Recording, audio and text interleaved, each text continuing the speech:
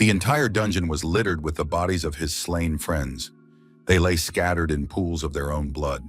Is it possible to become an ordinary person, a truly strong hunter, just like he was? That unreal demon and killer? Just a few hours before the tragedy, the Players' Guild building had been peaceful and quiet. The guild had cleared out many mid-level dungeons, so some hunters were struggling to find anything for a solo mission. Players were choosing their quests, exchanging opinions, and chatting with one another. Soon they spotted a healer whom no one wanted to take on their missions. This guy was lonely and sad. Indeed, no one agreed to take him into their group. Suddenly, someone called out to him. The guy turned around and saw two players who, as it turned out, had been looking for him specifically. The young man greeted the pair, saying he'd heard about their promotion and congratulated them on the occasion. The girl thanked him and said they had come specifically to invite the young man to join them on a dungeon run. The young man admitted that he had found a dungeon that wouldn't be too difficult, so they could go there together. The lone young man admitted that his healing skills were still limited, and he was worried he'd hold his friends back. However, they told him not to worry and just come along with them, since the healer also had a hunter's license. Somewhere on one of the city streets was the entrance to the dungeon. The dungeon's difficulty level was normal and had a party limit of 10 people. The terrifying monster was quickly defeated and now lay on the ground with its mouth wide open. There was one monster left, which the players also dealt with without much trouble. The dungeon clear went smoothly and in sync. The young healer activated his abilities and helped his friends restore their health, as well as deal additional damage to the monsters. The players fought the monster, and everything seemed to be going according to plan. The team's health remained at a good level. It soon became clear that they needed to switch tactics and strike first, not giving the enemy time to respond. The girl activated her abilities and prepared to unleash a powerful magical attack. She directed her power against the monster, hoping to stop it once and for all. The monster froze in place, and then one of the players decided to use his new skill and activated his charge. The swordsman delivered a single sword strike, which was meant to be the final and decisive blow. The young healer looked at his comrade, realizing that the swordsman had grown even stronger once again. The monster's head flew off, severed by a single precise sword strike, and exploded in midair. The young man watched the scene with sadness, doubting that he would ever be able to become as strong a player as his companions. Soon, the monster's body exploded and scattered into tiny pieces right before the eyes of the entire group. A sword and a magic stone fell where the monster had been. These were the trophies the group had earned. The swordsman picked up the magic stone. As it turned out, it was a high-level artifact capable of being of great use in the future. After that, the player picked up the sword they had obtained after defeating the monster. The young man appraised the weapon, concluding that it was quite decent. However, he didn't have an urgent need for it. And so it was decided to give the sword to the healer. The weapon had good stats, and it could come in handy on future missions. The healer gratefully accepted the gift. It was a fine weapon, and he certainly wanted to possess it. The swordsman told the healer to accept the gift so that he could increase his strength and become a valued and useful member of the team. After that, the group was ready to return to the city since the dungeon had been cleared and the mission was complete. The young people were already leaving the dungeon, discussing their future plans, when suddenly the girl heard a noise coming from the depths. They continued discussing their future plans among themselves, and therefore didn't hear the noise their friend had mentioned. Suddenly, a monster emerged from the wall. It had been camouflaged against the stone surface, and had been completely invisible to the players until that moment. The young people immediately began drawing their weapons, realizing they would no longer be able to leave the dungeon just like that. Now it became clear to them that there was a hidden boss in this dungeon, one that had appeared, it seemed, only after the mission had ended. And soon, some kind of unreal creature appeared before the players. The stone shell shattered, and now a real demon stood before them. This hidden boss held a long weapon in his hands, resembling a scythe or an axe. Hidden bosses had never been encountered in normal-level dungeons before, but that didn't mean something like this couldn't happen for the first time. The young swordsman said they had no choice but to fight him, because if they won, they would earn a fortune. The healer tried to stop his companions, saying that hidden bosses are usually very strong and extremely dangerous. But the players believed that since there were many of them, they could handle this boss. Besides, the swordsman suggested they observe the monster first. One of his companions, who wielded an axe, was very confident, declaring that there was no need to be afraid of the enemy. The young man was convinced that there couldn't be anything truly scary in a hidden boss of a normal-level dungeon. And although his companions weren't quite as confident, the player said he would now show them how he would kill this boss. The young man activated his abilities and strode confidently toward the monster to face it head-on. The hidden boss stood before the player completely still, taking no action. This calmness was too suspicious. The swordsman understood that hidden bosses aren't as simple as they might seem at first glance. However, the young man with the axe said that he shouldn't underestimate it or fear it prematurely. And in the very next moment, he launched an attack, surrounded by his magical abilities. The dungeon boss cast a protective aura around himself, continuing to stand just as calmly in place. And the young man took a running start, pushed off the ground, raised his axe, preparing to bring it down right on the boss's head. The young man was right next to the monster when it raised its weapon, leaving the players no chance to maneuver or retreat. A single swing of the axe was enough to instantly dispatch the player. The rest of the group was shocked, as one of their comrades had just died right before their eyes. The swordsman ordered the mage girl to hurry up, use her skills, and reveal the hidden boss's stats. The girl immediately activated her foresight skill to gauge how powerful the enemy before them was, and her magical field gradually expanded and reached the hidden boss. What the girl saw made a terrifying impression on her. This monster's stats were simply out of this world. The girl couldn't stay on her feet because she saw everything and realized that the entire group of players would soon die. The swordsman tried to calm the girl down, telling her she needed to stop panicking. She had to explain exactly what she had seen. Although the hidden boss's health was low, all of his other stats were dozens of times higher than average. Of course, hearing this was very strange, and it seemed as though the mage had simply mixed something up or made a mistake in her calculations. But the mage couldn't even stand up. She didn't know what to do and was convinced they were all going to die. The swordsman tried to calm everyone down, saying there was no need to panic since it was just one boss, no matter how strong he was. The young man suggested they work together as a single team, and then they would have a chance to defeat him. The swordsman reasoned as follows. Sure, the hidden boss is strong, but he isn't all-powerful, and as long as the players can dodge the hidden boss's attacks, they have a chance to survive. All this time, the hidden boss stood completely still and made no attempt to do anything or attack. It was a huge monster with 5 eyes, horns, and powerful muscles.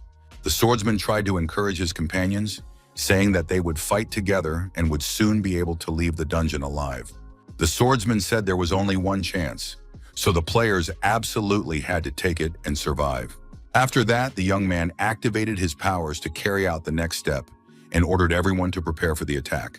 The hidden boss continued to stand, surrounded by his protective aura. He didn't try to attack and simply watched the players' actions.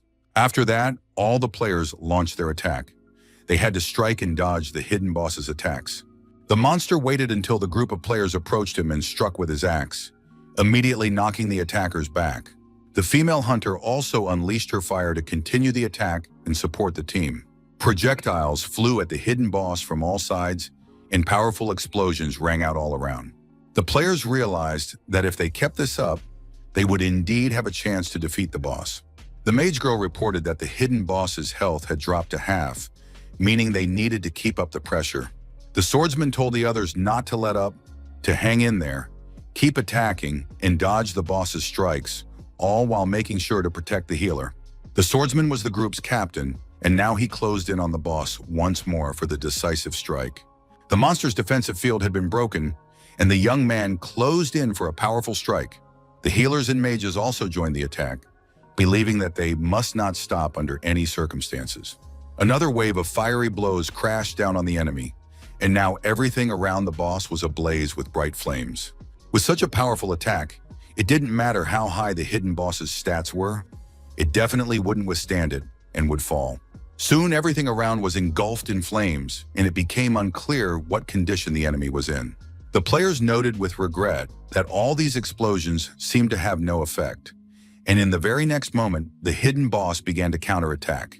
The guys realized they had to keep going and hold their ground, since the hidden boss's health wasn't infinite, especially since they were managing to deal significant damage to it. But the next moment, the hidden boss seemed to stretch on his toes, thrust his hands forward, and began to concentrate energy in his palms. Then with a snap of his fingers, he sent a powerful blast toward the players. The swordsman realized this was the hidden boss's rage ability, or perhaps even a rampage. The healer had never heard of a rampage. He thought the hidden boss was supposed to just die, like regular bosses. It turned out that rampage is a special mode that activates when the boss's health reaches a certain limit. In this state, all of the boss's stats increase significantly. Only a small number of bosses have this mode, and it is extremely rare. The healer realized that the group wouldn't stand a chance against such power, and that they would most likely die right there. However, the swordsman believed they had one more chance. There was enough time for him to gather his strength and, using his weapon, kill the hidden boss. Of course, it sounded highly improbable and unrealistic, but they had to try something to save themselves. The swordsman was certain that until they tried, there was no way to know in advance whether it would succeed or not. The mage girl said she would provide all the support she possibly could. And so, closing her eyes, she began to gather all her energy and abilities to support the players. The swordsman regained his strength and prepared to deliver a single strike with his sword, one that was meant to kill the hidden boss. The young man approached his opponent and struck, believing the boss wouldn't have time to resist. However, the villain in turn swung his weapon, preventing the swordsman from completing his attack. After that, the hidden boss hung in the air, and now the swordsman realized he needed to take advantage of this opportunity. The hidden boss continued to gather his energy. He was left without a weapon, but he clearly had no intention of losing. His power grew right before everyone's eyes, and in his hand was no longer just a ball of energy, but a massive, powerful charge. The swordsman managed to dodge the attack once again, and the young man grew angrier and angrier at his opponent. So far, only he had managed to avoid the attacks, but the player himself was still practically powerless to do anything. The girl activated the Red Lotus plan and directed it at the hidden boss. This attack proved very successful. The boss hadn't expected such an onslaught and was now knocked aside by a powerful shockwave. It seemed the attack had indeed been successful, so the swordsman shouted at the others not to stop and to keep it up. He wanted to use the fire attack to get close to the boss under the cover of the flames. And just as this plan was about to be carried out, the young man closed in on the enemy and raised his sword for the decisive blow. There was a powerful explosion that lit up everything around them. The players didn't know who had killed whom or how the attack had ended. Of course, no one could have survived such an attack.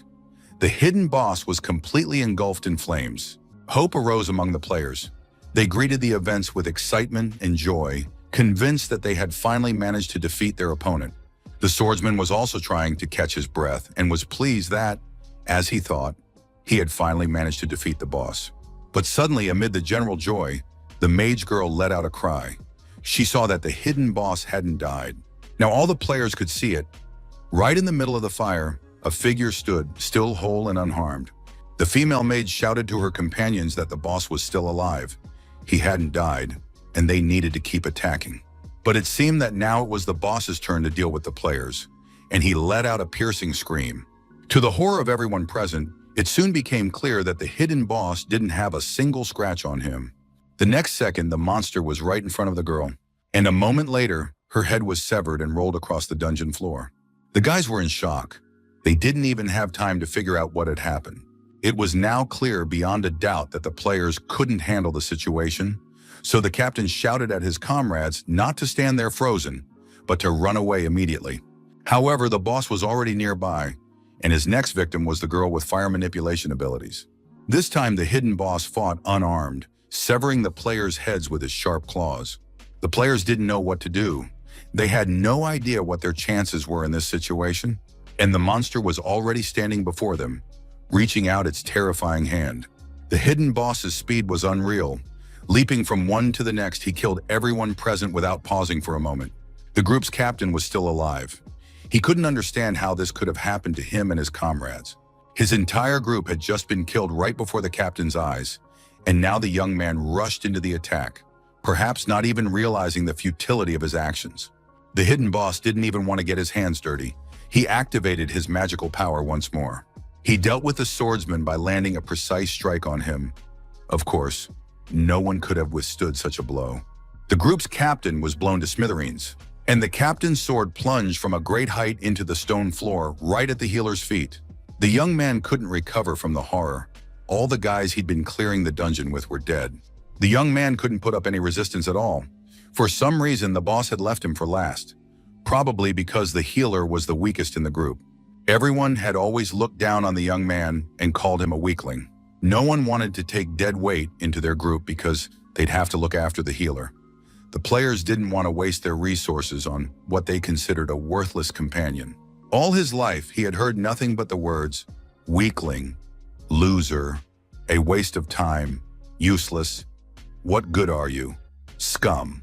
The young man was used to being treated like a non-entity, and now even this hidden boss was looking down on him.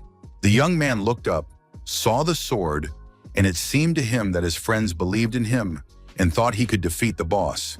He just needed to stand up and take the sword in his hands. Of course, the boy understood that he was about to die and couldn't change anything. But it was still better to try to put up some kind of resistance before dying. The young healer rose from his knees, took his fallen comrade's sword, and said he would fight for his life. The hidden boss watched the young man with interest and a strange smile on his face. The young man believed that even if he were to die, it would be better to do so as a warrior rather than a coward. Of course, absolutely no one wanted to die, but circumstances had unfolded this way, and the young man found himself in a dead-end situation.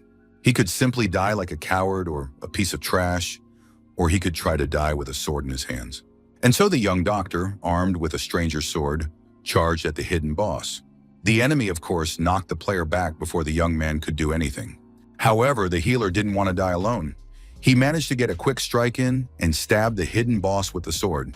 It's unclear how it happened, but the sword struck the monster right in the heart, and the hidden boss let out a loud scream.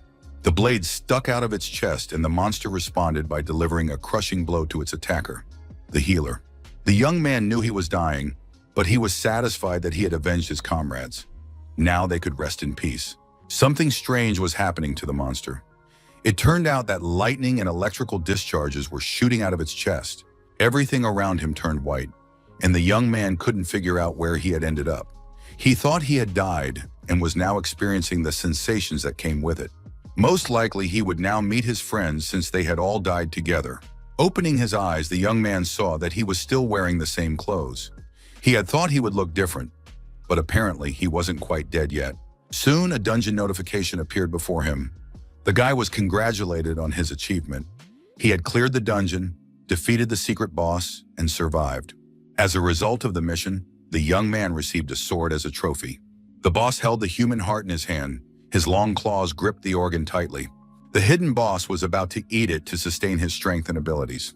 The monster sat over the slain player's body and devoured his still beating heart. The young man was in shock at what he saw. The monster had just devoured his friend's heart right before his eyes.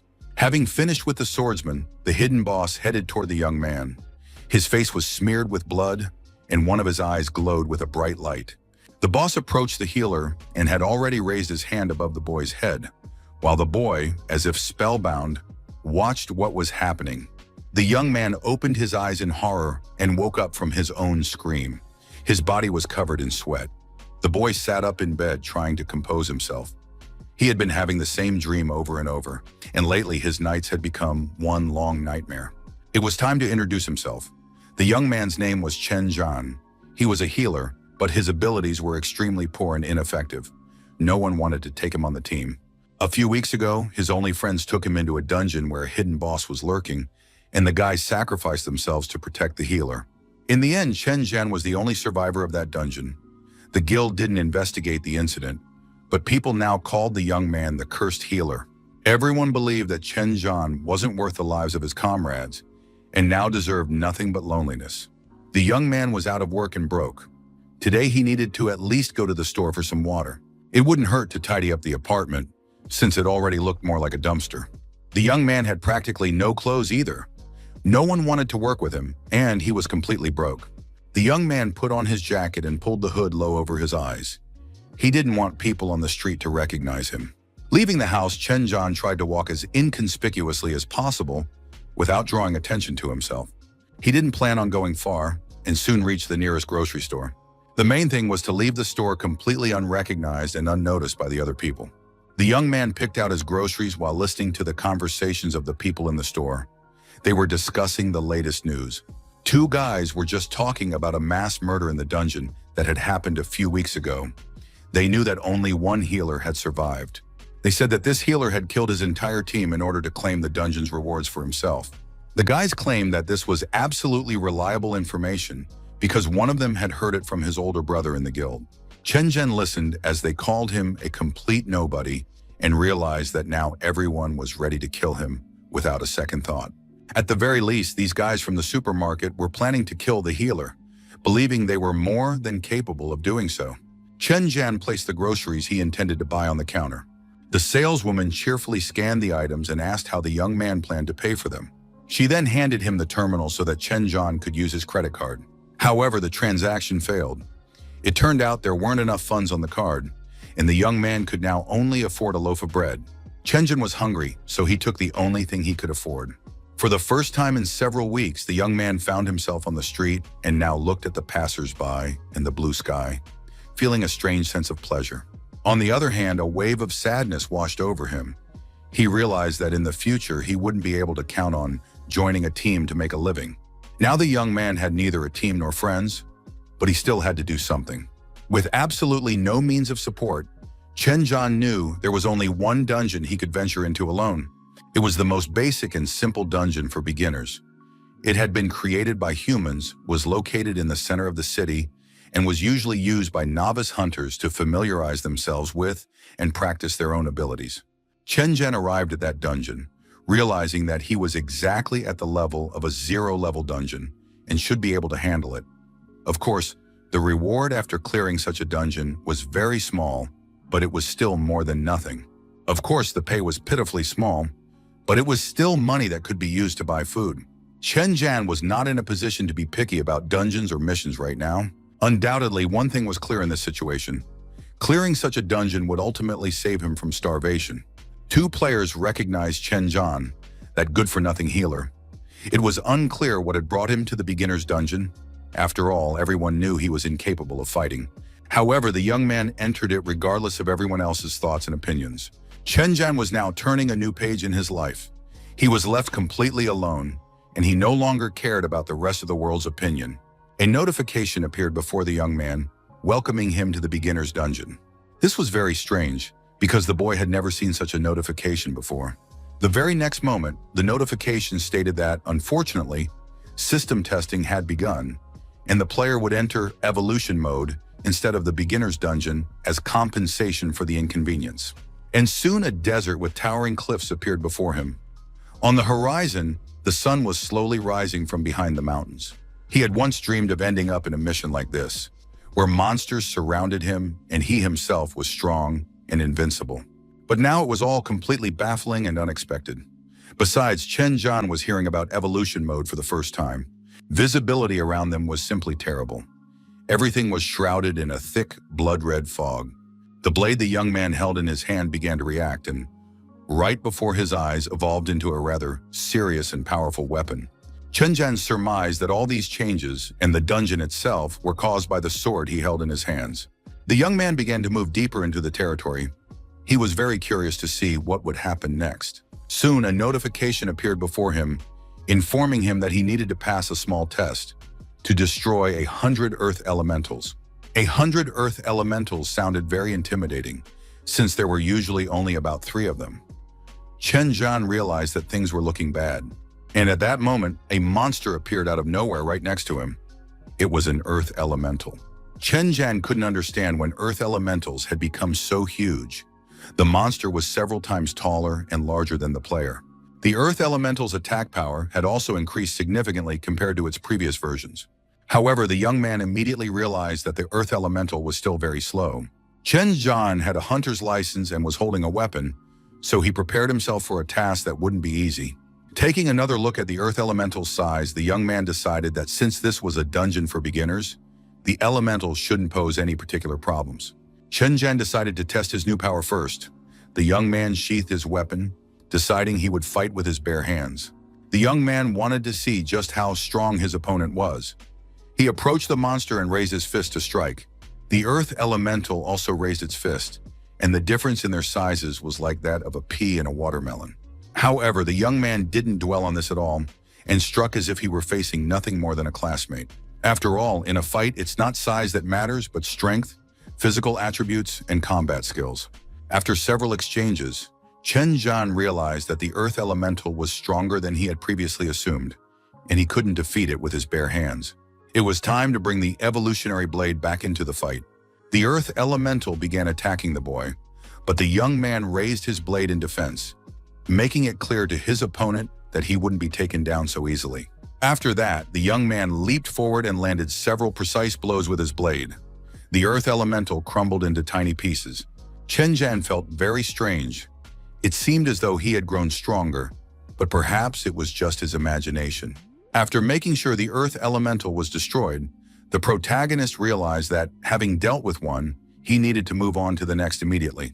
The earth elementals didn't keep him waiting long. The young man realized that no one was going to give him a break. Taking advantage of the situation, Chen Zhan decided to test his healing skills, since they shouldn't be underestimated either. The young man had clearly seen an improvement in his core strength. The hero also noted an improvement in his speed and stability. It came just in time, because the entire space in front of him was already occupied by earth elementals. Now, neither their number nor their strength fazed the young man in the slightest. He destroyed his opponents and leveled up with each one, making the battle increasingly successful. Soon, the last earth elemental remained before him, which he had to destroy to complete the mission. By the time the 100th one was killed, the young man felt confident in his abilities. And yet, just a short while ago, he had stood before this crowd with no idea how he would act or how it would end. Chen Zhan cut them down with his sword, realizing that his abilities as a hunter were growing right before his eyes, along with his strength and agility. What had seemed absolutely impossible and unreal just a short while ago was now a thing of the past. Of course, it wouldn't be accurate to say the young man felt no tension at all. After all, defeating 100 earth elementals was no easy feat. Standing among the slain monsters and leaning on his sword, the young man received a message from the game stating that the test had been completed, and for this he would receive a reward. Chen Zhan was very pleased to have gotten rid of all the monsters. It had been exhausting, because he hadn't fought much lately and had lost his skills. However, now he could safely leave the dungeon. But the next moment, a game notification informed him that he had been assigned a new test task. He needed to destroy 100 water elementals. For completing the first test, the young man received an earth essence. It was the only reward for completing the quest. Chen Zhan had never heard of this essence before, and in general it was a very strange reward for destroying such a huge number of elementals. The earth essence was crystallized earth energy. It radiated a dense and powerful aura and fused with the weapon, but it was completely unclear what purpose it served. Chen Zhan didn't want to figure it out right now. There wasn't time for that, and besides, it was completely unclear how difficult the next task would be. Chen Zhan had just managed to think that if things continued this way, he would die in this dungeon, when suddenly everything around him was illuminated by a white light, as if lightning had flashed. The young man couldn't even look and now covered his eyes with his hand, not understanding what was happening. Looking around, he realized that a fierce snowstorm was beginning. Miracles continued to happen and amaze him. It had all started just a short while ago with a bloody fog, and now the boy was catching snowflakes with his hands. Chen Zhen remembered that his mission was to destroy water elementals, and snow was, after all, water. It immediately became clear that the changing weather conditions were directly related to the mission. Gradually, the snowflakes began to crystallize and turn into hailstones, and now it seemed as though pieces of ice were falling from the sky. These pieces of ice fell to the ground, but instead of shattering, they gradually fused together. Chen Zhen already understood that this was unusual snow, and he needed to prepare for what was about to happen. Soon the ice chunks joined together, and the young man could make out a figure forming from the ice. Now these were no longer ice shards or snowflakes, but a massive water elemental towering over the young man. Chen Zhan understood that water elementals would not be ordinary or weak. It was immediately clear that the opponent was very strong and powerful. The monster's attack followed immediately, but the young man managed to move quickly, avoiding injury. Chen Zhan was quick and agile. He managed to jump to the side and was now standing behind the water elemental. After landing several attacks, the young man realized they weren't working at all. It was infuriating, since he couldn't cut through the water elemental with his sword. The young man tried a few more attacks, but his opponent remained unharmed. He had to come up with something new. Chen Zhan didn't give up. Trying to figure out why his attacks weren't working on the water elemental, he tried again and again. Finally, the young man managed to inflict a small amount of damage on his opponent, and now at least he understood the reason. It turned out that the water elemental had high regeneration and immediately healed any damage to its body. The ice elemental, like the earth elemental, had a high defense rating, and on top of that, it possessed a healing effect, constantly regenerating its body. Soon, the young man began to lose confidence in his abilities and in his ability to defeat this opponent at all. And of course, he didn't want to believe it. But the thought that he would die kept spinning through Chen Zhan's mind more and more often. And in one of those moments of despair, the game displayed a notification stating that he could use the Earth Essence to fuse it with his weapon. Chen Zhan didn't know where this would lead, but in any case, it was something. So the young man confirmed the fusion of the Earth Essence with his weapon. In any case, it couldn't hurt anymore, because the young man realized he was losing. The young man used the Earth Essence, infusing it into the sword, but noticed absolutely no changes. A notification indicated that the fusion had been successful, and now the weapon had gained a unique ability, petrification. It could inflict an effect on the enemy that reduced their movement speed. This was good news. Chen Zhan's spirits immediately lifted. The young man realized he now had a chance. Now he could attack the ice elemental again, hoping to deal significant damage to it. And indeed, as a result of the attack, this watery ice monster turned into a stone structure and froze in place. Chen Zhan could now strike with confidence, knowing that his opponent wouldn't have time to regenerate and restore his health. The blows shattered the monster into countless separate pieces, and now it was once again made up of scattered fragments. Chen Zhan continued to actively destroy the water elementals, realizing that he was now able to see the battles through to the end. Of course, the size difference was absolutely lopsided, but the young man no longer paid any attention to that. Chen Zhan attacked again and again, causing the water elemental to freeze and delivering slashing blows with his sword, splitting the enemy into tiny pieces. Finally, this mission was over. There wasn't a single monster in sight, and the young man could breathe a sigh of relief. However, the objective of the quest was to destroy 100 water elementals, and at this stage one was still missing, yet the young man saw no one else around him. But he didn't have to wait long. A noise rang out in the distance, catching Chen Zhan's attention. It wasn't immediately clear what was happening, but the battlefield, littered with the bodies of slain water elementals, began to glow and regenerate. And all the dead ice elementals gradually merged together, and soon a new water-based creature appeared before the young man. It was a beautiful icy maiden with an equally icy gaze, and the young man immediately realized that this was the Snow Queen. The Snow Queen's primary element was ice. She was a hidden boss, and it was now clear that Chen Zhan was very lucky when it came to hidden bosses. The Snow Queen was an upgraded version of the ice golem, just as strong, nearly indestructible, and powerful. Chen Zhan knew he was facing another formidable opponent, and this battle would be tough once again. The young man felt extremely tired. He wasn't sure he could endure the battle this time. Perhaps he had enough physical strength, but his health after the previous battles didn't inspire confidence. Chen Zhan had grown very tired over the last few fights. The young man checked his stats and realized he would have to use his class skill. And so he activated the basic healing skill, Healing, to restore his physical condition and health to normal. Chen Zhan could literally feel his wounds filling with strength.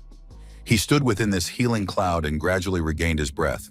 When the healing process was complete, the young man told himself that now he would find out if this battle would be his last.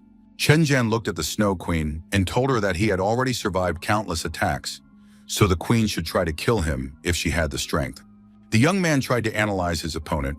The Snow Queen and the ice golems were varieties of ice elementals, and that meant the petrification effect should be quite effective against the Snow Queen as well. Chen Zhan didn't hesitate and rushed to attack the Snow Queen. First and foremost, he needed to break through her defenses. The young man hoped that the Snow Queen would turn to stone, just like all the previous water elementals. However, immediately after the first attack, it became clear that the protagonist had underestimated the Snow Queen's defenses. He had barely managed to inflict any damage on her. The situation was tricky. Petrification wasn't working, and the player's attacks weren't strong enough, so the young man decided to use regular strikes. At that moment, the Snow Queen went on the offensive herself. She raised her hand, and an icy sword appeared in her palm. The Snow Queen held it high above her head, and it was clear that the attack she was about to launch would be extremely powerful. Chen Zhan understood. If the Snow Queen used such attacks from the very beginning, This duel was doomed to end in defeat for him. And now a vast multitude of ice shards rained down from the sky. They were bound to destroy everything around them. Chen Zhan managed to jump out of the way at the last moment, and the ice chunks slammed into the ground with such force that the rocks shattered into dust. The young man rushed away at breakneck speed because the entire area was littered with ice shards. It was impossible to withstand such an attack. His only option was to flee. Chen Zhan managed to dodge the ice chunks quite successfully if he didn't want to be torn to pieces. However, it was clear that he couldn't keep dodging the attacks forever, so he had to wait for the right moment. Taking advantage of a pause between attacks, Chen Zhan waited for the moment when the ice blocks were still high in the air and realized this was his only chance. The young man ran right up to the Snow Queen. This way, he was able to hide using the monster's body as a shield. And when he no longer needed to dodge the ice attacks, Chen Zhan was able to strike the Snow Queen. As expected, the player's strikes not only interrupted the boss's current attacks, but also affected the ones that followed. Chen Zhan realized that if he only used normal attacks, the Snow Queen wouldn't have time to use her ultimate moves. And so he had to dodge her single attacks and land his own precise counterattacks. Chen Zhan knew that by using this tactic, he was fully capable of defeating the Snow Queen. Of course, no one had promised it would be easy, but at least now he had a chance, and he had to make the most of it. Soon, the young man decided to test whether his combo attacks were stronger or weaker than the boss's ultimate attacks. Chen Zhan got ready and started landing combos, counting them in his head. He wanted to know how many attacks it would take to win. No one had promised it would be easy, and the Snow Queen was successfully parrying his attacks. Time passed, and the number of combos the young man had performed was now approaching 900. When the count exceeded 400, the Snow Queen continued to withstand the blows and launch counterattacks of her own. The number of combos performed had surpassed 9,000. The battle continued, and the young man barely felt alive anymore. He had become a machine for delivering attacks. The 10,000th attack seemed to be the last. Chen Zhan could barely stay on his feet, and the sword in his hand seemed to have grown into his wrist, becoming one with him. The game notified him that he had successfully executed 10,000 combos, and thanks to this, the player unlocked the Fatal Attack ability. It couldn't have come at a better time given the situation. Chen Zhan knew that the time had come to risk his life. And now armed with the new Deadly Attack, the young man decided to test how much the Snow Queen could withstand in this situation. The Fatal Attack the player used nullified the enemy's defensive properties.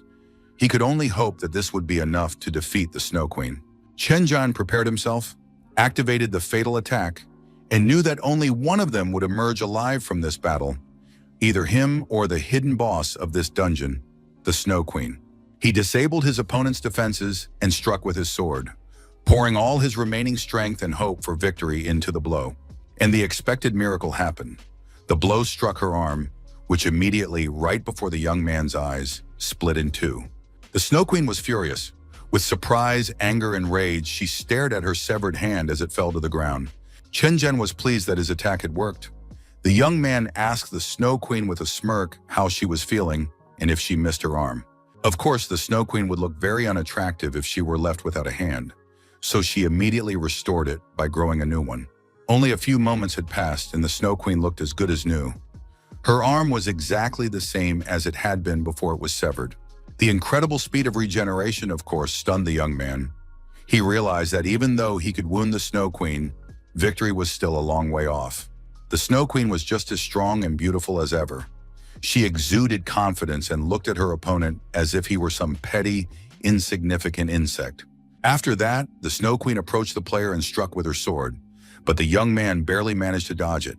The more difficult the battle became, the more it angered Chen Zhan. He didn't lose heart and declared that he would finish off the Snow Queen with a single blow. The Snow Queen launched another attack, and the young man barely survived that powerful blow. Now he realized that he had very little chance of fighting back. The Snow Queen's power was truly formidable. And indeed, the hidden boss seemed to be growing ever more ferocious and powerful. She raised both hands, gripping her icy sword tightly. Chen Zhan didn't have time to jump back and barely dodge the blow, but he had no time for second thoughts. The young man knew he simply had to seize the right moment. His strength was dwindling, and now everything depended on a single attack that would have to save the player. The Snow Queen approached the young man, spreading her sharp, icy wings and clearly intending to destroy him. One more attack made with practically his last ounce of strength, but it seemed to have been fruitless once again. The Snow Queen literally exuded confidence in her victory and her own strength. Now she was simply waiting for the young man's energy to finally run out. Chen Jin understood that under no circumstances could he allow the Snow Queen to use her special ability.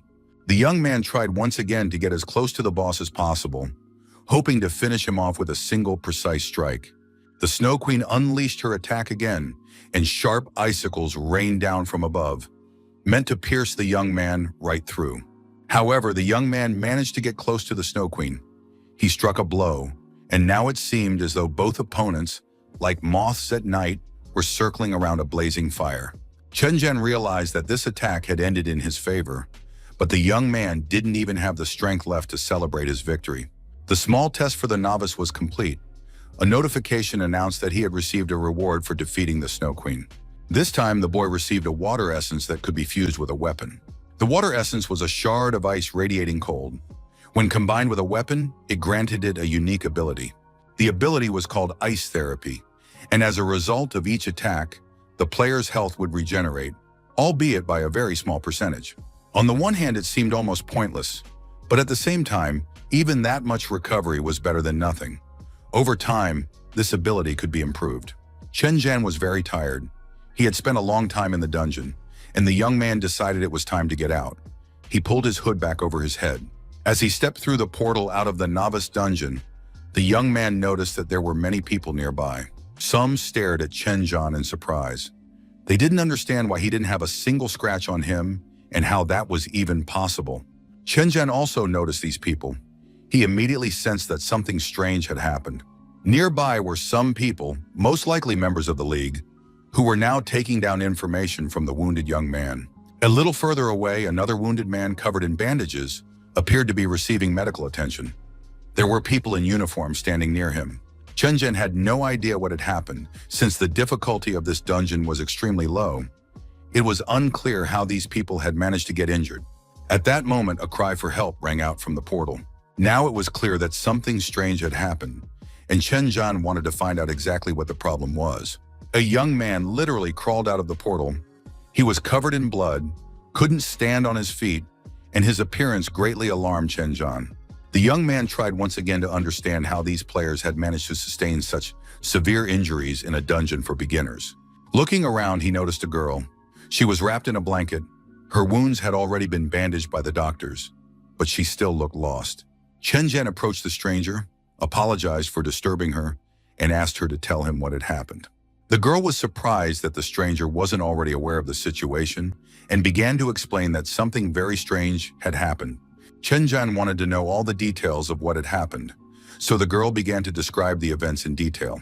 Just a few hours ago, she and her team had gone to the beginner's dungeon to practice their new abilities. The group had acquired these abilities quite recently and now needed to test their effectiveness in practice and hone their skills. At first, everything was exactly as usual. The young people were training, but suddenly a cloud of black smoke appeared above the ground. They had never encountered such a situation before, suspected something was wrong, and began to retreat.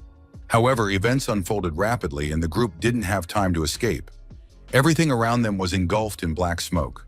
When the smoke finally cleared, it turned out that the weak monsters inhabiting the dungeon had suddenly become incredibly strong. They looked like enhanced versions of themselves, and their strength far surpassed that of the players. The young people realized they wouldn't be able to handle such opponents and tried to flee. At one point, the girl felt a wound in her waist collapse to the ground and could do absolutely nothing. Fortunately for her and a few other players, they were forcibly returned from the dungeon due to exceeding the time limit. Otherwise, they wouldn't have made it out alive. It turned out that all this happened the moment Chen Zhan entered the dungeon. The young man wondered if his presence could have affected the others. He didn't know if his appearance could have triggered some hidden mechanisms in the dungeon and decided to pay special attention to this matter.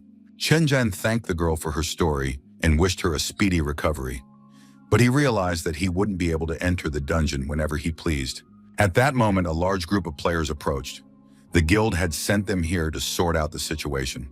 It was the city's largest guild, led by Huang Tu. This time, nearly the entire guild had turned out. They strode confidently toward the portal. Right now, it seemed like there were even more of them than necessary. especially if Chen Zhan's assumption turned out to be correct, and everything in the dungeon would be quiet and peaceful again. The players immediately called on the team of healers to assist the wounded.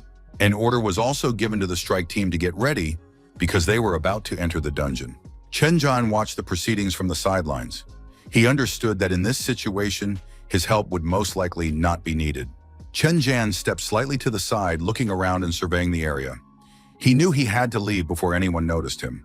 But at that moment, the girl turned to him, saying she was glad to see an old acquaintance, and asked what Chen was doing here all alone. She also offered to take a closer look at him. Maybe he was injured and she could help. Before Chen Zhan could say anything, the chatterbox assumed that no one had wanted to take him into their group again, and of course, that was all very sad. The young man remained silent, and now the girl began to get angry, feeling that this loser was ignoring her. Chen Zhan turned around and walked away. The girl assumed he was running off to his nanny, but the boy couldn't go to his nanny since she was already dead, and after that, the girl started laughing. Chen Zhan acted completely on autopilot. He drew his sword without uttering a sound and turned toward the girl. Holding the weapon to her neck, Chen Zhan demanded she take back her words. Otherwise, the girl would die right here and now. The girl was terrified. She stared in horror at the sword resting on her shoulder and knew full well that Chen was a healer, though she couldn't understand how he had acted so quickly. At that moment, the second blade intervened to prevent the situation from becoming too dangerous. The young man asked them to calm down. After all, this was the novice's territory and killing players here was forbidden. It was the guild leader, Huang Tu. He said that in case of disobedience, he would kill anyone. And if anyone disobeyed, they would regret it later. After these words, the man sheathed his sword. Chen Zhan remained silent, studying the young man. He recognized this one-eyed player. He really was one of the guild leaders. Huang Tu, the head of guild affairs, held at least a diamond rank. Of course, it wasn't worth courting trouble and getting into a conflict with such a person. Chen Zhan said he understood perfectly and hoped they would never meet again. Huang Tu wouldn't let the guy leave, saying that killing players was forbidden in the city, but absolutely allowed elsewhere. Now the girl joined the conversation. She confirmed that killing players was allowed in the arena. She was upset that some primitive healer had managed to scare her. She began to provoke Chen and challenge him to a duel. However, her red-haired partner tried to stop her, saying that it was nonsense and not worth doing. Chen Zhan responded to all these provocations and jabs by simply saying that he was ready to face them whenever they said so. Huang Tu was very pleased that the young man hadn't tried to leave. It wasn't clear why he would want to. Chen Zhan confirmed that they would meet in the arena. The arena was a place where hunters were allowed to engage in deadly duels. Most hunters came there to hone their combat skills. There were two types of battles: friendly sparring, limited in time, and a fight to the death, which ended only after the death of one of the fighters. Chen Zhan followed his new friends, if they could be called that. It was unclear how he had managed to get himself into trouble. Chen Zhan watched the proceedings with interest. He saw the sparring match currently taking place in the arena. A young man was fighting. He held an axe in one hand and a spear in the other. He was with a girl who appeared to be a mage. Chen Zhan slowed down to watch them, but immediately they started urging him on, saying he was just wasting other people's time. The guys from the guild thought Chen was really nervous, since it was his first time. The girl who had started the commotion kept laughing at Chen, saying that it was written all over his forehead what a wimp he was, and that he needed to be treated more gently. Chen Zhan remained silent most of the time, and didn't react to the young people's words at all, making no attempt to argue with them or explain anything. The girl took this as cowardice. She thought the guy was scared, but if Chen got down on his knees and started begging for forgiveness, maybe she would forgive him.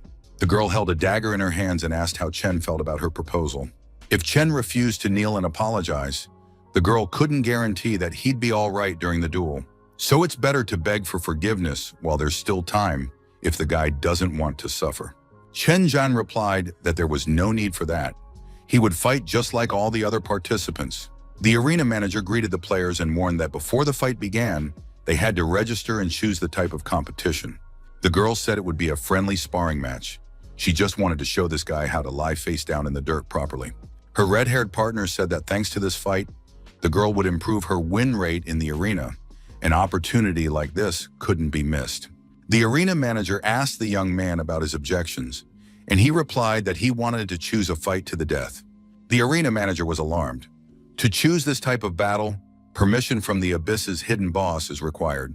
The girl was very surprised to hear that this weakling actually wanted to take the risk as soon as possible. He probably wants to join his friends who died a few weeks ago while clearing the dungeon with him. Besides, the girl was sure that Chen didn't even know what an abyss permit was. But at that moment, the young man pulled something out of his pocket. He handed the package to the arena manager, saying that this was the abyss permit. The other players in the arena realized that this was going to be a very interesting fight because the guy had an abyss permit. The presence of this permit literally discouraged his opponents. They didn't understand where he'd gotten it, since the guy was only at the bronze level, and it was impossible for Chen to have defeated the hidden boss. The young people assumed that Chen Zhan had stolen this permit, because there was no way he could have earned it himself. Chen Zhan paid no attention to his opponents at all. He only asked if they were now willing to fight to the death. The arena manager gave his permission, saying that if the guy really did have the abyss permit, the other side had no right to refuse. The girl immediately looked downcast, but she was certain that Chen couldn't have killed the hidden boss. Most likely, he had obtained the permit through some underhanded trick. Players in the arena began to gather. They had already heard that someone was going to fight to the death. Everyone was thrilled because a show like this was not to be missed. The players abandoned their own matches and began gathering as spectators. More and more players were coming over. They had never seen a fight to the death before, and this was exactly what they wanted to watch. The spectators assumed that it was most likely some kind of blood feud or that the players couldn't agree on how to split the loot. One of the combatants, Song Ran, was a healer and had no wins, losses, or draws. This was his first time fighting in the arena. Lu Mei Li was an assassin and already had 16 wins in arena matches. The girl asked her opponent if he had seen her record, and perhaps the guy already regretted his choice. Lu promised she wouldn't tear his body to pieces. The spectators were in shock. They thought it was some kind of joke. If the guy was a healer, there wouldn't really be a fight. It was obvious that Song Ran would be killed immediately, and it wasn't even worth the spectators' attention. Lu Mei drew her daggers and announced she was ready to begin.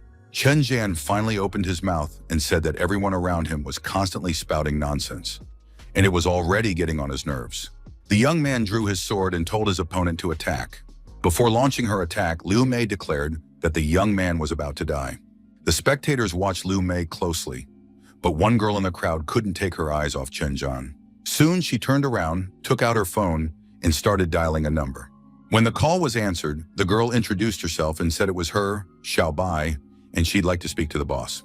Xiao didn't understand what to expect from a bronze-ranked match, especially if it was a fight to the death. But the boss barked at her not to argue with him, but to follow orders. Xiao stopped arguing and said she would definitely carry them out. After that, the girl ended the phone call and started recording the stream. She introduced herself to the stream's viewers and said she would be broadcasting a live deathmatch, and also reminded them to like and subscribe. So, the duel was about to begin. The viewers were already warmed up, the combatants were in position, and there was practically no suspense. Lu Mei believed that her opponent simply didn't know when to stop, which is why the argument had taken such a serious turn. She went on to say that she was about to show the guy what she was really made of. Chen Zhan was finally about to face the assassin's incredible speed. Chen watched the girl approaching him with daggers in her hands. Lu Mei was furious. It was a true disgrace that a pathetic healer had dared to raise a sword against an assassin.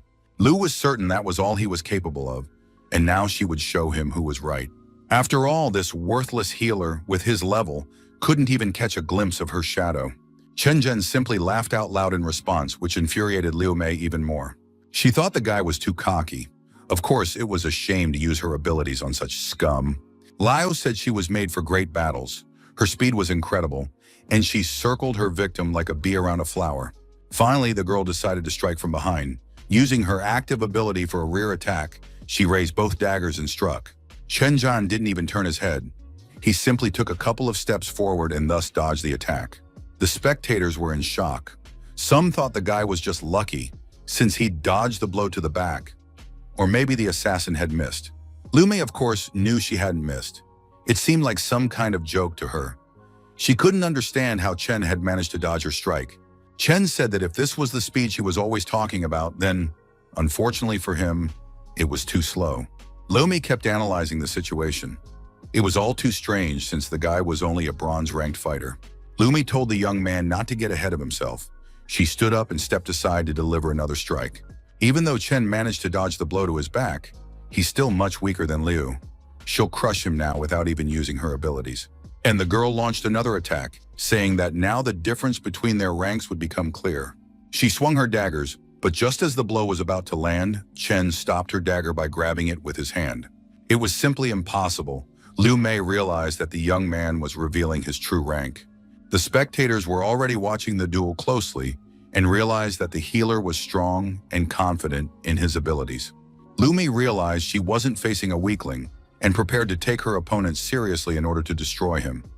She activated her innate ability, Mist of Deception. The girl acknowledged that Chen was stronger than she had expected, but he couldn't withstand her innate ability. Chen Zhen was now completely shrouded in a blood-red mist. The young man reached out and found that the mist was as thick as water. Chen used his sword to cut through the mist and said he didn't want to upset Liu, but her innate ability was too pitiful.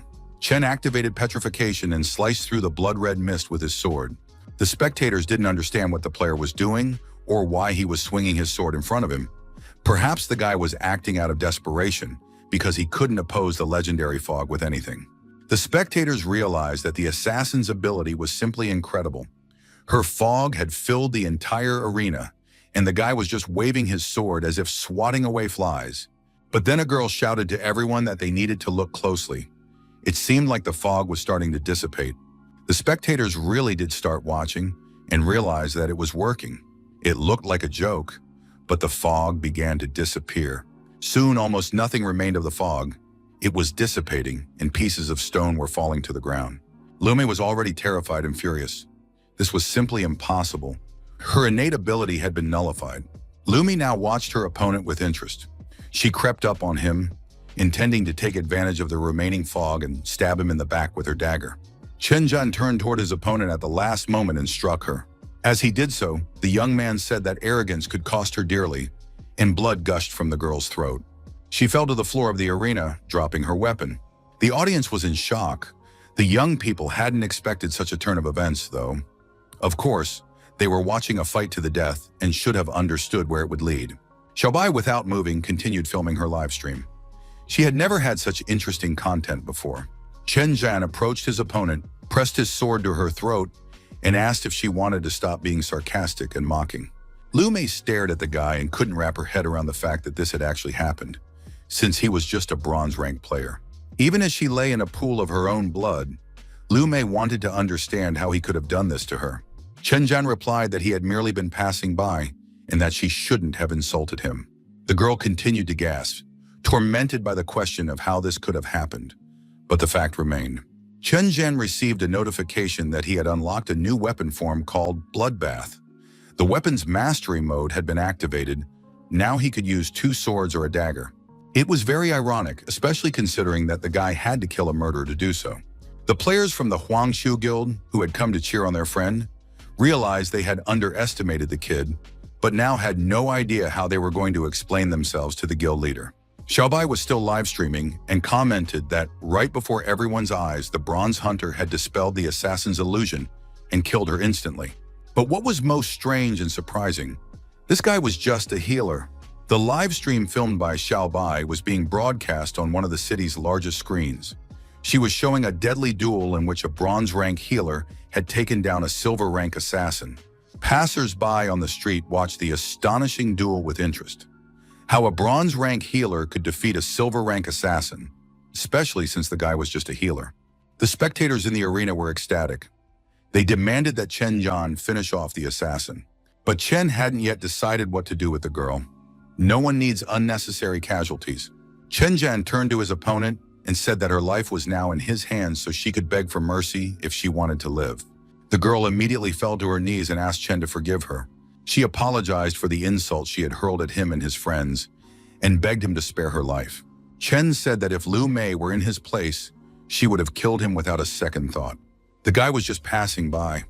Was it really that hard to leave him alone? Their entire argument and fight stemmed from a crude insult the girl had hurled.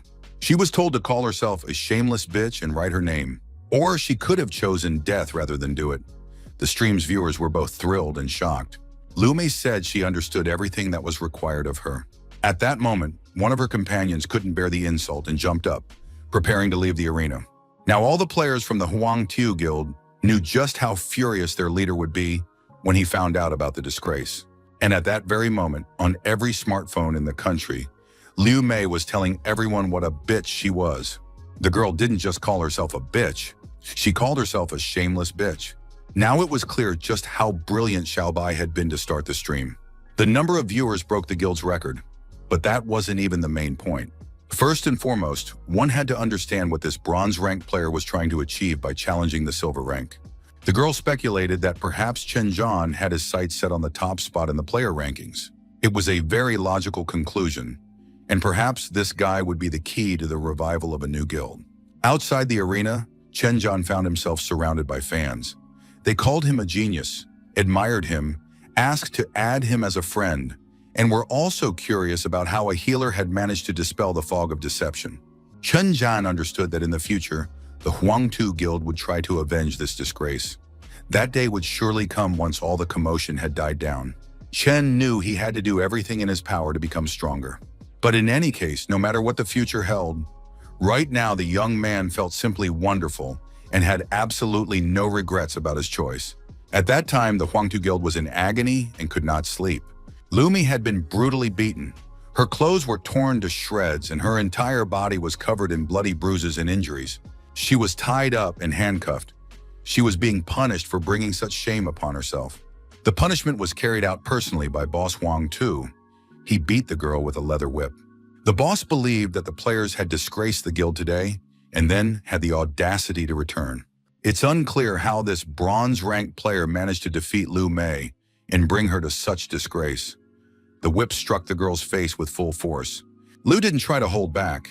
She screamed loudly and desperately while the boss beat her, blood spattering everywhere. The boss said he was treating her like a real bitch, since she had called herself that. All players need to understand once and for all, their lives are worth absolutely nothing compared to their reputation. A huge dog sat next to the boss, just waiting for permission to tear the girl apart. It was a fighting dog, strong and merciless. The red-haired guy realized things were bad. The boss had simply lost his mind and was about to kill the unconscious Liu Mei. You can't treat your guild members like that. At that moment, a blue flash erupted right next to the guy. The next moment, he felt a sharp pain that literally paralyzed his body. The young man's arm was torn off, blood spurting in all directions. He was terrified, not understanding what had happened. The next moment, as the young man tried to staunch the bleeding and screamed loudly, Boss Huang Tu bowed respectfully to the stranger and asked for forgiveness. Huang Tu expressed his respect to Mr. Merchant and said he was glad to be of service and assist in any matter. He added that his men had behaved appallingly today. It seemed they hadn't understood what was going on at all. Now the boss was apologizing to the merchant for their behavior. The merchant rose from his chair and said he wanted to buy the girl who had caused trouble and so disappointed her boss. The merchant had a very striking appearance. Long red hair, a crimson suit and hat, and round glasses on his nose. Huan Tu replied that from that moment on, Liu Mei belonged to the merchant, who could do whatever he wanted with her. The merchant stroked the girl's face and told her boss that the money would be delivered within the next few days. After that, the merchant announced that they would see each other later, but for now he had to leave. And just as he had appeared, from absolutely nowhere, and in a completely inexplicable manner, the merchant vanished. The young man, now missing an arm, asked his boss for help. But Huang Tu was also confused. He didn't understand why the merchant needed Liu Mei. Huang Tu ordered the men to take her to the hospital to stop the bleeding and provide medical care. Byron, the merchant, was an underground trader operating among various guilds. No one knew who he worked for. He always appeared out of nowhere and offered deals. These deals were often unfavorable, but it was impossible to refuse them. Once, the guild refused a deal with Byron. As a result, the entire guild was wiped out after refusing to make the deal. The merchant always left, leaving contact details and payment. If money wasn't of interest, one could ask him for services or items. Huan Tu spent the entire evening in thought. The deal with the merchant hadn't been such a complete failure, but he had still lost 2 guild members. It was all the fault of that unknown bronze-rank healer who now had to die. Somewhere in another part of the city, the merchant appeared out of nowhere, carrying the lifeless body of the beaten-up Liu Mei on his shoulder. Byron lowered the girl to the ground and pulled a magic stone from his pocket, a legendary-grade transformation stone. The man activated the stone. Next to Liu Mei's body, the girl barely moved and appeared to be dead. When the magical effect ended, the merchant began to smile happily and laugh examining his stone. It seemed as though all the life energy and innate abilities had been sucked out of the unfortunate victim's body by the stone. Chen Zhan finally made it back to his apartment. He was able to clean himself up and wash. The young man understood that he was no longer the same person. All this time, those around him had constantly humiliated him. Because of his weakness, Chen Zhan had accepted this as his lot and endured the insults, but from this day forward, everything would be different. The young man recalled the words of his only friend who had died in the dungeon: "Live and grow stronger." Chen Zhan was now certain that no one would dare call him weak. The young man got a new haircut and looked very different, but suddenly felt terribly ill. His whole body was overcome by a terrible weakness. The young man barely made it to the couch. He was very tired, and it turned out that these were side effects from using it. The young man was literally green in the face. It felt as if he were about to be turned inside out. Suddenly, he saw a magical stone appear before him, seemingly out of nowhere. Meanwhile, near his house, under a large umbrella, stood Merchant Byron in a bright crimson suit. 2 days later, the players gathered in the main hall of the Hunters Association. Chen Zhan was thinking about how bad he was at healing. Most people awaken their innate abilities, but his ability had never activated. Since the awakened state was unlikely to occur on its own, one had to rely on awakening stones. Now, some players were standing in front of a board displaying the prices. The prices for stones capable of awakening interesting abilities were very high. Chen Zhen knew he would have to go into the troll mine. But to do so, he needed to be part of a group to obtain the awakening stones. If he entered the dungeon, the system would alter his configuration. Taking people with him would be tantamount to condemning them to certain death. Chen Zhan realized that the situation around him had become extremely awkward, and he needed to figure out a way to get out of it.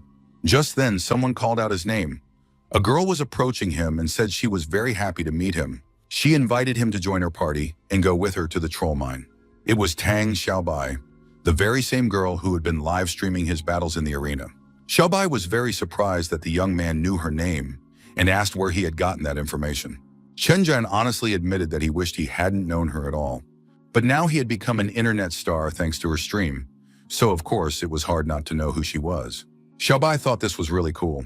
She had been streaming for years, but her videos had never been this popular before. At that moment, other players in the association building recognized Chen Zhan. Everyone started whispering. After all, this was Song Ran, a bronze rank healer who had challenged a silver rank player. Several people immediately approached the guy and asked to take a photo with him. He was now a real star, and the girls immediately noticed his new stylish hairstyle. Besides, everyone was curious about the nature of the player's relationship with Xiaobai.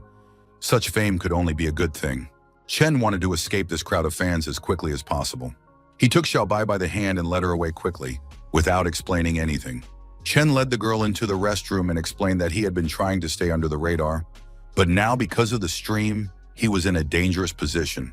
The Huangtiu Guild had been disgraced, and they would most likely start pursuing Chen Zhan. Xiaobai understood that she was indeed to blame for this, and even felt guilty. Chen Zhan was about to leave, but the persistent Xiaobai asked him once again to join her in the party. The young man looked closely at the girl and asked if she really wanted this, and understood what kind of future awaited them now. After that, Chen laid out a series of conditions. He demanded that all the awakening stones that dropped be given to him, and he didn't care about the rest of the loot. Xiaobai realized that the young man still hadn't awakened his innate ability, which meant he was indeed only at the bronze rank. The second condition was that they would go into the dungeon, just the two of them, and wouldn't take anyone else with them. Xiaobai didn't understand what the guy was counting on. These dungeons were designed for groups of 5. Did he really want them to get killed in there? Chen replied that he had only 2 requirements, which she had to accept. If anything didn't suit Xiaobai, they could forget about working together. The girl thought this was complete nonsense. If the guild leader hadn't insisted on finding out everything about this strange player, she would have left this arrogant jerk long ago. But now she was running after him, shouting that she was ready to accept all his conditions. After all the details were settled, the young people set off for the troll mine. This dungeon had existed for a very long time, and the young people quickly reached it, now standing before the portal. Xiaobai was absolutely thrilled. She didn't want to waste any time and suggested putting on the armor right away and entering the dungeon. Chen Zhan said he didn't have any armor at all. He only had a weapon. The girl was surprised again. Not only were there only 2 of them, but the guy didn't even have any armor. He must really want them to die in there. Chen didn't understand what the big deal was. You can die in absolutely any battle. Besides, he wasn't forcing Xiaobai to go with him. Xiaobai thought they were just talking about the awakening stones, but the guy was risking his life. But in response, she heard that it wasn't her business, but entirely his concern. Besides, he explained to the girl that she didn't need to do anything, just protect herself. As the young people entered the portal, Chen warned his friend. If she got scared, she could leave on her own. She shouldn't worry about him. Xiaobai realized she was dealing with a real lunatic. But if she told the guild leader about this or refused to go with him, trouble was inevitable. Xiaobai knew that if she failed this mission and couldn't complete the guild leader's task, she'd have to go back to doing boring live streams. But suddenly the girl realized that her partner had already entered the portal and had done so without her, without warning her. Not only did he look down on her, after all, Xiaobai was a gold-rank summoner, but she still needed to calm down and do her job. Xiaobai told herself that everything would be fine, and if she didn't like something, she'd just leave. She entered the mine and said that Song Ran wouldn't be able to find the boss without her. But looking around, Xiaobai couldn't understand or comprehend what she saw around her. Now the girl understood why the boss had ordered her to find out everything about this guy. Song Ran had fought his way through the dungeon alone. The entire floor was littered with the bodies of slain goblins, and magic stones lay scattered among them. Song Ran continued to slice the goblins like cabbage for a salad, swinging his sword. Xiaobai calmed down a little. Everything looked very comfortable so far, and even quite fun. The girl stood in the center of the magic circle and summoned the darkies to come out. She said they had to show Song Ran what the two of them were capable of. Now, together with her assistant darky, she would show that they were not to be underestimated. Moans and screams of dying goblins echoed through the dungeon. Chen noted that thanks to his level increase, these silver-rank monsters no longer posed a threat to him. The young man was glad that the evolution mode hadn't activated this time, so there shouldn't be any problems. Xiaobai told her friend Darky that they should join the battle, but Song Ran replied that there was no need to do anything because all the monsters had already been destroyed. The girl said she had stumbled upon a huge pile of corpses along the way, and now she was ready to admit that Song Ran was capable of clearing the dungeon single-handedly. However, she was certain that Song Ran wouldn't be able to handle the dungeon boss on his own. The young man replied that until he tried, no one would know for sure. The young people made their way through the dungeon and soon saw two elite monsters ahead. Most likely, the dungeon room was located behind the gates guarded by the elite monsters. Although the previous goblins hadn't been too strong, gatekeepers were always higher in level. Song Ran assumed that the boss was right behind these two elite monsters and suggested that the girl get ready. If she understood everything, he would leave these two opponents to her. After all, he wanted to see how Xiaobai handled her enemies. Xiaobai was completely calm. She demanded that the young man stop looking down on her. The girl pointed her staff forward and ordered Darky to attack the monsters to show this know-it-all what they were capable of. Darky was a massive demonic hound and immediately charged into the fray. The girl ordered Darky to attack the enemies head-on and tear them to pieces. The dog leaped high into the air and activated his shape-shifting ability, transforming into a werewolf. After that, he landed near the elite monster and struck it with his clawed paws. Xiaobai activated an attack boost to make Darky's actions more powerful. Now the dog looked like a real monster, and the claws on his paws had grown even longer and sharper. A single blow was enough to shatter the shield and tear the monster to pieces. Finishing his attack, Darky stood on his hind legs and growled loudly with pleasure. Chen Zhan was already getting bored. It seemed to him that the battle was dragging on too long, and he had no idea how much longer he'd have to wait. The young man had said he was in a great hurry, and his companions were too slow, so he would most likely have to get his hands dirty. Chen Zhan continued to comment on the fight. He thought everything was moving too slowly. With Xiaobai's abilities, this place was practically an amusement park. Only then did the girl notice that the second elite monster was already dead. She didn't understand how Song Ran could be faster than her, since he was only bronze ranked. Chen Zhan confirmed that he was indeed bronze ranked, and although his level had already reached 37, which was comparable to gold rank, he simply hadn't been promoted yet. Xiaobai was very surprised. She couldn't understand how it was possible that a player hadn't been promoted. Chen didn't sweat it at all.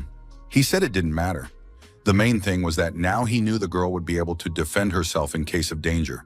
Most likely, danger would arise during the battle, because now the young people were about to fight the dungeon boss. Standing in front of the door, she needed to think it over carefully one last time. If she went in, there would be no turning back. Shobai was seriously angry. She had already been through countless dungeons like this, and her assistant, Darky, was much stronger than anyone realized. It was a magical wolf, a very powerful summoned beast. It could easily tear opponents of its own level to pieces. Chen Zhen listened to all this and said that in that case, he would open the door. The door swung open, and the young people stepped inside the room where, they assumed, the dungeon boss was waiting. Chen really hoped everything would go smoothly. He wanted to get rid of those annoying sounds as soon as possible. Xiaobai called on Darky to follow her. She wanted to show that cocky guy just how strong they were together. The young people entered the hall and were blinded by a bright white light. This did not bode well. Notifications reported that evolution mode had been activated and a boss was being generated. Chen realized that everything had happened exactly as he thought. Soon the boss generation was complete, and a gigantic monster appeared before the young people. It was simply enormous.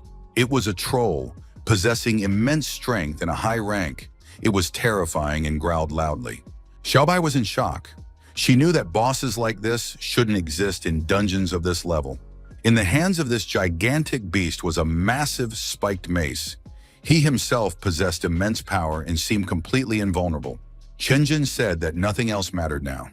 Since they had entered the room, they would have to kill this boss. Judging by all appearances, the boss's main attribute was strength. With such immense power, he must be extremely slow. At that moment, as if wanting to show off in all its glory, the boss let out a loud roar and swung its club. Chen said he had a bad feeling. It seemed this battle would be far from easy. Xiaobai looked alarmed. Her partner was scared and had frozen in front of the boss, not even drawing his weapon. At that moment, the giant boss swung his club several times, and stones flew in all directions from the gusts of air, while the young man remained standing in place. Xiaobai couldn't stand the tension any longer and ordered Darky to launch an attack.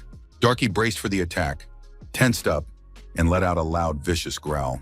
After that, the werewolf sprinted forward, leaped high into the air, and flew toward the boss.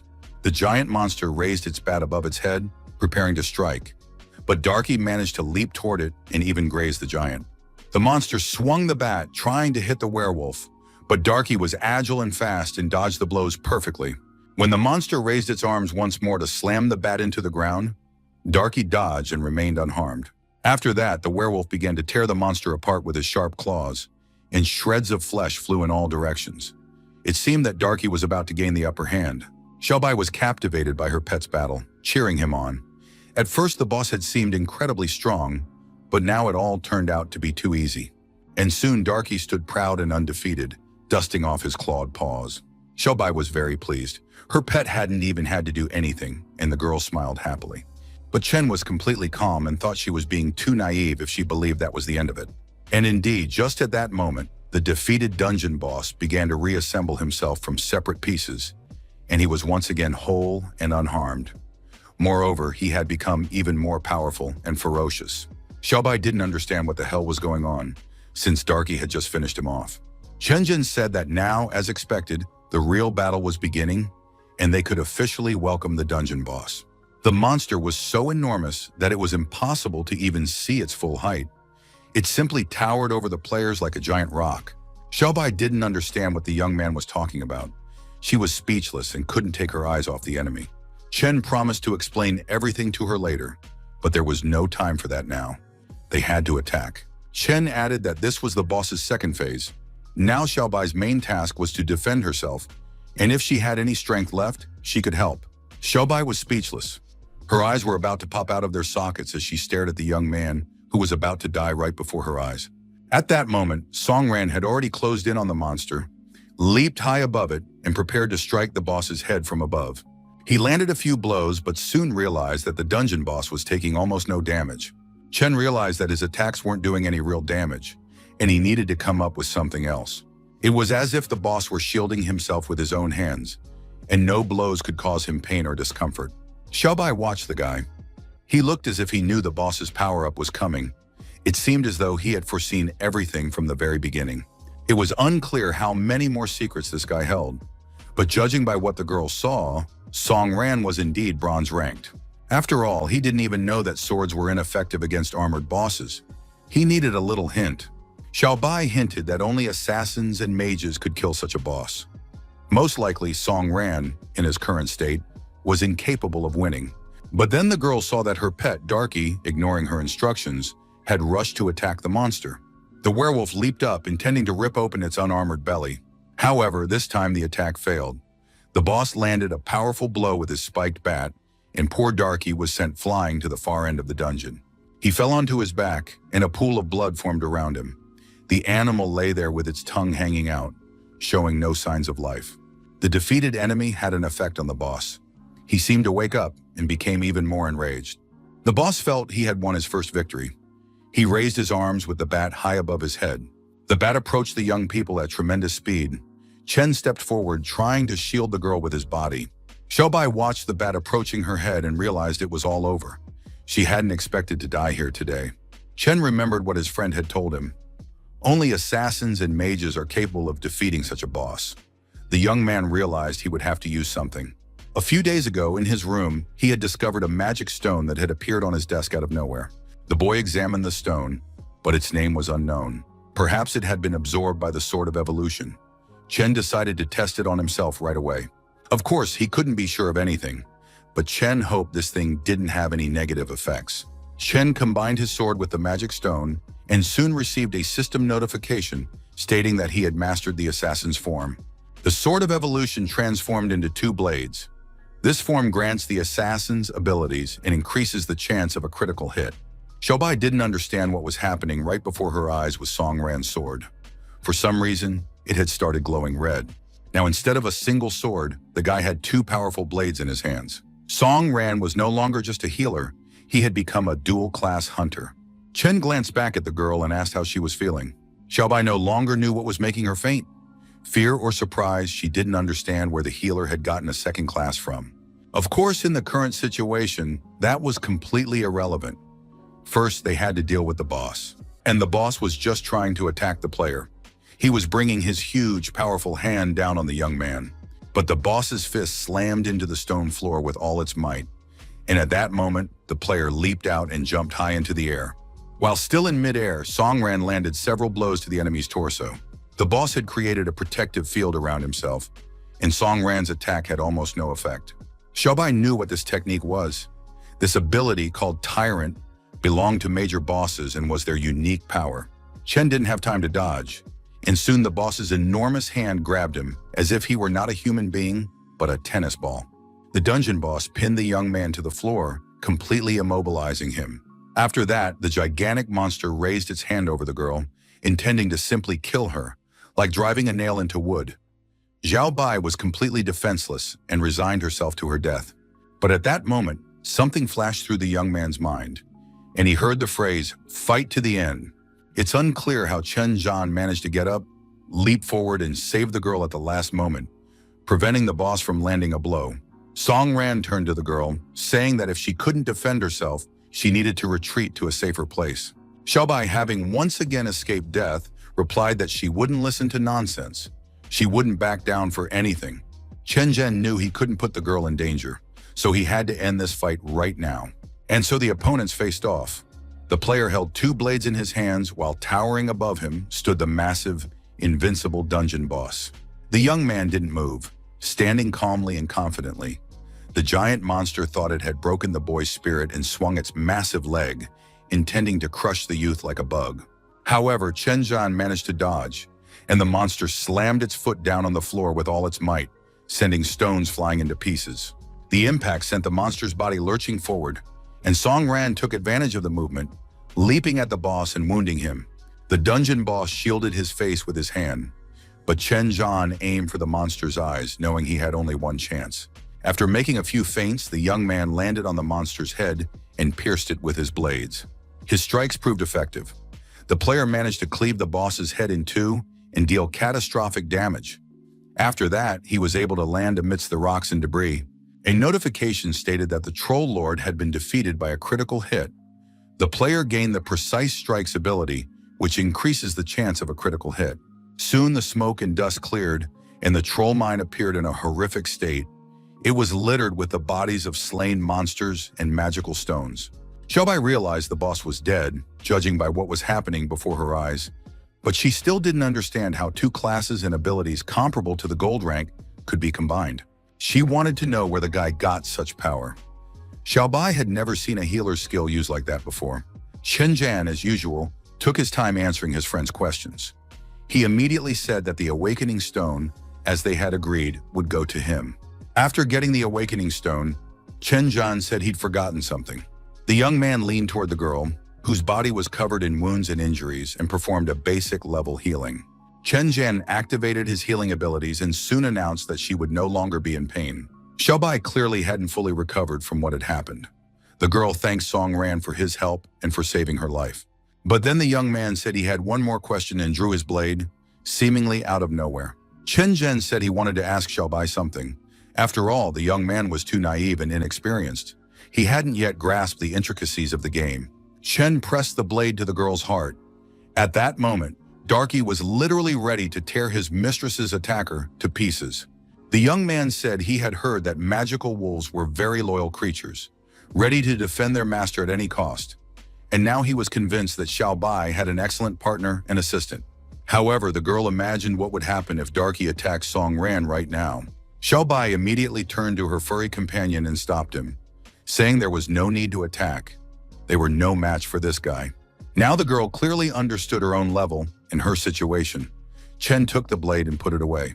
Xiaobai had only seen the guy fight once in the arena, so she was curious why she had followed such a mediocre healer into such a dangerous dungeon and what Xiaobai's true goals were. The girl began to explain. Her goals were actually simple. She was a member of the Clover Guild and had to find out if the guy was worthy of joining them. Chen had heard about the Clover Guild, that it was rather strange and operated in the media sphere. Xiaobai said that wasn't quite true. Indeed, the players had chosen the entertainment industry to keep the guild afloat.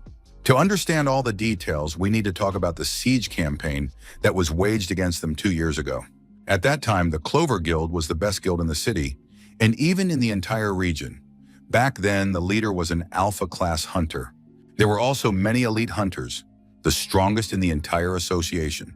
That was the case until a new boss appeared in the area under the Clover Guild's jurisdiction. It was an unbalanced boss, a powerful plant monster. Its power exceeded all the players' expectations, and they were unable to stand up to it. In the end, the players of the Clover Guild had to flee in terror. Many elite hunters were killed by this monstrous plant at that time. Seeing the growing number of casualties, the guild leader bravely stepped to the front lines to personally protect her people. Thanks to her strength as an alpha hunter, the guild leader personally defeated the boss, thereby saving the guild from total annihilation. The girl fought very bravely and desperately, and ultimately emerged victorious. But only one of the elite hunters survived. As a result, the Clover Guild simply lost its members and ceased to exist in its former form. All of this led to the Hunters Association completely forgetting about the Clover Guild. To ensure the guild, for which the former leader had sacrificed herself, could continue to exist, the players had to resort to actions that tarnished their reputation. The current leader of Clover doesn't want to deal with this. She has been constantly searching for a hunter who will restore the guild to its former glory. He must possess the potential of an alpha rank hunter. Having an alpha rank hunter is the only way for Clover to recover. Everyone knows that alpha rank hunters are like monsters in the area. There are no more than 9 of them. Searching for such people is like looking for a needle in a haystack. However, the leader of the Clover Guild has not lost hope. She had spotted the young man's potential during the arena battle. Now that Xiaobai had seen Chen Zhan with her own eyes in the dungeon, she fully agreed with the leader's choice. Because a bronze rank hunter who single-handedly cleared a gold rank dungeon and defeated a very powerful boss couldn't possibly be just an ordinary player. And even if Chen Zhan doesn't reach the alpha rank, he'll definitely make it to the royal rank, which is why Xiaobai now wanted to invite him to join her guild. Chen Zhan listened to her story and handed the girl the abyss ticket that had dropped earlier after defeating the boss. Xiaobai didn't want to accept it, since according to the agreement, the magic stones belonged to Chen. However, the young man had no intention of taking the stone. In turn, he asked her not to look for him anymore. Of course, he was flattered that the Clover Guild saw potential in him, but the young man said he wasn't the one the guild was looking for. He wasn't an alpha hunter. Memories of his slain friends flashed before Chen Zhan's eyes, of everyone he had ever been close to. Chen Zhan was convinced that he was a man who brought misfortune. Xiaobai completely disagreed with that interpretation. If that were the case, it was unclear where the boy's strength came from, since just a few days ago he had been considered a weak outcast. Chen Zhan looked closely at the girl. It seemed her words had deeply upset him. But at the same time, it was true. Chen Zhan turned and walked away, saying that their conversation was over. Xiaobai clenched the magic stone tightly in her hand and said that this smug jerk would definitely join the Clover Guild anyway. Xiaobai shouted after the guy that she would never let him get away. The leader was informed that the troll mine had been cleared, and it was just a party of 2 people. One of those people was the very guy they were looking for. The girl asked who they were talking about and confirmed that they were referring to Song Ran. According to the guild's records, he had become very active after the novice dungeon trial, followed by an open battle in the arena against a member of the Huangtu Guild. After that, the Goblin Camp dungeon was cleared, but the guy was still only a bronze-ranked healer. In just a few days, he cleared 11 dungeons single-handedly. Aside from sleeping, he didn't rest at all, and such persistence is truly impressive. In the past, everyone called him trash. That explains the young man's persistence. However, watching how hard he's trying immediately brings back memories of that person. The leader replied that Song Ran could develop what we would need in an uncontrollable way. Therefore, it was time to meet him in person.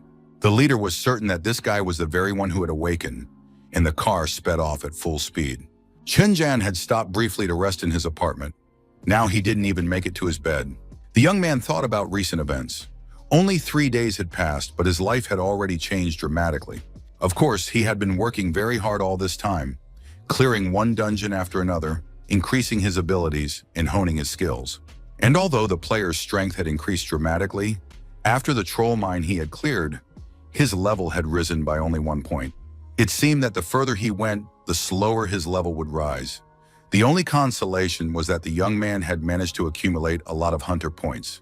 With his current abilities, he should be at least in the upper stage of the gold rank. The young man decided to spend the next couple of days resting and planning his next moves. Besides, Chen Zhan didn't know what innate ability he would get after using the Awakening Stone. He still hadn't activated it. Usually the ability granted corresponds to the player's class. But right now, Chen Zhan had no idea what his class was. All of this was frustrating him. The young man decided not to waste any more energy on doubts and assumptions. He decided to activate the stone and find out immediately what had been awakened within it. Chen Zhan took the Awakening Stone and crushed it in his hand with all his might. Immediately, waves surged through his body, and everything around him was bathed in green light. When the young man came to his senses, he discovered that he possessed a healing ability. It consumed a few mana points and restored lost health every second after activation. At the same time, his body's resistance to negative effects was halved due to the properties of the healing shield. There was a huge difference between resistance to negative effects and invulnerability. Looking at this paltry amount of healing, Chen Zhan realized that in the end, he really had turned out to be a lousy healer. Just then, the doorbell rang. It was already quite late, and besides, the young man wasn't expecting any guests. The young man opened the door. 2 men in suits were standing on the threshold. They greeted him and said they would like to speak with Mr. Ran. Chen Zhan confirmed that he was indeed the player named Song Ran and asked who they were. The men introduced themselves and said they were from the Hunters Association. They then presented their credentials. One of them was the leader of the Central China investigation team, named Liu Xiaodong. The man made a request saying that since Song Ran was a hunter, he could assist with the investigation. Chen couldn't understand what exactly these strangers wanted from him. The young man said he would be happy to assist the Hunters Association, but didn't understand what he had done to warrant people breaking into his home in the middle of the night. Mr. Liu said there was no need to play dumb. Everyone knew what had happened. A group of 2 people had cleared out a troll mine, and it was a very strange situation. Chen replied that the Hunters Association was well aware of him, but if that was really the case, what did they want from him now? He thought about the fact that he had just consumed an Awakening Stone, which had awakened yet another, most likely useless, ability within him. The young man still considered himself a talentless healer and thought that nothing in his life had changed. Mr. Liu understood that the young man had no intention of helping with the investigation and therefore needed to be encouraged to do so. At that moment, a young woman joined the conversation. She said that Mr. Liu was very aggressive and that the young man wasn't just some random stranger. Chen couldn't figure out who she was, but the woman added that Song Ran had changed a lot and wasn't acting the way he used to. It was Zhao Jin Yan, head of the Hunters Association's investigation department, in person. After the young man finally led them into the apartment and everyone had settled in, a flood of unanswered questions arose in Chen's mind. Could it be that they had come to see him simply because he had cleared out the troll mine? And it didn't matter at all how quickly he was growing stronger. After all, there was nothing wrong with that. Or maybe they came because of the dungeon mutation that happened to the newbies a few days ago. Or because of the incident with the hidden boss. Finally, after pouring some tea, Zhao Jin told the young man not to worry or fret. He had nothing to do with the mutation, and Chen wasn't to blame for the incident where the entire team was killed. The association has a hidden system that records hunters' activity in dungeons, so they know about all events unless the player tells them himself. The boss decided to play her trump card right away and asked if Chen Zhan wanted to know the truth about his mother's strange death. All this information about hidden cameras and the question itself shocked the young man. The truth about his mother's death was that the investigation hadn't moved forward one bit. That was precisely why Chen Zhan decided to become a hunter, to uncover the truth and seek revenge. Zhao Jin stated that they couldn't tell the young man the truth right now because he had too few hunter points. Hunter points determine which data is accessible. His mother's death is classified information, and given the young man's current strength, he has a long way to go before he can find out anything. But the seasonal dungeon will open soon. If the player Song Ran agrees to participate in this world-class event, he will be able to earn a lot of hunter points. This dungeon is called the Sea of Forgetfulness, and now the young man faced an important decision. Furthermore, given his recent achievements, Song Ran's rank could be raised if he agreed to participate, as his abilities now meet at least the gold rank standard. The young man immediately replied that if it concerned his mother's death, he would cooperate with the Hunters Association, and he would definitely remember the name of the dungeon, Sea of Forgetfulness. Xiaobai recounted how everything had happened. She believed that Song Ran's abilities had already greatly increased and improved since then. The leader of the Clover Guild thanked the girl, saying she had done a great job this time. Judging by what she said, the player had become much stronger in a short period of time. Moreover, he had encountered an incredibly powerful boss whose level was far higher than the dungeons, and he had even managed to defeat it. The leader was convinced that he could be considered a potential candidate for the Alpha League. In fact, according to the previous guild leader, an alpha player must have a red interface. It's an exclusive feature. The dungeon system is different for them, so now they need to keep a close eye on this guy. Of course, it's a shame he didn't want to join right away, because Song Ran really is a great opportunity to boost the guild. But when it comes to such important matters as joining a guild or raising its rank, you have to be very careful. After all, you never know in advance how a player will behave or what they'll show in the future. However, right now the Clover Guild had other, more important matters to attend to. They had fallen to the level of a minor media guild, and when their influence is finally used to its fullest, all players will face an important task. They would have to stay in the rankings of serious and reputable guilds at all costs. And to do that, they would have to clear the seasonal dungeon. This time, it was the Sea of Forgetfulness. Xiaobai listened very carefully to everything she was told. The girl was an excellent fighter and a loyal team member. The Hunters Association lobby was very crowded. Players were chatting among themselves, discussing plans and dungeons they'd cleared. Among them, Chen Zhan stood alone as usual. Today, the guy was wearing a cap, glasses, and a hooded jacket, hoping to go unnoticed. The young man felt like a superstar trying to hide from his fans. The night before, when he was talking with representatives of the Hunters Association, the young man asked what exactly he needed to do for them. The head of the association said she couldn't update or evaluate hunters' ranks remotely. Therefore, considering Song Ran's situation, she could make a reservation for him. And when the time comes, representatives of the Hunters Association will contact Chen Zhan and tell him about the next steps. After that, dressing as inconspicuously as possible, the young man headed to the Hunters Association office. But as he walked toward the right office, still shy and modest, the young man opened the door, greeted them, and was about to introduce himself by name. Sitting at the desk in the office was the merchant Byron. He was smoking a cigar with his feet up on the desk and said he'd been waiting for Song Ran for what felt like an eternity. After that, the man did something very strange. He threw the ashtray with all his might in the direction of Chen Zhan. But the merchant darted forward at tremendous speed, outpacing the flying ashtray. And that wasn't all. The merchant managed to kick the ashtray away. He did it in a flash, quickly and powerfully, and told the young man to show what he was capable of. Chen Zhan in turn also managed to react and knock the flying ashtray away from himself. The ashtray flew out, shattering the window. The wall was damaged in the process, and part of the building was damaged as well. Chen Zhan then looked at the stranger and asked who he was. Besides, the young man was very curious about what this man wanted from him. The man in the pink suit and hat replied that, first and foremost, he wanted to assess the young man. For him, that was the most important thing right now. Chen Zhan immediately realized that the head of the Hunters Association was dragging him into some strange scheme. So far, everything seemed confusing and illogical.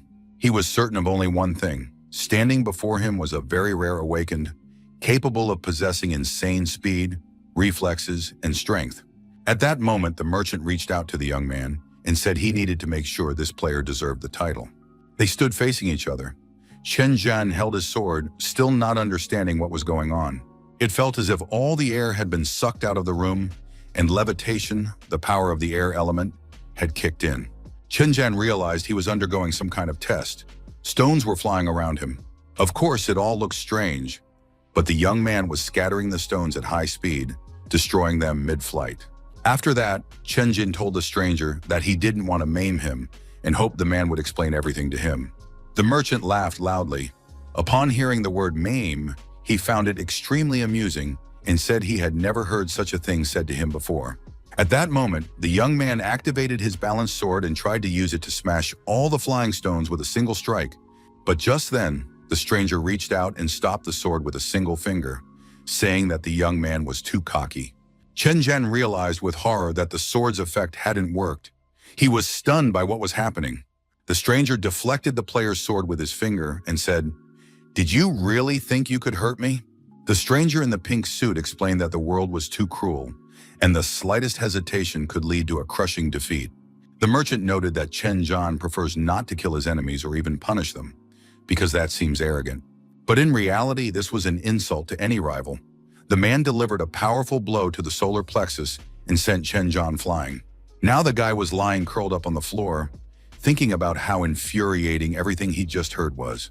The young man didn't stay down long. He immediately got to his feet and said that this guy in pink kept talking and talking, and that was infuriating too. Chen Zhan got up, looked out the window, and couldn't figure out what had happened. Now he realized that somehow he had ended up on the roof of the Hunters Association building. The man in the pink suit said that there was too great a difference in strength and abilities between them, since he hadn't even started trying yet. Chen Zhan looked at the stranger and thought that, on top of everything else, this guy could also fly. That was cool, of course, but it was completely unclear what their relationship was now. The merchant announced that the player was currently no match for him, so he could make the trial easier. The man in the pink suit said that if the player could withstand a single blow from him, the trial would be considered passed. Chen Zhan sensed that this stranger wasn't treating him as an equal. Recently, everyone around him had behaved exactly the same way. So Chen Zhan decided to switch his abilities and activated his assassin form. After that, he used the draining treatment and increased his strength. At the same time, his speed and resilience increased. Chen Zhan was certain he would no longer back down and would not let anyone speak down to him. The merchant noticed the changes taking place in the young man and realized that there was indeed something special about him. If that was the case, then Song Ran had been a worthy opponent. He shouldn't have been spared, for to spare an opponent is to humiliate him. Song Ran thought that every person's fate was like a stone carried along by the flow of time. He had to pass the test by proving his strength. The merchant activated his lightning technique and summoned a rising tornado. Chen Zhan watched the whirlwind, not understanding why he had to fight it. Soon the tornado engulfed the city so that the entire city felt the blast. It seemed as though the earth had shaken, just as it would after a nuclear explosion. Chen Zhan didn't think this explosion was the merchant's ability. Most likely, it was just a diversion. The merchant was convinced that continuing the trial was absolutely necessary, and now he had already landed on the roof of the building. He approached the young man and said that since things had turned out this way, he would consider Song Ran to have passed the test. The situation was unfolding in a strange way. Chen Zhan didn't understand what it was, why it was happening, or where it would lead. He asked the man what rank corresponded to his abilities. But the merchant said that rank wasn't the issue here.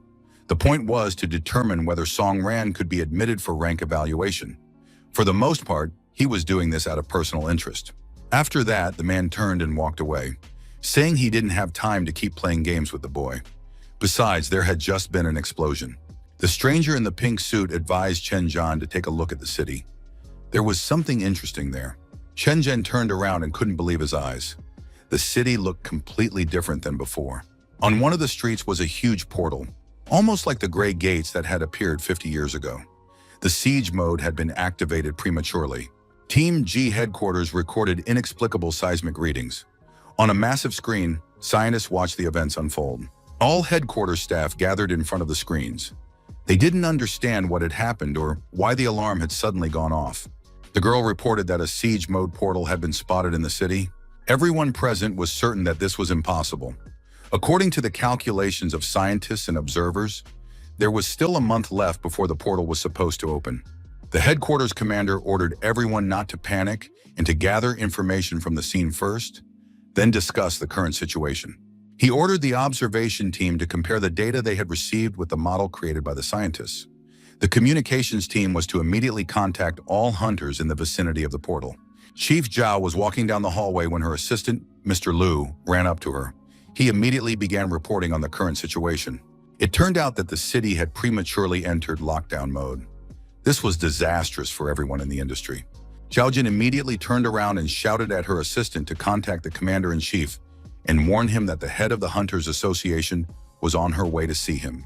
The woman was very alarmed. She was worried that they were late yet again. Chen Zhan was still on the roof with the merchant. He asked for details about the siege mode, during which monsters emerged from the portal and destroyed everything around them. He was also very interested in why the portal had opened early, but the merchant said it could have been a calculation error or unforeseen circumstances. Overall, it wasn't that important. Of course, the siege mode had started at the wrong time. In situations like this, players usually come to the people's aid, but right now there was just a handful of newbies at the Gray Gates. The merchant looked at Chen Zhan with interest and smiled. The young man couldn't understand what was going on. After that, everything the merchant said seemed even stranger and more incomprehensible.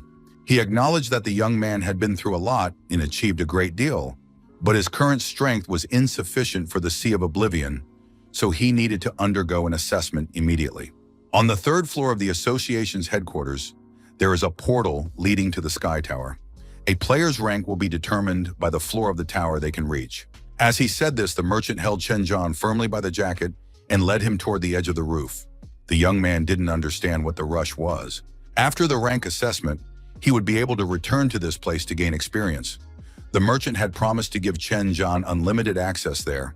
For now, however, the young man had to go to the tower and remain there until the start of the Sea of Oblivion. At that moment, the young man noticed a notification. The system was reacting strangely. The notification stated that due to the premature start of the siege mode, a siege monster had appeared, and the Hunters Association was offering a reward for its destruction. After that, a live stream hosted by Xiaobai loaded. The girl was showing the monster on air, which other players were trying to deal with. This siege monster had already managed to destroy everything around it. As a responsible hunter, Xiaobai was about to join the battle. She hoped that viewers would support her with subscriptions and donations. The merchant said that, as expected, an extremely high reward was promised for this monster. If the Alpha League couldn't react quickly, their only hope lay in sheer numbers. He tried to say something else to the young man, but the latter wasn't listening anymore. He said he was heading off to fight the boss right now because a huge number of hunters would be arriving soon, and he wanted to claim the prize and fight to the end. After that, the young man apologized for leaving his companion and admitted that rank was the last thing on his mind. Although Chen Zhan still didn't know who was standing before him, he was grateful to the stranger in the pink suit for granting him access to the Sky Tower. Now the young man was about to enter the portal. The merchant assumed that Chen Zhan's interest was in the girl hosting the stream, since they had cleared the troll mine together. But Chen Zhan said that wasn't the case. It was much simpler. He just wanted to claim his reward. In a distant quiet town, in his little garden, a man was watering the flowers and humming. Zhao Jin was very worried. The girl turned to Master Du, saying she was glad to find him so quickly. The old man, Commander-in-Chief Du Niani, warmly greeted the girl, assuming she had come because of the siege in the city. Zhao wanted to know his opinion on what had happened. The girl was clearly worried. The commander-in-chief said there was no point in hiding the truth anymore. Everyone already knew that the premature onset of the siege mode was just a common system glitch. Following the plan moving forward, we need to offer a generous reward, after which we'll send out an expedition team. This was necessary to quickly establish a defensive line within a 3-kilometer radius of the portal. That should be enough until the main offensive began. The girl understood that mobilizing an expedition team would be impossible. Once the siege mode begins, monsters will automatically emerge from the portal. Even if the players hold out for a couple of weeks, they won't be able to stop the monster's main assault. In other words, humanity has only a few weeks left. The commander-in-chief confirmed, if nothing is done during this time, the city could be completely destroyed. The Alpha League is currently very busy, and the rest of the players will have to try very hard to at least delay the tragic outcome. After that, the commander-in-chief asked how the mission he had entrusted to Zhao Jin was progressing. The girl said she had plans for the Sea of Forgetfulness, but there was no guarantee that everything would go smoothly. The guy's name is Song Ran. In recent years, only a few awakened ones have appeared. The Hunters Association is hiding many facts from Song Ran. Clearing out the Sea of Forgetfulness would allow the young man to move forward and develop his abilities. Just still wanted to clarify the information about the portal in the city. The girl wanted to return there urgently, but the commander-in-chief said there was no point. The merchant Byron was there now. They simply needed to transfer authority to him. Jay reported that she had just received a request from Byron for unlimited access to the Sky Tower for Song Ran.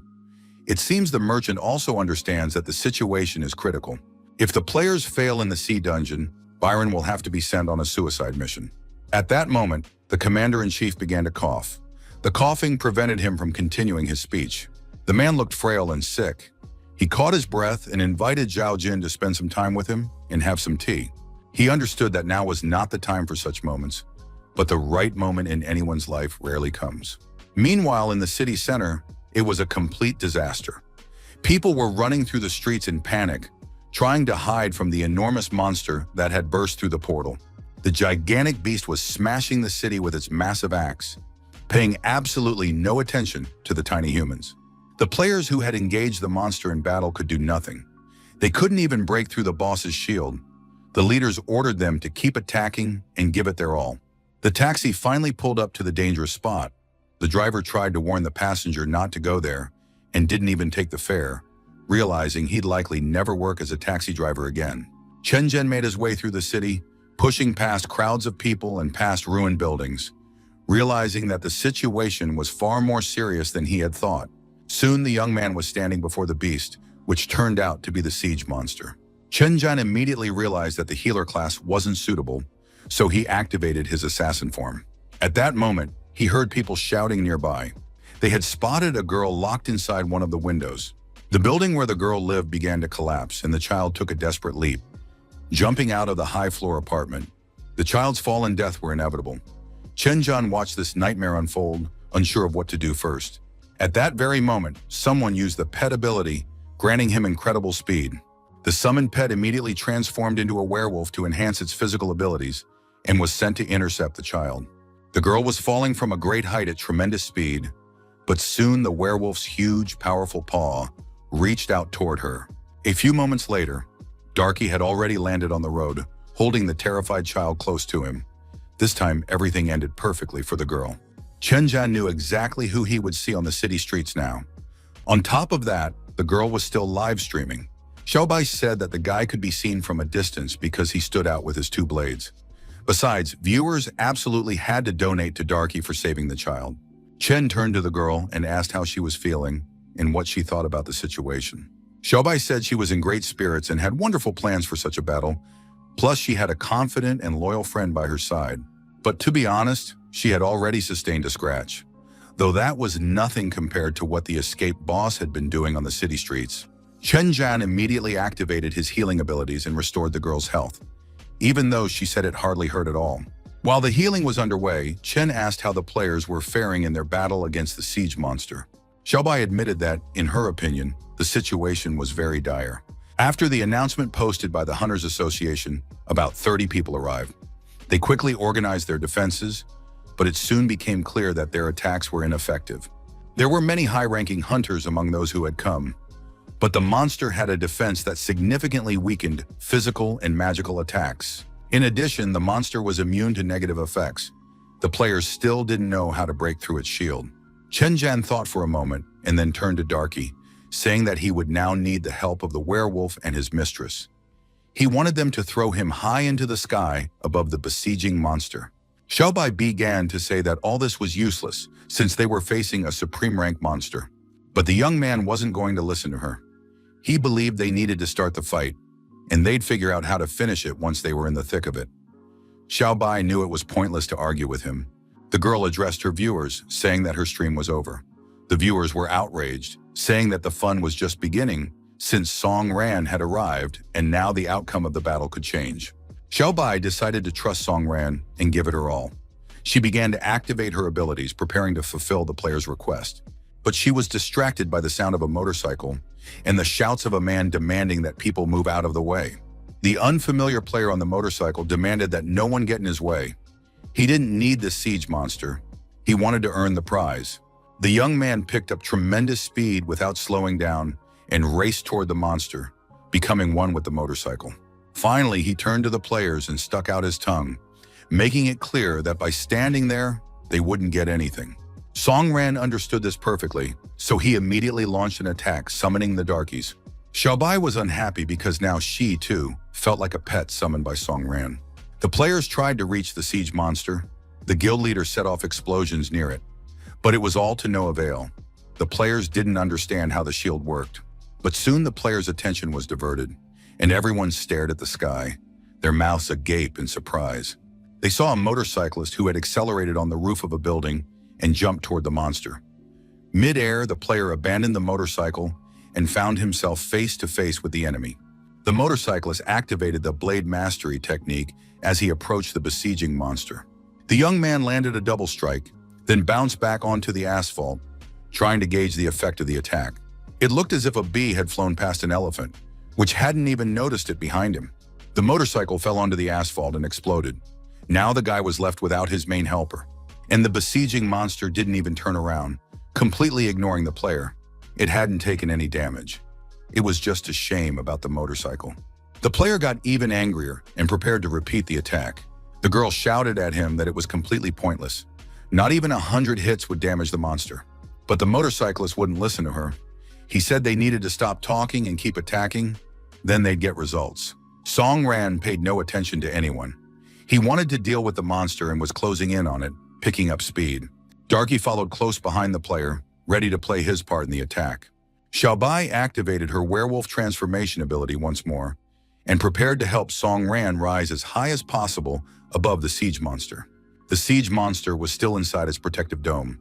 Song Ran and Darky took off into the air, gaining speed and pushing off from the asphalt. When it became clear that Song Ran wasn't rising any higher, Darky extended his paws and pushed the player, giving him a boost and allowing him to rise even higher. Song Ran flew high, preparing to attack the monster, though he didn't understand how the shield worked. The motorcyclist glared at the player, unable to understand how he had managed to get ahead. He immediately activated the blade mastery technique, intending to claim the prize and not let victory slip away. Song Ran approached the protective dome and tried to pierce it with his blades, but, as expected, it had no effect. But the young man decided not to give up. He activated a critical attack, then added the precision strikes ability. It seemed as though his blade had sunk into the protective shield, and it worked. The young man managed to reach the siege monster's chest and plunge his daggers into it. Blood spurted in all directions, and the monster let out a loud scream. The protective shield shattered into tiny fragments, like a department store window, and Song Ran felt himself falling from a great height. Xiaobai watched the battle closely and sent Darky to rescue Song Ran. Darky, a swift and powerful werewolf, immediately leaped toward the player and grabbed the young man under his arms with his massive paw. Soon, both the werewolf and Song Ran landed safely on the asphalt.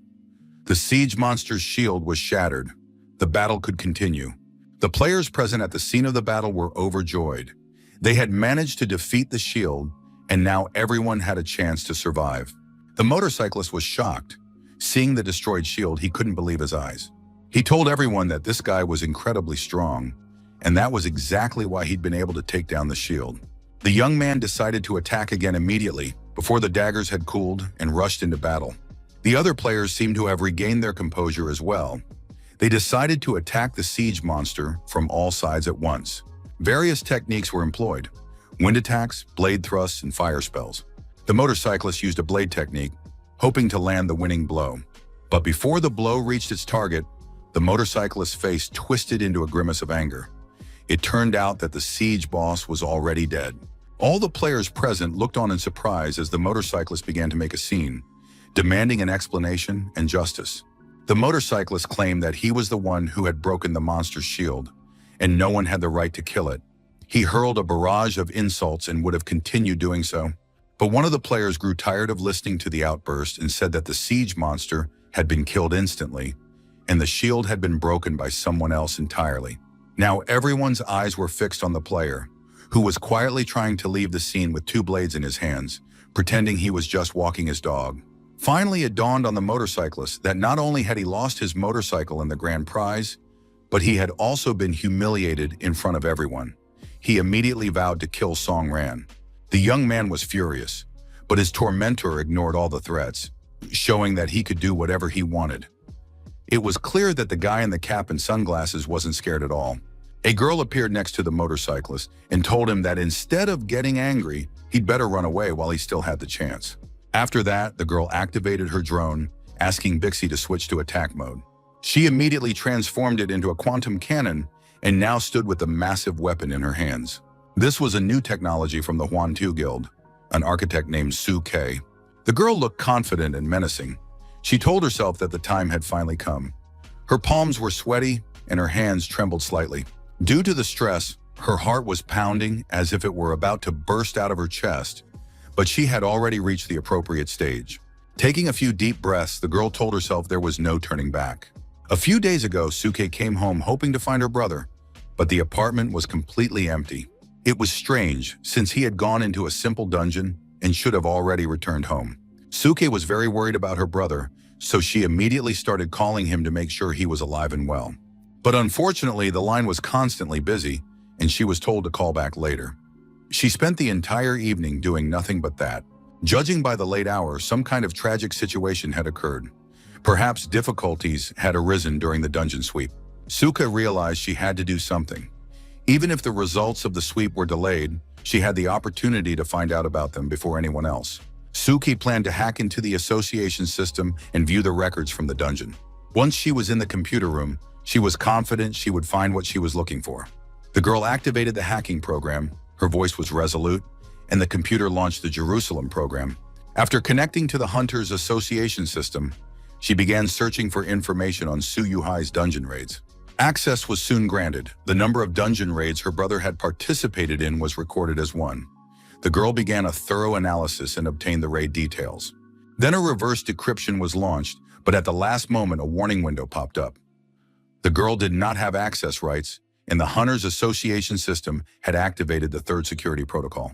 Suka didn't understand how this could have happened, since it was a routine raid on the dungeon, yet access to it was restricted for some reason. The girl immediately terminated the connection and initiated the self-formatting process, realizing that a system rollback was being triggered. Suke was very upset. She didn't have access rights, and she didn't understand what had happened to the dungeon. This only meant that something bad had happened to her brother. But even without access rights, she could find other raid members and, with their help, track the dungeon's cleanup process. The girl reminded herself that she was an architect, and she needed to find another way to figure out what had happened there. Suke spent the entire night at her computers, but the result was clear. None of the players had access rights to the information. Data on everyone who was participating in the dungeon clear at that moment was classified and inaccessible to users. The girl was in despair. She didn't know what to do and couldn't imagine how to find her brother or even get any information about him. But at the same time, she had to believe in herself. She couldn't panic. She had to look for new options and possibilities. Suke didn't notice how time had flown by. When her empty stomach made itself known, she realized it was time to stop. Glancing at her watch, Suke saw that it was already late morning. She needed to calm down and not get nervous. Then a way out would surely be found. It couldn't be any other way. Usually her brother always cooked for them, but right now Suka had no time for that. She decided to order in. She installed the app on her phone for the first time, realizing that all she had to do to get a delivery was enter her address. After a nightmarish night and intense stress, Suka couldn't remember her address, so she decided to open the map and just tap her location. Who would have thought that a hacker and an architect would run into such difficulties when ordering food delivery? Another problem arose. She wasn't at home, and the food had to be delivered there. Tears streamed down her face, but she just couldn't remember the address. Frustrated, the girl threw her phone on the floor, smashing it, unable to understand why she couldn't recall such basic information that any ordinary person would know. At that moment, the Bixie drone approached her. It greeted its owner and smiled at her. Suka hugged the drone close and suddenly realized the terrible truth. She had always relied completely on her brother, and now she was utterly helpless. She couldn't even order food because she didn't know the address. Tears streamed from the eyes of the distraught Suke, but her attention was drawn to the sound of a notification. Streamer Xiao Bai was starting a live broadcast. Xiao Bai greeted the viewers and announced that she would be showing an incredible battle between a bronze-ranked player and a silver-ranked one. Suki saw the moment when Liu Mei was about to announce something extremely risky in order to stay alive. Suki was stunned to notice that a player named Song Ran was acting very viciously and vengefully, as if he wanted to take revenge on the girl. She immediately found all the available information about Song Ran, who was taunting his opponent live on air. There was information about this stranger online, but why was there no data about her brother? The girl began to get nervous again. Soon she found information about the sole survivor, who had likely escaped at the expense of the other participants. An idea popped into Suke's head, helping her take her mind off her problems and, at least for a little while, stop thinking about her missing brother. Suke realized that she was largely to blame. She had been too foolish and naive. The girl set about studying the blueprints.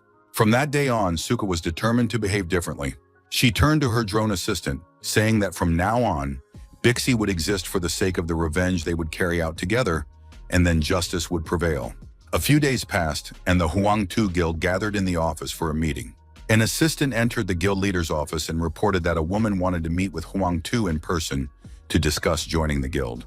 The assistant added that she was an architect, and architects were always interesting to work with. Huangtu was surprised. He usually surrounded himself only with assassins. However, the guild master told the assistant that it was no problem, he just found it amusing. Architects usually only assist with dangerous work. Instead of hunter points, they use the association's silver cards as currency, which they receive for contribution points. Since they cannot directly use the system, they can only analyze monsters and their abilities using a scientific approach and other methods. Roughly speaking, these are ordinary people who want to feel like hunters. Normal people have no need to deal with monsters, so there are very few architects. And to believe that if such a unique person had come to them, that was interesting in and of itself. The guildmaster ordered his assistant to let the girl in for a conversation. Soon, a delicate young woman appeared in the office. A straight-A student in a modest blazer and a blouse buttoned all the way to the top, wearing glasses. She stated that she was an architect and wanted to join the guild. The guildmaster wanted to know the reason for her actions and her desire to join. The girl replied that it was all connected to Song Ran. Her brother had been on the same team as that player during the infamous incident.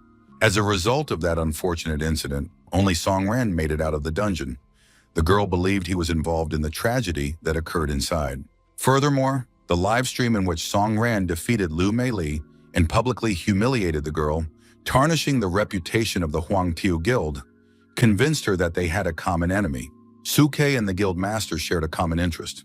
The young man had to be punished since, in Suke's opinion, he was responsible for her brother's disappearance.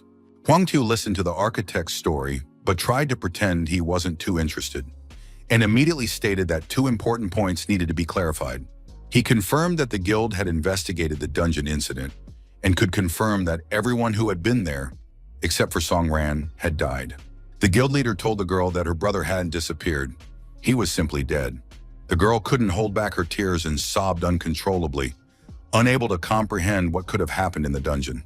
Huangtu said that they hadn't been able to uncover all the details, but they believed that the same circumstances had led to Liu Mei Li's defeat. The second point was that Song Ran was not an enemy to the guild, but an obstacle. The guild's motto was to punish those who oppose them and protect their own at any cost. Therefore, Song Ran's murder is not an act of revenge, but a matter of principle that guides the guild. If after everything he's told her, Sukai still wants to join, Huangju is ready to welcome her. Sukai said that if this is truly related to Song Ran, she wants to join the guild and seek justice. She added that she was ready to kill that guy with her own hands. The girl was already leaving the office when the head called out to her. He wanted to add something. The Huangtu Guild is the largest in the city, and the head wanted Suka to reach rank B within a month. To earn enough association contribution points, he advised the girl to join the guild's group quests. Suke listened to this and told Huangtu that he didn't need to worry or spell everything out to her like she was a little child. She was no longer a foolish and naive girl capable only of doing research. After that, the architect left the guildmaster's office. The assistant asked his boss if he had overreacted by speaking so harshly to the naive girl. Huangtu didn't understand what the problem was. Did his subordinate really disagree with him? But that wasn't what the young man meant at all. The guildmaster was certain that the girl didn't really want to join them, punish offenders, and protect everyone at any cost. Huangtu said he couldn't allow such a naive girl to become one of them. However, what the guildmaster could do for his organization was simply to make good use of this silly girl. The enormous monster still lay in the city streets, though now without its protective shield. Now all the players rushed into the attack, determined to finish the job. They hoped to seize the moment while the monster was knocked out and used every weapon they had. They even used a quantum projection grenade launcher, a diamond rank weapon rarely seen on the city streets. The quantum projection aroused envy among other players, displaying an interface showing the monster's health, armor, magic power, and other stats. In addition, the user could see the enemy's weak points, which made attacking much easier. The archer was thrilled and told the guild leader that he now had a chance to destroy the monster. However, despite all their efforts, the monster began to rise. It seemed as though it had caught its breath on the asphalt and was now ready to continue the battle. The guild leader shouted to her people that the monster was rising again and ordered them to continue their attacks without retreating a single step. All the players were already mentally and physically exhausted, but they didn't dare disobey the leader. Besides, they wanted to kill the villain. Suke was among the players as well. The girl believed that the Huangtu Guild had now become her home, and she needed to earn as many guild points as possible. The special reward came at just the right time. She decided to act right then and there. She activated superconductivity and prepared to fire at the monster. Standing directly in front of the enemy, the girl fired a powerful shot that was supposed to tear the monster to pieces. She immediately saw a huge amount of damage points and realized her tactic was working. But at that moment, the monster's armor bars began to flash, and one of the players received test results that could be broadcast to everyone via the battle channel. To his horror, the young man saw that the monster had the ability to regenerate a shield, and when the shield was active, the monster became immune to negative effects. To defeat the monster, they had to use high-damage abilities to destroy the shield, or target its weak points: the left shoulder, right shoulder, lower abdomen, and lower back. Until the weak points are targeted, the shield will recharge from time to time, and any actions by the players will be in vain. Players would have to break the shield at least 4 times before they could defeat the monster. The more they analyzed their opponent, the clearer it became that they were powerless on their own. At that moment, the motorcyclist decided to take a chance. Right before his eyes, an unknown man in glasses had just shattered the monster's shield. Obviously, now he needed to try to break the shield too and attack the monster. But the motorcyclist decided he would let Song Ran break the shield one more time, and he himself would deliver the final blow. All the players present were now looking at Song Ran, expecting him to handle the shield again. Song Ran understood what everyone was thinking and told the players that unfortunately, he wouldn't be able to do it again. The players were surprised. How was that possible if the guy had already done it once? Song Ran tried to explain that he couldn't repeat the attack. The players didn't understand and felt disappointed. How could he not repeat something that had already worked? He explained that his debuff was a passive ability that only triggered after the explosion, and that he had no active abilities to deal significant damage. The players didn't understand why he was even there if he had no active skills, especially since he was a bronze tier player.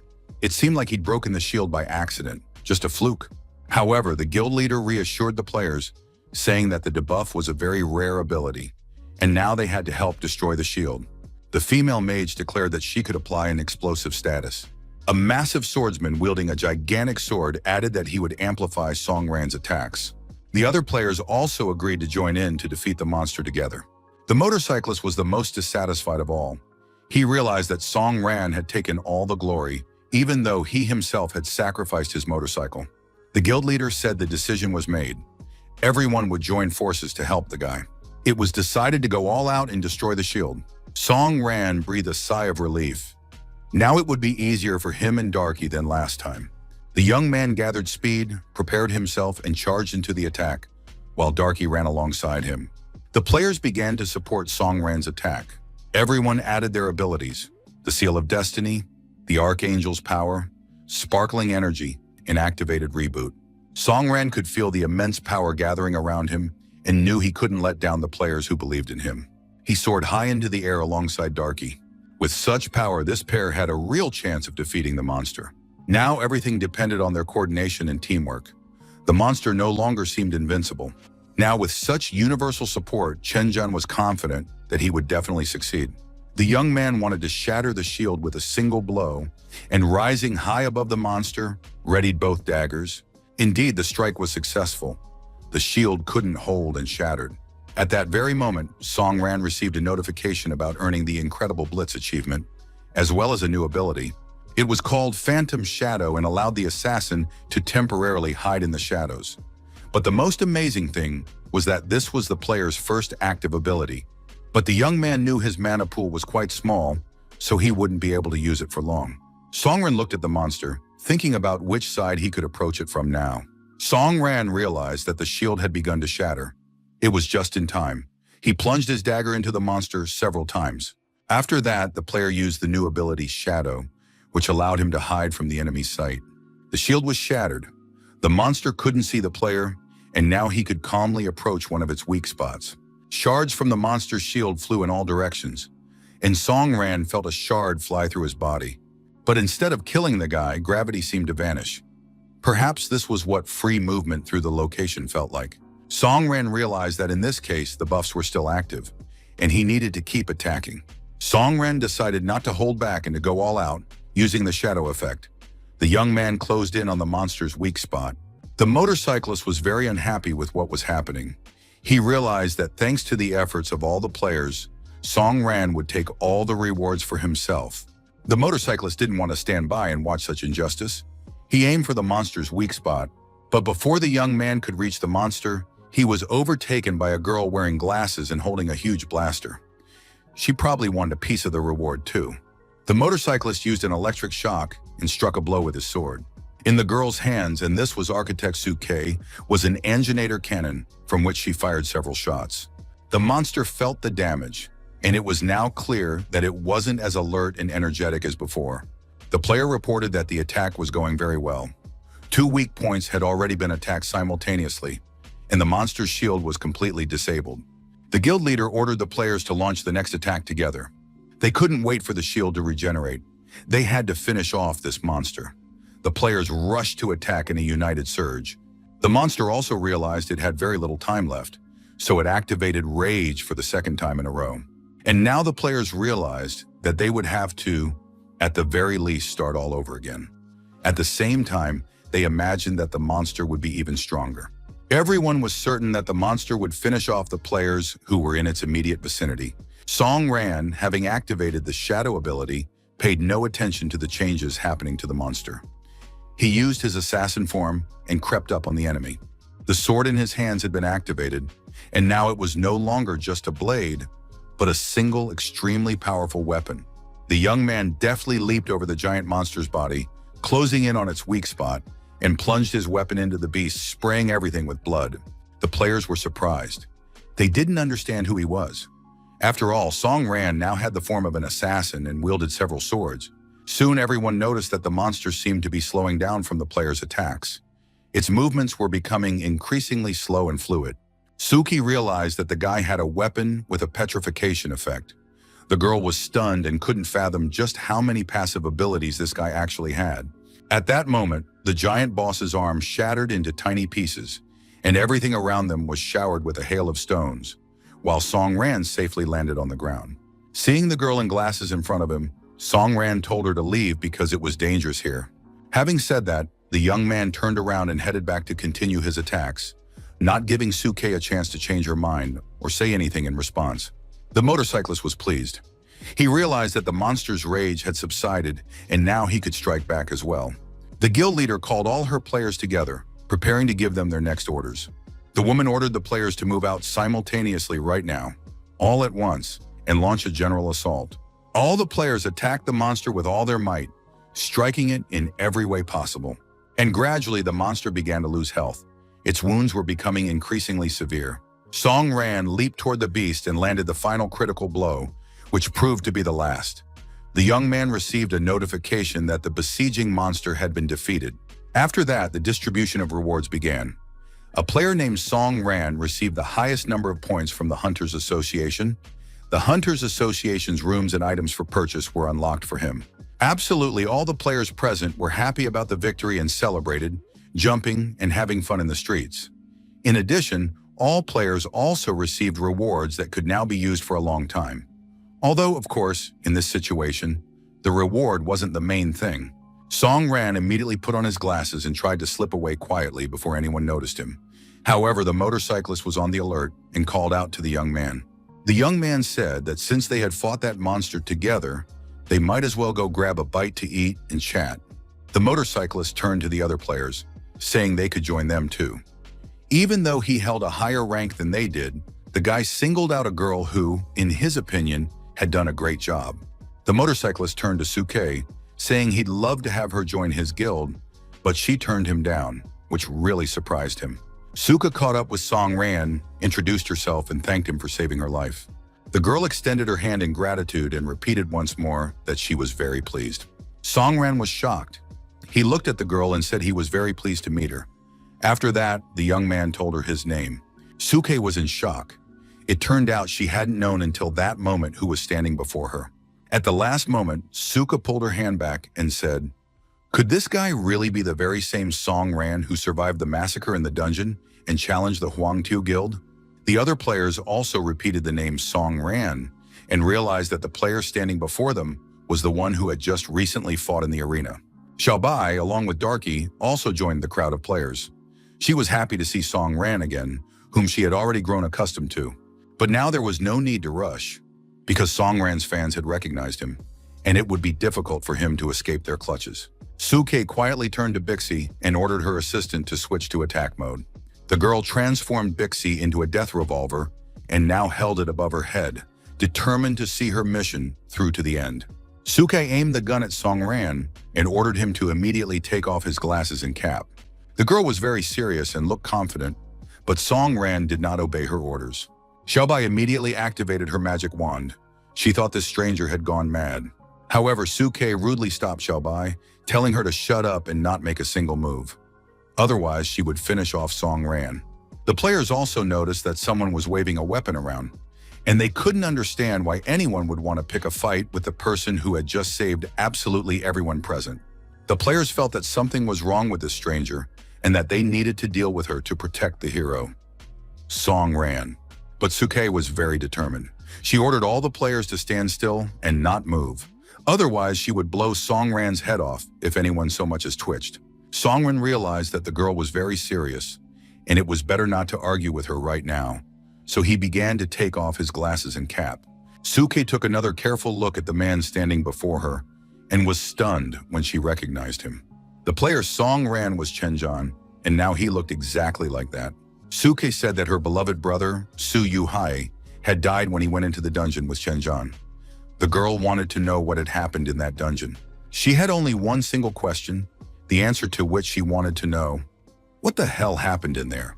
Chenjan realized that the name Su Yuhai sounded familiar to him, and he strained to remember who it was. Suddenly, he remembered a gold-ranked player who had said he was gathering materials for his sister. Chenjan understood the girl's motive and began to think about how to get out of this situation. If she fired from that distance, he wouldn't be able to dodge. Even the phantom shadow wouldn't help, because he didn't know when she would pull the trigger. At the same time, he couldn't answer Suke's question. The fact that a high-level boss suddenly appeared in the dungeon and killed everyone wasn't Chenjan's fault. The guy was a victim of circumstances. If he had been stronger, he could have protected the other players in the dungeon. Everyone would have finished their business, returned to their loved ones, and lived their normal lives as if nothing had happened. Chen Jian felt guilty about what had happened. He hadn't been able to protect the players, and if he didn't take responsibility for their deaths, he wouldn't be able to forgive himself. The young man spoke up. He apologized to Suke, saying that a secret boss had appeared in the dungeon who was too powerful. Chen Jian admitted that it was his fault. He was too weak a healer and couldn't heal the players. Suke wanted nothing more than to get her brother back, the man she had lived her whole life with and who meant the world to her. Suke pointed her gun at Songran's chest and said he had to bring her brother back. A loud shot rang out, and everyone present was shocked and stunned. It was impossible to believe, but the situation had unfolded right before their eyes, and they had no choice but to accept it. The motorcyclist managed to slice the bullet with his sword, just as it flew out when Suka fired and pulled the trigger. The man said that everyone fighting him was his comrade, and he wouldn't let Suke kill Songran. The motorcyclist rolled up his shirt sleeves and said he was ready to fight for Songran if circumstances required it. The other players also spoke up in defense of Songran. They believed the girl was mentally unstable and that killing players outside the arena was a serious crime. Sukai was just a simple architect and should know her place. Just then, in the midst of the commotion, a massive vehicle appeared before the players, speeding toward them. The vehicle came to a sudden stop right in the middle of the square, where a brawl was taking place among the players at that moment. Many recognized the car as belonging to the Hunters Association. It was the Rapid Response Team. It seemed the authorities were already aware of the brewing scandal. The car door swung open and Liu Xiaodong stepped out. The man demanded that a megaphone be handed to him immediately because he wanted to make a statement. The players noticed his agitation and realized that an emergency had occurred. One of the players wanted to ask the investigators to intervene in the matter involving Song Ran. The players decided not to say anything yet and to listen to the news the head of the Hunters Association's investigation department was about to share. He had already grabbed a loudspeaker and was trying to get everyone's attention because he had an important announcement to make. Liu Xiaodong addressed everyone present and demanded that everyone evacuate immediately. For unknown reasons, an anomalous deviation had been detected, so all players must evacuate immediately. The situation was such that an anomalous portal would appear at this location very soon. Suke continued to stare at her worst enemy. However, the girl's mind was already occupied with entirely different thoughts. Now, danger threatened absolutely everyone. Everyone understood that this city would soon be engulfed in oblivion, and that was the worst thing that could happen to people at that moment. Some players were completely clueless. They didn't realize that the portal would open right in the city. However, those who were in the know and understood the full tragedy immediately sprang into action, wasting no time on pointless arguments. Others began shouting at all the players to run away and save their lives immediately. After all, if the portal opened, but the girl didn't have time to say anything else, and the body of the monster that had been killed just moments ago began to vibrate and tremble. In the huge hall of the dungeon, the boss sat on the throne. He was completely motionless, and it seemed as though he were asleep. At that very moment, the remains of the slain monster in the city began to vibrate, and a red cloud appeared around them. This mist indicated that the monster was using the remnants of its energy. Using this energy, the monster was attempting to expand the space to open a portal. And at that moment, the players realized it was too late. They wouldn't be able to prevent the consequences in time, and most likely wouldn't even be able to escape. When the portal opens, it sucks everything around it in. Of course, such obvious things had already begun to be forgotten by residents and players because the monitoring systems seemed to have everything under control. But now it became clear that either the monitoring was faulty or the situation had unfolded differently due to other circumstances. The young man drew his sword and said he would handle this himself. However, he hardly had to deal with it because the portal opened and a powerful explosion engulfed those present. Those who were closer to the portal died instantly. Song Ran shouted at Xiaobai to grab his hand immediately, and together they tried to survive. The representatives of the Hunters Association felt themselves being sucked in as well. There was nothing they could do to help anyone. And in the next moment, a powerful explosion tore through the air, and everything around them scattered into countless particles, molecules, and atoms. Meanwhile, in the dungeon, the guards came to their senses and began to wake up. All that remained of the city were ruins, scattered in the middle of the desert, amidst the sand and rocky mountains. A few surviving players gradually came to their senses, clearing their throats and looking around. Now everyone knew what the Sea of Oblivion looked like, An absolute desert, a blazing sun, and a complete absence of life all around. A notification stated that the copy was being processed, and Chen Zhan found himself inside the portal. The young man heard a voice saying that it could only take him this far. Chen Zhan couldn't see who was speaking to him. The bright light blinded his eyes. A small girl, smiling and pretty, said she hoped Chen Zhan wasn't angry with her. The young man still didn't understand who they were or where they were. The girl introduced herself and said her name was Doris. The girl was his personal guide, and they were now in the Sky Tower. Chen Zhan couldn't figure out how he'd ended up in the Sky Tower, but at least now he understood what it was. Chen Zhan realized he was in the Sky Tower, but looking around he saw that he was alone. It was unclear why he had been drawn here. Doris replied that the other players must be in the Sea of Oblivion. The girl added that Chen Zhan was in the Sky Tower now because he was special. The young man thought that ordinary, normal people would be very happy to hear such a comment directed at them. Doris replied that she knew what Chen Zhan was most worried about. He wanted to uncover the whole truth about his mother's death. Chen Zhan immediately tensed up and looked at Doris suspiciously. He wanted to know how she knew that. Doris replied that she simply knew because it was her job to know everything about Chen Zhan. She also knew that when the guy went into the dungeon, everyone except him had died. Or, for example, she knows that he was threatened with punishment for something he wasn't guilty of. And she also knows that Chen Zhan may seem calm on the outside, but at the same time he feels guilty for the deaths of his friends and therefore does absolutely everything to atone for his sins. Chen Zhan demanded that Doris be quiet. He just wanted to know why she had dragged him here alone. According to Doris, it was absolutely obvious. The fact is, Chen Zhan is an awakened one. He is more than just a hunter. However, the guy is too fixated on his emotions, sense of duty, and regrets. But once he enters the tower, he will become the next god of the world. Chen Zhan just needs to find his own path. And although the heavenly tower had already been opened, Doris said she would do it for her Chen Zhan. The girl held out her hand, clad in a white glove, spread her fingers, and began moving them as if controlling some invisible screen. Doris activated the evolution mode in the heavenly tower. And now before the astonished boy's eyes, the tower seemed to fill with powerful energy and was completely enveloped in a blood-red mist. The players who were in the Sea of Oblivion felt terrible. They had headaches, weakness, and general fatigue. Xiaobai tried to find Song Ran among the players, but he was nowhere to be found.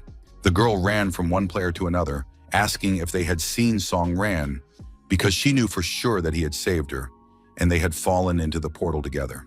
One of the players said he hadn't seen Song Ran, the guy with blue hair, since they had arrived here. At that moment, the young man spotted Suke, who, as it turned out, hadn't died either. She was still alive and was now in the Sea of Oblivion along with the rest of them. Lu Xiaodong couldn't let the players get into arguments and fights. They needed to get ready immediately, because the first wave of bosses would appear soon. The players had no idea what he was talking about. What first wave of bosses? So there would be a second one, and then another one after that. Lu Xiaodong said that he wasn't a hunter, but he was still a member of the association. He had studied all the previous strategies and reports on the Sea of Oblivion, so he knew that the first boss would appear soon. The hunters needed to get ready. Soon, something began to stir. It was a sandstorm that was meant to stop the travelers and prevent them from moving forward.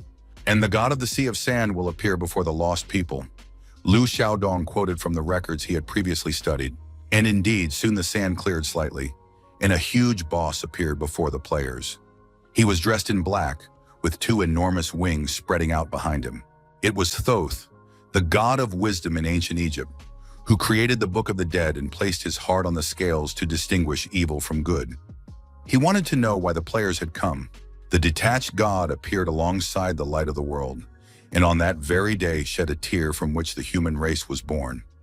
Now they were met by the guardian of the Sea of Sands.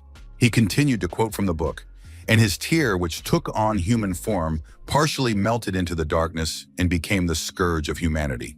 Now the great god, the god of justice, stood before all the players, but they did not understand what message this monster carried, and they felt the storm intensifying while their strength had not yet recovered. None of them were in top form, but they needed to regroup urgently and prepare to act. Of course, there was too much dust all around, and a difficult path lay ahead of them. One of the players, the same brave and desperate motorcyclist, said he was ready to go first. And he who holds evil will not be able to withstand the weight of the balance. And at that moment, the young man was already lying there, armed with a sword to turn the Guardian of the Sea of Oblivion. The Guardian of the Sea of Oblivion watched closely as the player approached him. He stopped reciting the Book of the Dead, created by the god Thoth, and slammed it shut. After that, he announced that he was ready to pass judgment on these people, and a huge flame appeared near the Guardian. Chen Zhan fought the monsters, using all his abilities and resources. Notifications congratulated him on the fact that the Lord of Fire had been defeated, and the 9th floor of the Sky Tower had been successfully cleared. So far, everything had been fairly simple. According to Doris, the Sky Tower is a unique dungeon divided into an infinite number of floors with monsters that gradually grow stronger. A boss was located on every 10th floor, and if the player survived, the dungeon was considered cleared. The reward was calculated based on the number of cleared floors. And now Chen Zhan was moving on to the 10th floor, which meant he was about to face that floor's boss. The young man emerged from the bloody fog. He was curious to see what awaited him here.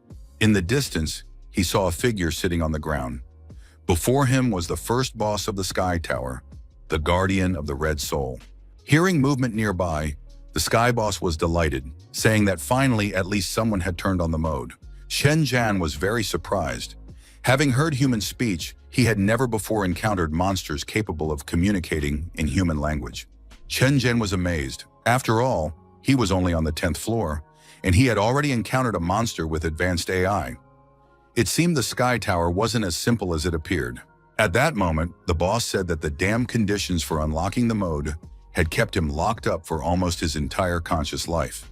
But now the monster was happy to be able to fight again. Not everyone is capable of that. But if the player wants to move on to the next floor, he'll have to survive a battle with the Red Soul's Guardian. The huge monster pulled its sword out of the ground, and now it had to be defeated, just as some other strong people had done long ago. Chen Zhan said there was no need to bother the monsters. He didn't plan to linger after all. This was only the 10th floor and the very beginning of the tower. The defender of the Red Soul realized that he was being underestimated and compared to ordinary bosses. And that was definitely not something to do. Chen Zhan didn't think the boss was much different from other bosses, aside from the fact that he knew a few words. So the guy wanted to cut the chatter short. He was rushing to the next floor and didn't want to waste too much time on the first boss. The extent of his self-confidence and vanity shocked and outraged the boss of the 10th floor. He raised his hand, gripping his gigantic evolved sword, preparing to finish off the player with a single blow. The Guardian of the Red Soul shouted that the guy would simply remain with him on this floor forever. Chen Zhan activated the shadow ability at that very moment. The boss struck, but it turned out he had missed and simply plunged his sword into the ground. It was a very unexpected turn of events, and now the boss couldn't see his opponent.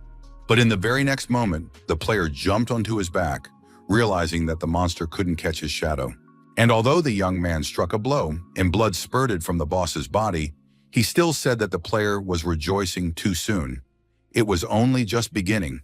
After that, the Red Soul's defender thrust his sword into the ground. It was clear that he had activated his rage. Chen Zhan immediately felt the sword's effect. Energy emanated from it, possessing the properties of fire magic and berserker rage. And now the entire boss had turned into a berserker, for whom nothing was more important than killing. No one in the Clover Guild slept that night. The guild leader was listening to the news broadcast. Based on her sources, she learned that the seasonal dungeon, Sea of Oblivion, had opened ahead of schedule, and now people were contacting the correspondent. Immediately, the guild leader received a notification. If her guild was interested in clearing the seasonal dungeon, they needed to register. Judging by the traces at the scene, it seemed that practically everything around the portal that had formed had been sucked inside, including a large number of hunters who had been fighting the siege monster. The girl called the guild leader and reported that Xiao Bai had been sucked into the portal of the Sea of Oblivion. The manager wanted to know what they should do, but the guild leader was completely calm. She believed that with Xiao Bai's abilities, nothing could threaten her. Of course, the Clover Guild wouldn't leave her there alone. The Sea of Oblivion was a unique opportunity for the guild to regain its former power. The leader of the Clover Guild ordered all players to prepare to set out the next day. Huang Tu was also thinking about what was happening around him. He had to do something for the sake of the people and his reputation. Suka wasn't worth much at all, but she had performed quite well in the battle against the siege monster. Of course, the guild in the city couldn't pass up the Sea of Oblivion. Suke had to gather everyone and head to the Sea of Oblivion, while also keeping the guild's motto in mind, to always grow and expand. Huang Tu thought only of the fact that his guild must grow at any cost. The boss of the 10th floor was furious. He believed that if a player had nothing more to show him, then they were unworthy of being there. Chen Zhan used the shadow ability, trying to remain an invisible target to the boss. Even though this was just the first boss, he shouldn't be underestimated. Now it was clear that the new shadow ability had come in very handy. The boss landed another powerful blow. However, the player managed to dodge it and avoided being hit. The giant boss believed that without the shadow abilities, the player was completely worthless and a huge disappointment to his opponent.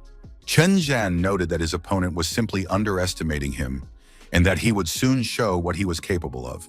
The only disappointment in this fight was the boss himself, right from the start of the battle. Chen Zhan realized this. His opponent lacked a strong dynamic aura. He had already killed more than one boss far stronger than his current opponent. The young man said that up until then, he had simply been testing the boss's limits. In terms of strength, the boss was merely at the level of a guard, and his fire energy was unnaturally weak.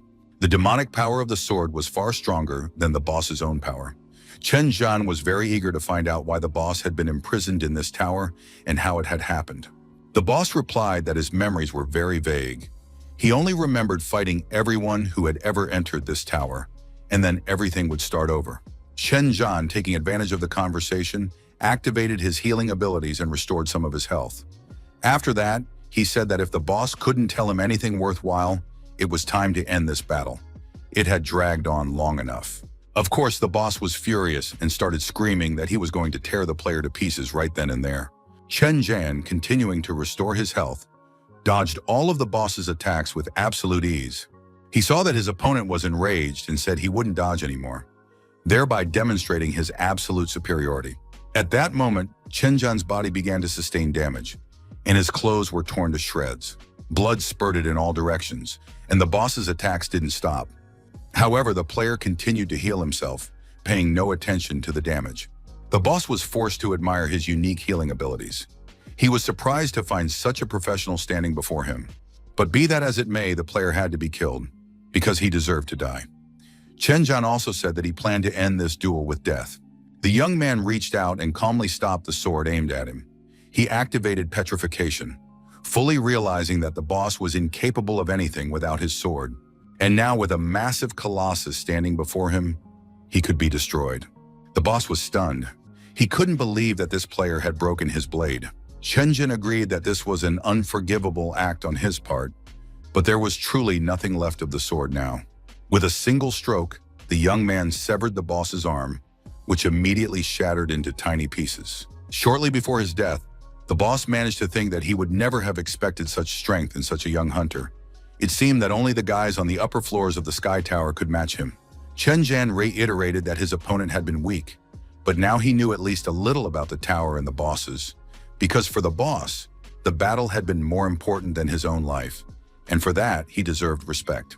Still, the battle had to end, and Chen Zhan finished his attack. The young man held the boss's head in his hand and examined it from all angles. Perhaps all demons have a battle obsession in their blood, and they simply cannot imagine any other options. The boss's head wasn't dead yet, and in his final moments, he said that Chen Zhan was indeed very strong and could move on. The boss admitted defeat, but for some reason felt a sense of relief. He sensed a certain similarity between them. In this world, the player had lost himself. The boss's armor and weapons had constantly nagged at him, and he was a monster capable only of fighting. Chen Zhan tossed his head back and said that this wasn't the end for him. He was heading to the next floor, and the boss would be waiting for other fighters. Perhaps they would meet again someday. At that moment, the boss's head said that he had once had a vision.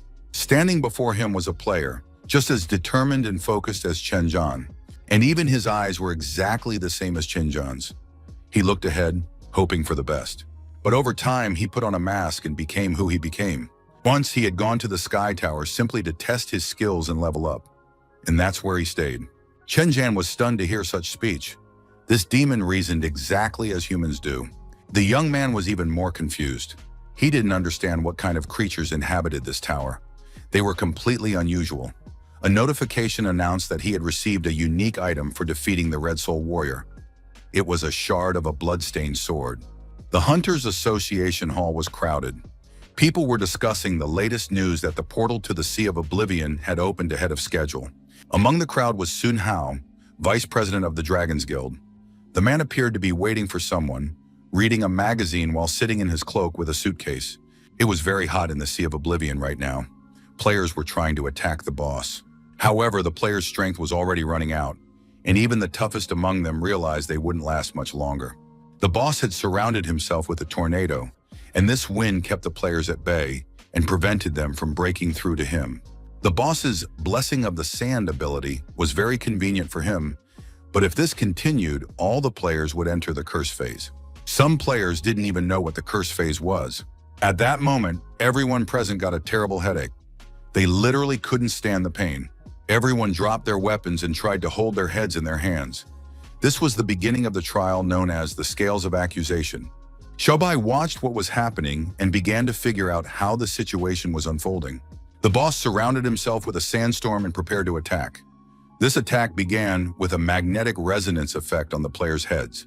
With every passing minute, the players' headaches grew worse, and the sandstorm continued to move. It soon became clear that the headache was not affecting everyone present equally. Liu Xiaodong explained that this spell works on the principle of a roll call. It is magic, one of the three great mysteries known as the balance of sin. It worked by randomly casting the curse on half the players. This caused them to die, and the curse spread to the rest. The raid continued until everyone died. To deal with this, healing or dispel abilities were needed. When healing overpowered the curse, the party was declared innocent, and the curse was lifted from all players at once. Naturally, everyone wanted to know how to perform this healing and save their comrades. The guild leader wanted to know if they had a chance and if they had enough strength to lift the curse, but it seemed impossible. The players had just been fighting a siege monster and had very little mana left, so they couldn't cast powerful healing spells. They needed to find another way and deal with the Sea of Sand shield, which referred to the boss's protective barrier. The best strategy in this situation was to suppress the god's power. A strong hunter with advanced skills needed to attack the boss. Under heavy pressure, the boss's ability reading would stop, and then the players could kill him and lift the curse. But after that, the players would once again face the third riddle, called Real Illusion. Before the man could explain what Real Illusion was, he clutched his head and closed his eyes. Xiaobai tried to support him, but Mr. Liu Xiaodong seemed to be losing consciousness. He only managed to utter the word curse. The guild leader wanted to know if there was a strong hunter among them who could still fight, because if things continued this way, they would all die.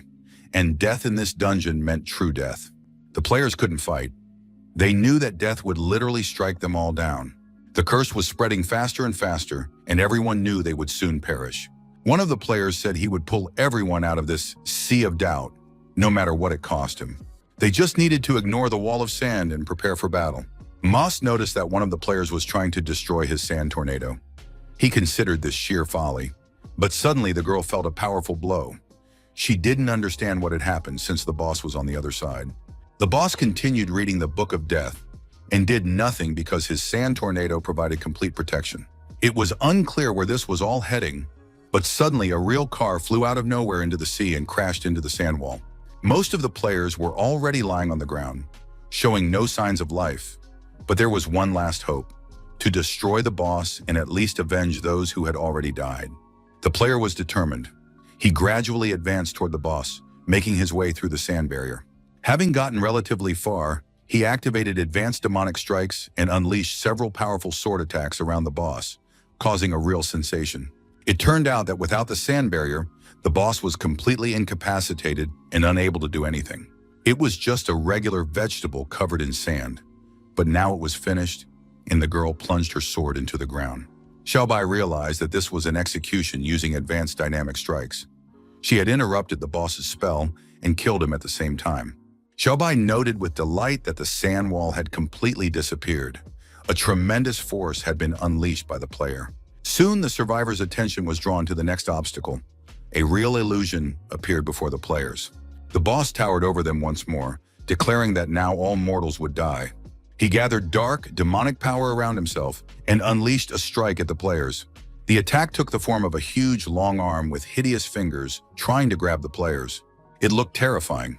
The players tried to run away, but the hand with long, clawed fingers was approaching at tremendous speed. It was clear that this was the work of black magic, but understanding the situation did nothing to make it any easier. The girl tried to run away, realizing she was in the sea of oblivion, and the monster's treacherous fingers would soon close in on her. At that moment, Darky was successfully summoned.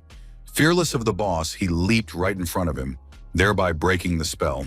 As soon as Darky appeared as an obstacle in front of the boss, his magical power and illusion dissipated, and the magic staff fell to the ground. The player realized that the ability had stopped, and now no hand was trying to grab him anymore.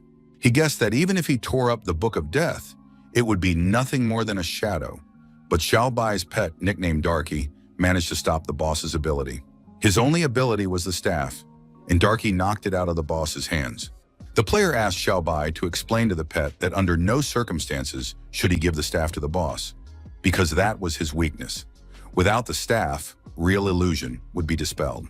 Xiao Bai understood everything and immediately ordered Darky to throw the staff to her. Darky did a great job. He grabbed the staff with his paws and tossed it to his mistress. The Demon Queen stood at the top of the steps, and her subordinates bowed their heads before her. The woman relished the scene. The scales were tipping in favor of the demons and bosses from the Sea of Oblivion. Suddenly, Xiao Bai shouted that she knew what needed to be done to defeat the boss once and for all. The Sea of Oblivion boss was furious. He sensed that the players would soon be able to defeat him. He continued to read from the Book of Death, declaring that the souls of the departed must follow the great god's guidance. Soon, these souls of the deceased would begin to flow to the other side of the river. The monster recited the incantation, and it seemed as though a multitude of black birds were appearing in the sky. In reality, these were the souls of the dead, leaving the bodies of the slain players. Xiao Bai was performing some incomprehensible actions. It seemed she had entered a trance, muttering words and remaining tense. Dark magic gathered the life force of all the damned and dealt a deadly blow across the entire field, causing the instant death of all enemies exposed to it. Xiao Bai finished reciting the spell and now strode purposefully toward the boss, around whom more and more stolen souls were swirling. The girl turned to the guardian Tutu and asked if he had any tricks left up his sleeve, since he wouldn't be able to do anything else from here on out. The player was alarmed and shouted for Xiao Bai to retreat immediately, because the boss was preparing to attack. A multitude of black birds and lost souls swirled around the girl, trying to throw her off balance. But Xiao Bai remained confident. This was the end of the false gods. She did not waver from her intended goal, and in the end, her magic proved effective. Everything around her burst into flames, and the guardian was pierced right through. Xiao Bai seemed to have gone mad. She kept saying strange things, claiming that the dungeon with its unique story mode in the Sea of Oblivion had been improved. At that moment, a notification congratulated the players on defeating the first boss of the Sea of Oblivion, and the players received the Staff of Thoth. The area where the bodies of the slain players lay had changed. The curse had vanished, and the young people began to rise, realizing that the guild leader and Xiao Bai had succeeded in their task. The guardian of Thoth was overthrown, and the tip of the pyramid on the horizon was illuminated by a bright flash of fire. The guildmaster stood up, unable to believe that the duel had come to an end. Xiao Bai was also pleased with herself. She hadn't expected to get gear in such a dangerous place. The girl was delighted. The dungeon had been thrilling, and Darky looked like a real superstar. At that moment, the leader of the investigation team, Liu Xiaodong, came to his senses. He praised the players for their excellent work and said that next they would be transported to another location, the Farnado Oasis. The association will immediately mobilize the guilds to officially launch the attack. In the meantime, the players can rest and recover in the Sea of Oblivion until reinforcements arrive. The next objective for all players is the pyramid visible on the horizon. At that moment, Chen Zhan received congratulations for clearing the 50th floor of the Sky Tower, and a host of rewards to enhance his armor and restore his health and mana. Chen Zhan had already figured out the tower's mechanics. Some floors granted rewards immediately upon clearing them. Other floors offered choices where the player had to decide which resource to restore or enhance. He looked around and thought that this floor was very similar to the real world. The houses around him were badly damaged, giving the impression that battles with monsters had taken place here. Chen Zhen chose to restore his health, since he didn't know what awaited him on the next floors. The further he advanced, the more difficult even the easiest floors with ordinary monsters became. It was unclear whether the player's armor and strength would be enough. The young man employed the draining treatment. Starting from the 10th floor, he encountered no talking bosses, mostly trolls and undead. The berserker warrior on the 10th floor impressed Chenjan. A strange creature, possibly the result of an evolutionary process. He understood that a secret lay hidden within the tower, but he hadn't been able to unravel it yet. Now Chenjan had to face the boss of the 50th floor. Its power was already palpable in the air. The young man stood near a magic circle that glowed with energy and spread a blood mist around it. The boss soon materialized from the mist, and Chenjan realized that killing him would not be easy. The opponents soon stood facing each other. The boss was blindfolded.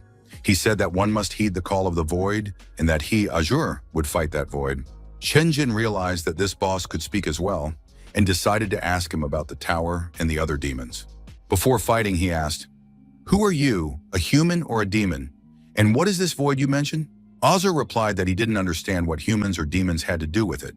He was simply who he was, and the player had to fight him. For Azure hadn't had a real battle in many years, and he craved it with his whole being.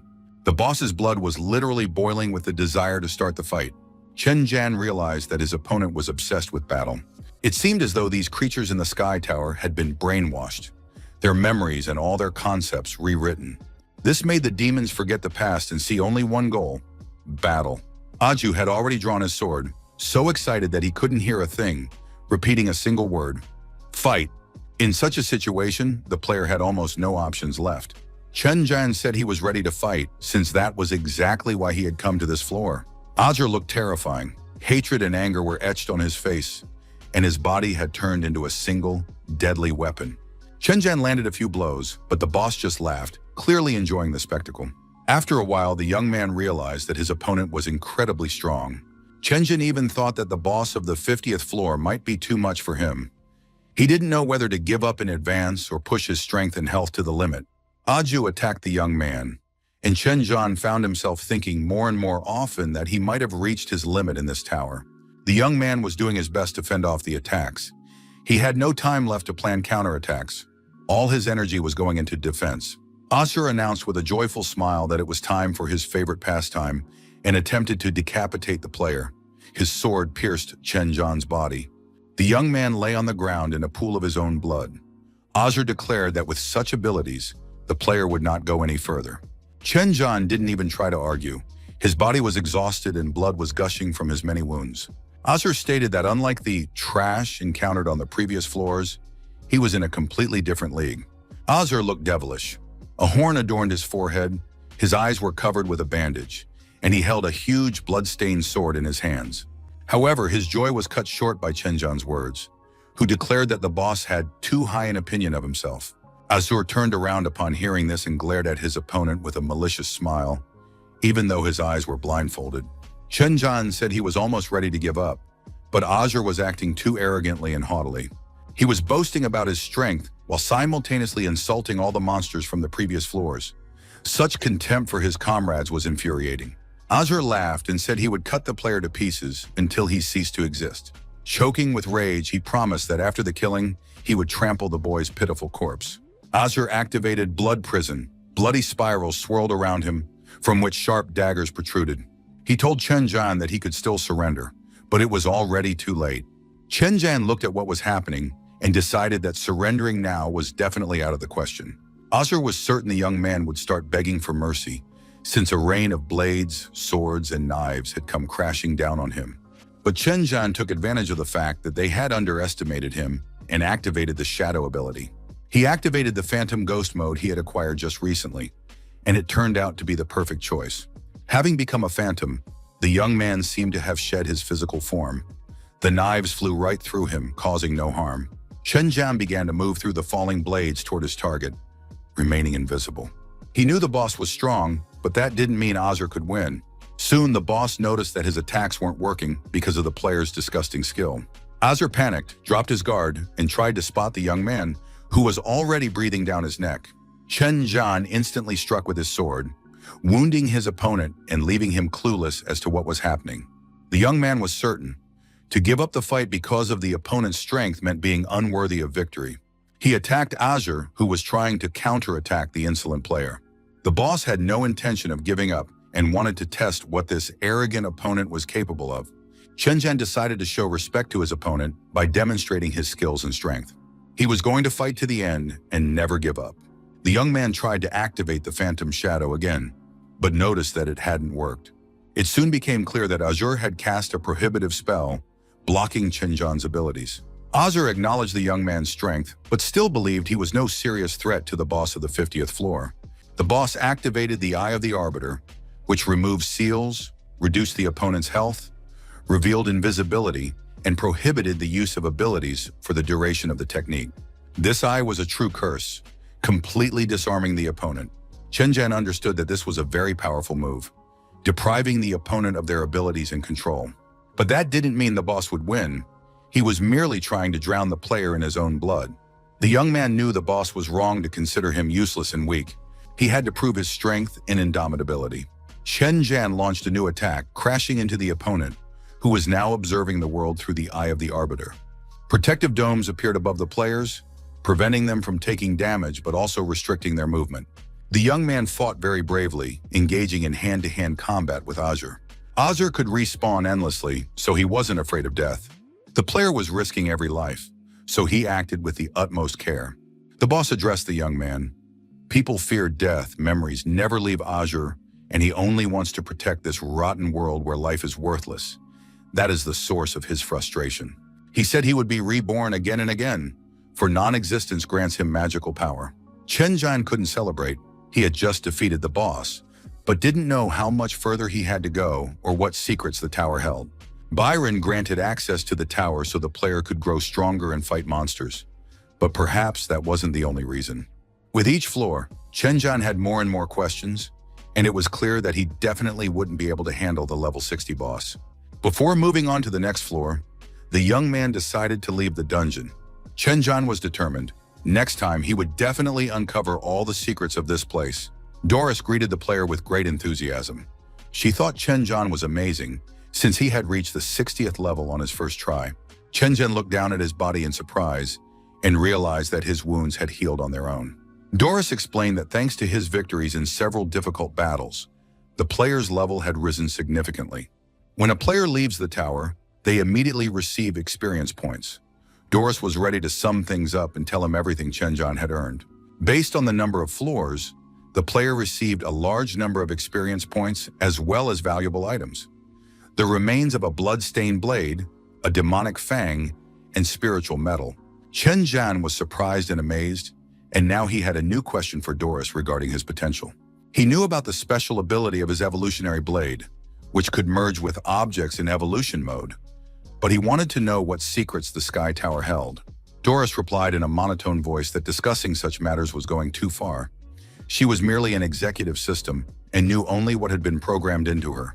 As for the tower, Doris didn't reveal anything interesting. At that moment, the experience points were tallied, and the player was promoted to the Platinum rank. Having completed everything necessary, Doris said goodbye to Chenjan, adding that she would miss him until their next meeting. She added that the Sky Tower dungeon had been created by a single person. Chenjan checked all his stats and was very pleased with what he saw. Moreover, his health and physical stats had fully recovered, as if he had been treated on the go without any effort. Left alone, the young man stepped out of the room. He tried to figure out where he was and saw long corridors and staircases. He assumed he had ended up in the Hunters Association. The Sky Tower was a strange place. The monsters looked like humans, but it seemed as though they were hiding something.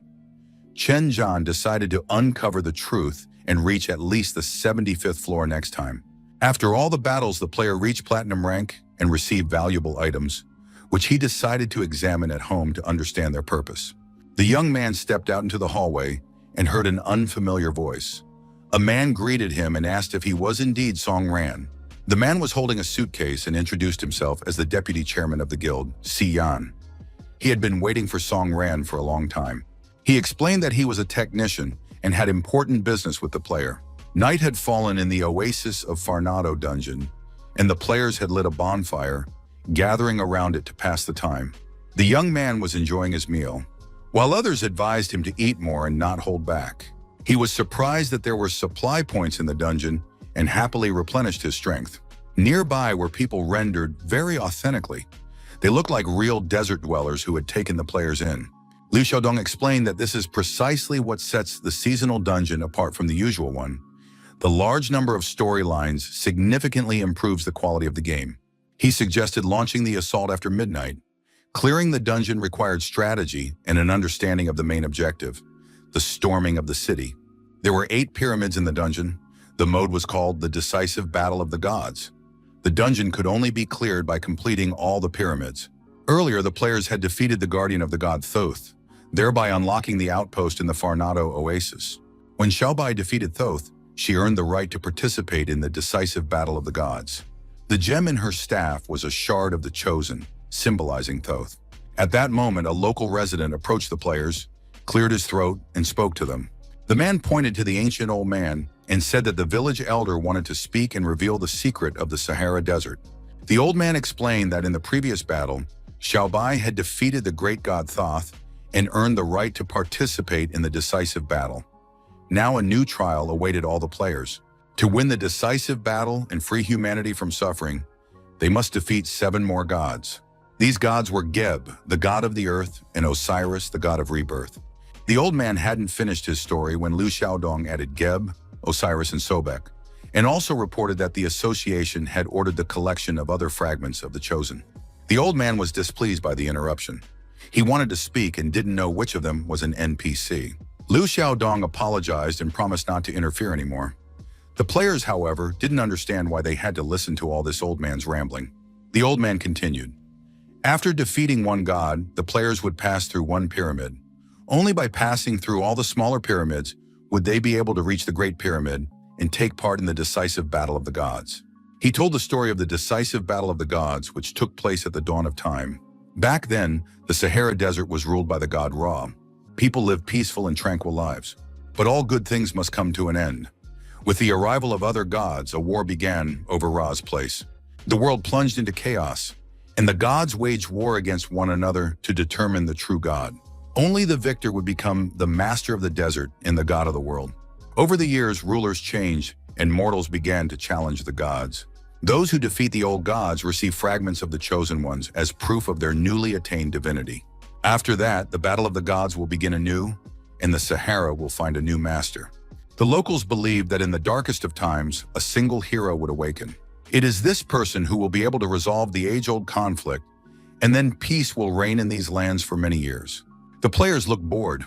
They were tired of ancient fairy tales and all turned to look at Xiaobai. The girl was terrified. Did the guys really think she was that very god? Liu Xiaodong reassured her, saying that it was just a game mechanic. Tomorrow the guilds would gather and set off to battle the 6 remaining gods. That is how Sea of Darkness officially begins. Suki listened to all these stories, turned around and was about to walk away. The investigation leader called out to the girl and asked what she was planning to do. Suke replied that she was going to head to the pyramid alone. She believed that if she stayed with the players, she would constantly annoy those present. Although this seemed unfriendly, the guild leader understood that Suke was undermining team spirit. The young man asked if it was possible to clear the pyramid alone. Liu Xiaodong believed that few were capable of it, but that it was theoretically possible. The pyramid mechanism could adjust to the number of participants by setting the difficulty level, but even so, the risk of dying was many times higher when going it alone. The young man couldn't calm down. He wanted to perform a solo feat. After a moment's hesitation, he made his decision. He announced that he too was heading to the nearest pyramid. The young man realized that it was unlikely any of the other participants would agree to support him, so he would go alone. The remaining players sat around the campfire, wondering if they had any chance of surviving after the start of a global war. Chen Zhen immediately asked the technician how he had found out about his presence there. Chen Zhen was certain that no one knew he was in the Sky Tower. After all, even he himself didn't fully understand how he'd ended up there. The man explained that he had figured it out using some tricks. He used the person's physical parameters to determine which dungeon the player was in. The technician noticed that Chen Zhen had ended up in a completely different dungeon than the others. So he decided to take the opportunity to ask a few questions, but first he needed to have breakfast. Chen Zhen said he wasn't feeling his best and wanted to go home, change clothes, and rest. The technician said he had waited all day yesterday and had gone to the nearest shopping mall to buy some clothes. He took a bag out of his suitcase and handed it to the player. Chen Zhen thought it was a nice gesture on the guild's part and agreed to accept the clothes. He put on a red long-sleeve t-shirt and a lilac jacket. The clothes fit perfectly. The girls in the association building remarked on how stylish and handsome he was. Chen Zhan turned to the technician, suggesting they take a walk and talk. The young man approached the nearest pyramid, where, according to the NPC, the fragments of the Chosen One, the weapon that would start the final war, lay. Only the one they call God could lay claim to this weapon. Chen Zhan was certain that only he was entitled to the shards. He was obligated to lead his guild to victory and not let his comrades down. Everything had to be perfect.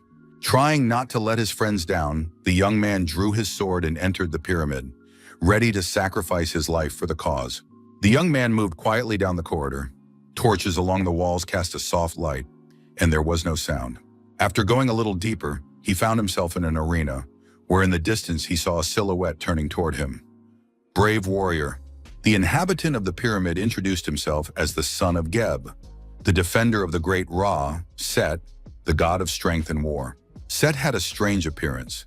Thin, curled horns, a skull-like face, wings on his back like a dragon's, and upper limbs that were slender, while his lower limbs were powerful, like those of a goblin.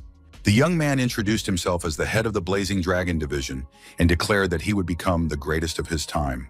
He gave his name, Yan, head of the Dragons Guild, drew his sword and pointed it at the god of the pyramid. Seth looked at the young man in surprise, not understanding his intentions, and then spoke. The rivals met at the right moment. It was time to engage in battle. If Yan defeated Seth, he would be able to move on. Yan was confident and activated his ultimate move, Light Barrage, attacking his opponent. Seth didn't even flinch. He held out his hand, creating a protective barrier and completely stopping the attack. Yan repeated the ultimate Light Barrage, but his opponent activated a shadow ability to dodge the attack. The opponents rose into the air. Yan attacked, and Seth raised his hand to defend. After a short while, Yan realized things were looking bad. The opponent was too strong, and he couldn't handle it alone. The head of the Dragons Guild was certain that Seth was at least Diamond tier. That was the difficulty of the Sea of Oblivion. Why fight in a situation you knew you'd lose? Seth called the player foolish and powerless for daring to challenge the god of war, since it was clear to everyone that he wouldn't survive. Yan got a little angry. "Don't underestimate me," he said, pushing off the ground and leaping into the air to attack. But Seth was neither foolish nor weak. He raised his defense, and the player's attack proved useless. On top of that, Seth punched him in the jaw. Yan flew through the air, spraying blood everywhere. God landed another blow, wanting to teach the arrogant player a lesson. Yan felt terrible. Seth knew these were the last seconds of Yan's life. The Dragon Guild leader lay flattened in a pool of his own blood. His sword lay nearby, and it was clear he would no longer be able to fight. Yan thought that his opponent was too strong, and without a healer on the team, it would be difficult to defeat the boss alone. Crouching on all fours, the young man realized it was time to drink the potion. With a single motion, Yan emptied the vial of the potion, which in his opinion should come in handy. Yan glanced sideways at his opponent. The god of Set was very strong, but that was only half the problem. It turned out that the boss of the Sea of Oblivion would be even stronger, and it was completely unclear how Suke's life would end. Suke looked around, trying to figure out what was going on. She had already walked through the entire pyramid and found herself in the central arena, but she hadn't met anyone. It couldn't possibly be empty here. The girl even scanned the entire building, but the scan yielded no results. If that was really the case, she would have to leave the pyramid. Suka slung her weapon over her back and strode confidently toward the only closed door. "I hope no one finds me here," she thought. As she climbed the stairs, the girl reflected on recent events, unable to understand why everything had turned out this way. Suke suspected that her brother had died because of Song Ran, and she was ready to give her life for revenge. However, Song Ran saved her, and then said he was to blame and had let his comrades down. But it was Suka who had shot him in the first place. Now she still had to take her revenge in front of the guild. She mustn't forget about the Huang Tiu Guild. She needed to build good relationships with all the guys. In time, perhaps Suke would be able to settle the score with Song Ran as well. Suka was sure of only one thing. She didn't want to be hated. But suddenly the girl heard a voice. "You're mistaken!" Suka spun around sharply, holding her weapon in front of her. She didn't know who was speaking to her, but the voice continued. "If you forget about this place, you'll have to say goodbye to the rest." The voice explained that he hated his father's friend. This villain had killed his mother, just as Song Ran had killed Suke's brother. The moment revenge was exacted, the stranger gained incredible power, obtained the hook and the chain, and became a god. A thought of forgiveness took root in Suke's mind, simply because Song Ran had saved her. The girl felt dizzy, not understanding where the voice was coming from, and demanded that it be silenced immediately. The voice continued, "You can't run away from yourself." Suke sat down on the floor, dropped her weapon, and tried not to listen to the stranger. Liu Xiaodong asked the NPC which gods were inside the 6 pyramids. The village elder said he would explain everything, but first he needed to look at the dungeon map. The god Anubis sits inside the Great Pyramid. A red-haired guy set off for Set's pyramid. According to the association's data, Set's quest was divided into 2 stages. The first involved killing mobs that grew stronger and more dangerous with each corridor traversed. Only one participant could advance to the second stage, the last one, for the final battle with Set. Once alone in the pyramid, the player skipped the first stage and went straight into combat. After that, the NPC told him about a girl who was in the pyramid of the god of the mountain. Liu Xiaodong grew alarmed upon hearing these words. The old man was also replaying the events in his head. His expression spoke of a serious problem. The city cafe was cheerful and pleasant. The atmosphere was friendly and peaceful. Warm, hearty food on a plate was always welcome. The technician explained why Chen Zhan had grimaced when he met him. A sudden encounter with a crazy girl had left a bad taste in his mouth. "But it's not for nothing that they say most technicians are madmen," he added. The man admitted that, despite her apparent saneness, he knew Suke and considered her a talented girl who had made a name for herself while still a teenager. Chen Zhen suggested that they might have known each other. The technician replied that he hadn't met her personally, but a few years ago the government had been gathering gifted young technicians under its wing. At the time, the technician was a friend of guild head Xiang, and for the sake of his dream of a top-tier guild, had signed up for the project. After being placed in the second cohort, he realized he had ended up in an experimental group. Suke was in the first group. By that time, she had already developed a selection system and was unmatched among the trainees. She had a strong and determined personality. After the 5 technicians were assigned to the experiments, Suke changed drastically. Later, everyone was sent home, and the Prometheus project was shut down. Only now did the man realize that the entire project had been carried out for the sake of experiments that had failed. The technician didn't know all the details of the government's experiments. He was young, and the organizers had told him very little. Shenzhen decided to ask the question that interested him. Perhaps the technician knew who the awakened were. His companion paused to think, then asked, "Could it be that Song Ran saw the underground city?" Shenzhen couldn't answer. He had already seen too much. The night dragged on, and by the campfire, the players tried to figure out what to do and how to survive. The guild leader wanted to understand the significance of what was happening, and it was clear that Liu Xiaodong had a better grasp of the situation. Liu Xiaodong explained that the problem lay with the mountain god. He had no physical body, and his pyramid was a continuous labyrinth. The method of dealing with intruders in the pyramid was called Sweet Dream.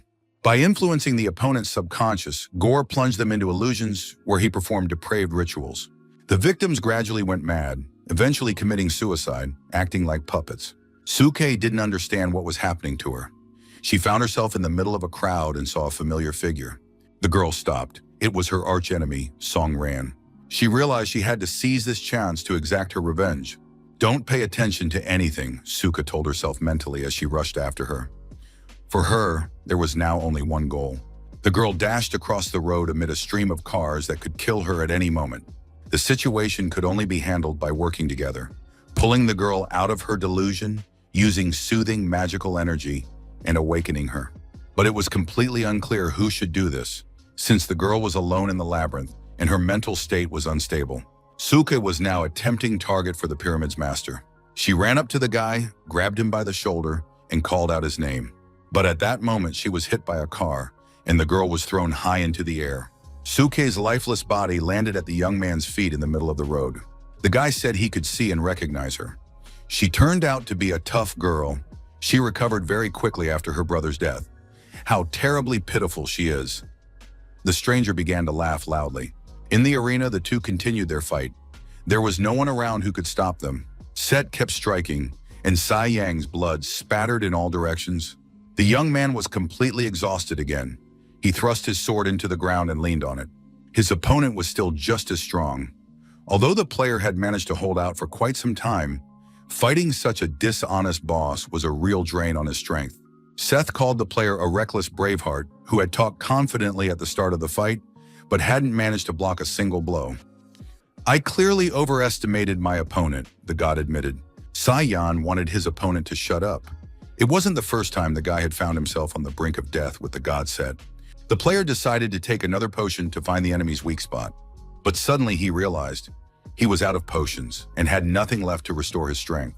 God Set realized what had happened and began to laugh loudly. Saiyan, you should be proud. I will never forget you. The god promised to remember the player until the dungeon was reset. Then he shouted, "Now you'll die!" Took a running start and launched his final attack. Saiyan managed to shout that he wouldn't give up. He thought only of his guild. Is this really the end? What will happen to my friends? He didn't even notice that there were now 3 of them in the arena. One swing of the sword and God Set was wounded. Blood was pouring from his hand. To his surprise, Saiyan realized that standing before him was Song Ran, who had just saved his life. Song Ran was now ready to continue the fight in place of the weakened player. He turned to Saiyan.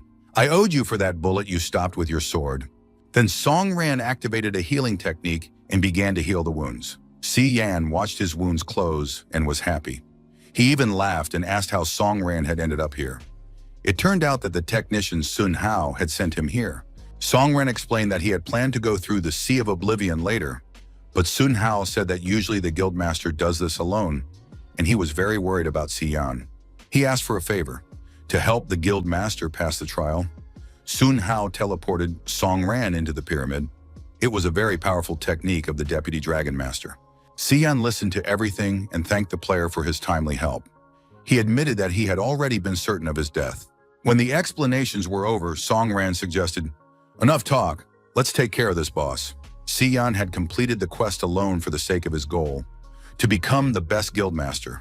The young man hadn't teamed up with anyone in a long time, and now he enjoyed working together again.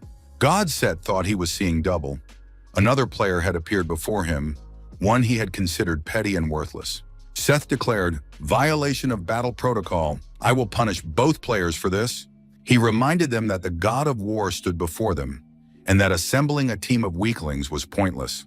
God Set activated the Spear of Elemental Discord. He struck, and it seemed as though the underworld had opened up. Everything around them was illuminated by flashes of white light. God promised that today the boys would learn what a real battle is. Song Ran realized that his interference had made the monster stronger. The god Set was too loud and overconfident. However, in the next moment, the guys realized that their opponent possessed frenzied strength. The bosses of the Sea of Oblivion appeared before them, many times stronger than the usual ones. Saiyan reassured his friend, no matter how strong this horned god Set is, he's just one. The 2 of us can handle him. But in the next second, Saiyan's opinion changed drastically. He saw something. Before them stood an inhuman number of undead and skeletons, ready for battle.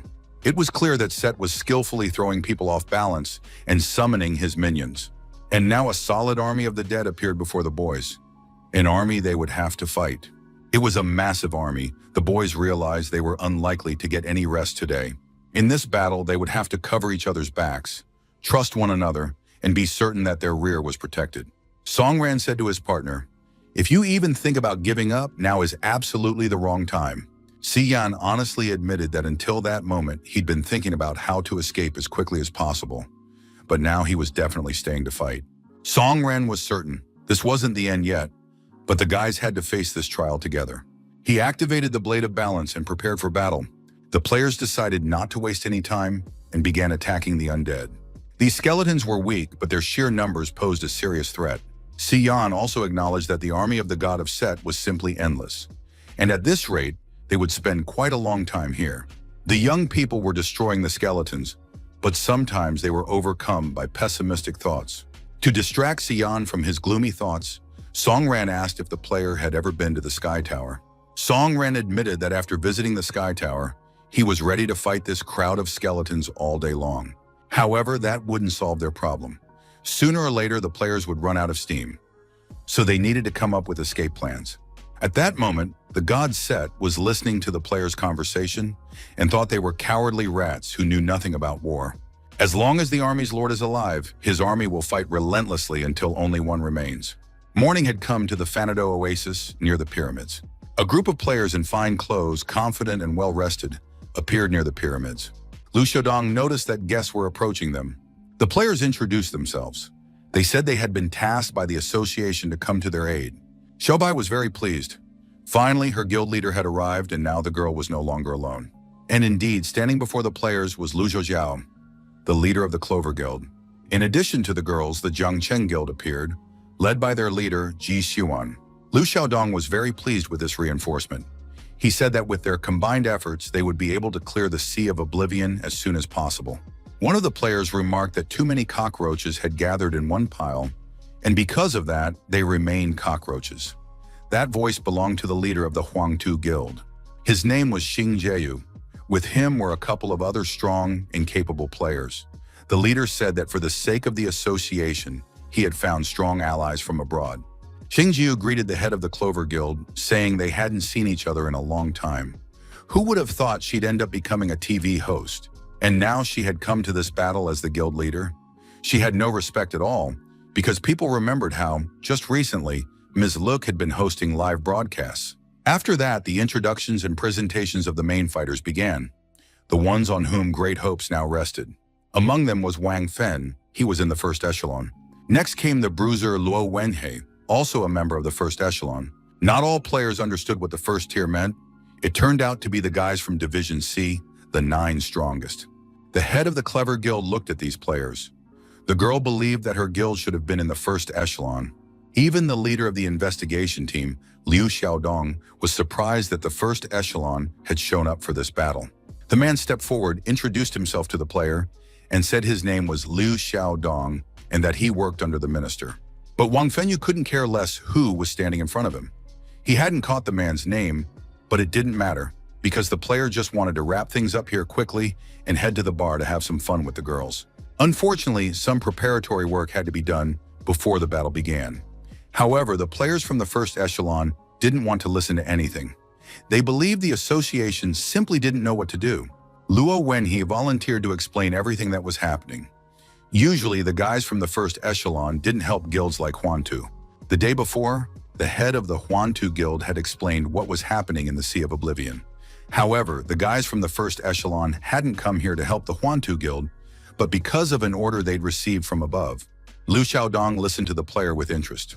After all, the presence of 2 fighters from the first echelon already indicated that this went beyond standard tasks, and that meant something terrible had happened in this underground city.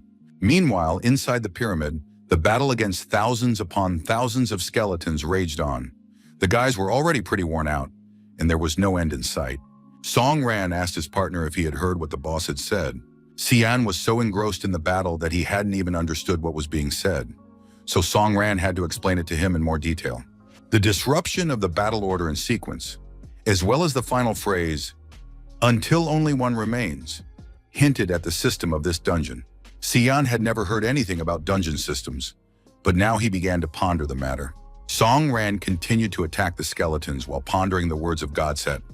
Most likely, the sea of skeletons around them was one of the stages in the construction of this dungeon system. The second piece of evidence that this was a system was the lack of any warning about the dungeon's changes. And that meant the boss himself could control this dungeon. So it turned out that when Set said, "until only one remains," only one fighter was supposed to be left to battle him. And that meant that when Xian entered the pyramid alone, he immediately engaged the boss in combat.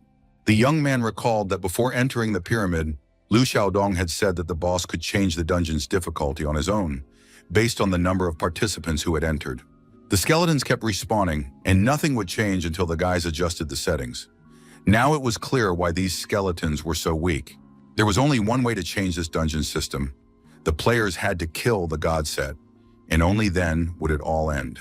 The funny thing was that if more people had come here, everyone except one would have died. But now there were only 2 players, and in order to get to Set, Xian realized he would have to kill himself.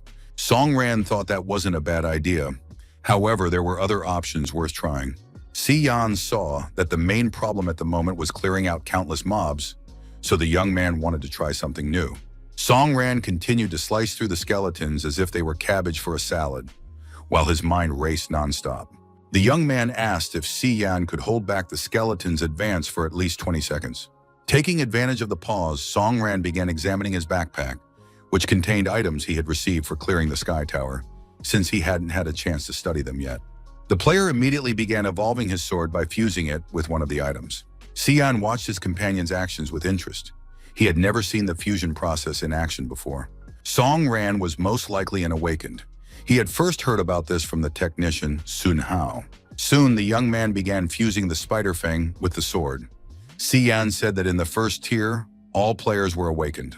Si Yan admitted that he had dreamed of making it into the first echelon his whole life, and that upstart Song Ran.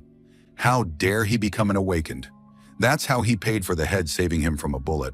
Song Ran paid no attention to his comrades' grumbling. He said they had far more serious problems, so they should shut up and take action. Si Yan looked at the skeletons and saw that they seemed to have grown even larger and more vicious, while their numbers were also dwindling. Si Yan realized he didn't have much mana left, just enough for a single ability use. Although Si Yan didn't know the form of Song Ran's awakening, he decided to give it a try anyway. Si Yan decided to take a risk and activated his Art of the Sword ability. After that, he restored the burgundy barrier around himself. All the mobs looked at the player in surprise, as if waiting for an order. By this time, the fusion was complete. Song Ran checked his stats. He had gained only 1 point in Dark Resistance, but the rest of the level-up bonuses had worked perfectly. Apparently, this sword wasn't particularly suitable right now. In the current situation, its ability was useless. So Song Ran decided to evolve the sword once more, using another item. He had obtained this attribute from the giant knight he had fought in the Sky Tower. Si Yan had already started cursing and grumbling. Why was his comrade taking so long to fiddle with his sword? Si Yan felt that his mana was practically running out. Si Yan thought he couldn't take it anymore and hoped his companion would come to him soon. Song Ran yelled at the leader to shut up because he was wasting even more mana that way. Song Ran took out a few mana potions and tossed them to his companion to restore his strength. Si Yan looked at this rookie with surprise once again. He had prepared perfectly for this dungeon. Just then, another fusion was completed, and Song Ran began examining his weapon's new stats. This time, it had taken the form of a giant sword. The young man didn't understand why it had taken on such a massive size. Could it be that he had leveled up the sword through evolution? Once again, he was convinced that his blade held many secrets. The most interesting thing was that this weapon could become even stronger. It had a marvelous hilt, and now he could test what it was capable of. But Song Ran decided not to stop there. He began another round of fusion. Upon fusing with the hilt, he gained a new active ability. Si Yan started whining again, saying he couldn't take it anymore, and didn't know how much longer he had to wait for Song Ran. Just then, Song Ran finished all the upgrades and said that he was now ready and could show Si Yan his new ability. Song Ran activated the giant sword form and was now ready to fight any opponent. Si Yan told his comrade that he needed to recover his health, and in the meantime, Song Ran would fight the mobs on his own. Song Ran decided to test his sword on these dead souls. The young man ran up to the army of mobs and swung his sword once. Items left behind by the skeletons immediately scattered in all directions. Si Yan was in shock and couldn't believe his eyes. Song Ran looked at his companion and said that clearing out the mobs was no longer a problem for them. The young man continued to destroy the skeletons, realizing that they needed to deal with the god set. Soon the dungeon was completely cleared of mobs. Si Yan noted with admiration that his companion was far too strong. Si Yan wanted to know what Song Ran had been doing while the players were going through the Sea of Oblivion. The young man admitted that the system had sent him to the Sky Tower, and he had leveled up there. Song Ran analyzed his actions. The new abilities had decent effects. The Dance of Bloody Destruction required a lot of health, but it could be combined with a health-regenerating heal. Thanks to this combination, health stopped being lost and even regenerated, albeit only slightly. In other words, at the start of the battle, the player lost some health upon activation, but had already recovered it all thanks to the activation. Now the only problem was mana. Therefore, it was necessary to finish this fight as quickly as possible, since mana wasn't infinite. Song Ran approached the boss. However, the god set was outraged that some nameless boy, having approached him, dared to hope to kill the god set himself. But instead of a response, he received a sword strike that greatly surprised the boss. Sion dealt a blow his opponent clearly hadn't expected, but the player had been waiting a very long time for the right moment to take his revenge. Seth was displeased to have been struck from behind. However, now Sion would not be able to escape him. God Set said he could replicate the ability that Sion had just used. God Set activated Deadly Strike and unleashed it right beside him. He didn't let Sion go, preventing the young man from hiding from the attack. The barrier he had erected kept Songran at a distance, and God Set wanted the redhead to feel death seeping into his muscles and bones. Sion was in excruciating pain. The god's attack was far more powerful. However, the young man refused to let go of his blade. Sion turned to his comrade with one last request. Sion knew the young man was very strong, but he still asked Songran to leave the boss to Sion. Songran unquestioningly agreed to fulfill his friend's request because he believed in him. Now the young man stepped back, allowing the duel to continue without his participation. The god Set laughed upon hearing these words. He said that words about faith could only be heard from the mouths of fools. And all this happens only because people have no other choice, and they are forced to believe in something. As long as Sion holds his blade, he will die a slow and agonizing death. But if he lets go of the blade, he will lose his only chance at victory. God Set assumed that the redhead was hoping his friend would save him, but that was impossible. As long as Sion remained near God Set, the disparity in their strength would not change, and therefore a choice had to be made. God Set gripped his staff tightly and said that they would both test its power. Songren saw his comrade perishing and the army of the dead drawing ever closer. Sion shouted that he would not let go of the blade he had plunged into God Set's chest, no matter how much pain he had to endure. And the god Set would never understand this, because he still did not grasp the true nature of humanity. Memories flooded the young man's mind. As he walked through the city streets, he had seen a boy scavenging near the trash cans. His name was Sun Hao. His family had recently moved. His parents were constantly at work and didn't spend any time with their son. On top of that, the boy's face was paralyzed. He was often bullied by hooligans, and he couldn't even fight back. The kid said he was the fiercest fighter and bully in the neighborhood, and his name was Sion. But now it was his turn to deal with the wimp Sun Hao. Could it really be that he couldn't stand up to his bullies? Sun Hao said nothing, so the bully Sion approached him and said he didn't understand his behavior. Sion grabbed the boy by his clothes and asked, "Do you really think you're a weakling?" But the boy remained silent. After that, the bully Sion started yelling at the boy even louder, saying that he breaks people like him as easily as a willow twig. The boy remained silent the whole time while Sion struck him and beat him. Sion grew angrier and angrier, thinking that the boy was very insolent, didn't want to fight back, and was now looking down on him. Sun Hao sat there, displaying a mad stubbornness, and this irritated his tormentor more and more. Sion, like all the bullies before him, demanded that the boy hand over the money immediately, and then he would leave him alone and go away. And at that moment, the boy spoke up. Sun Hao called all the bullies a bunch of trash. Sion had never heard such words directed at him before. He was literally shocked. Sion wanted to beat the boy up again, this time for the insult. But at that moment, Song Hao lashed out. It seemed as if he was ready to vent all the grievances he had been enduring. The boy raised his fist and said he would kill anyone right then and there. After that, a fight broke out between the boys. They called each other freaks and promised a lot of trouble in the future. Soon, both boys were exhausted. They hoped that the lessons they'd taught each other wouldn't go to waste and were ready to meet again in a fight next time. Well, something clicked between the guys. Sion handed the boy a wooden sword he had made himself and named it Crimson. Sion told his new friend that, according to tradition, until you've fought with someone, you don't really know them and can't call them a friend. Sion explained that he would definitely teach his friend how to use the sword. First, you have to place it against your lower back, then arch the blade upward, swing it, and shout a battle cry. This would be the art of the sword, Shining Fang. Sun Hao tried to repeat everything his new friend had explained to him. Though he did think the name Shining Fang was pretty silly, Sion encouraged his new companion and said that if anyone picked on him while he was ready to fight his enemies, he could always count on Sion's help. Sion promised that he would always come to Sun Hao's aid. The main thing was not to give up and to keep fighting.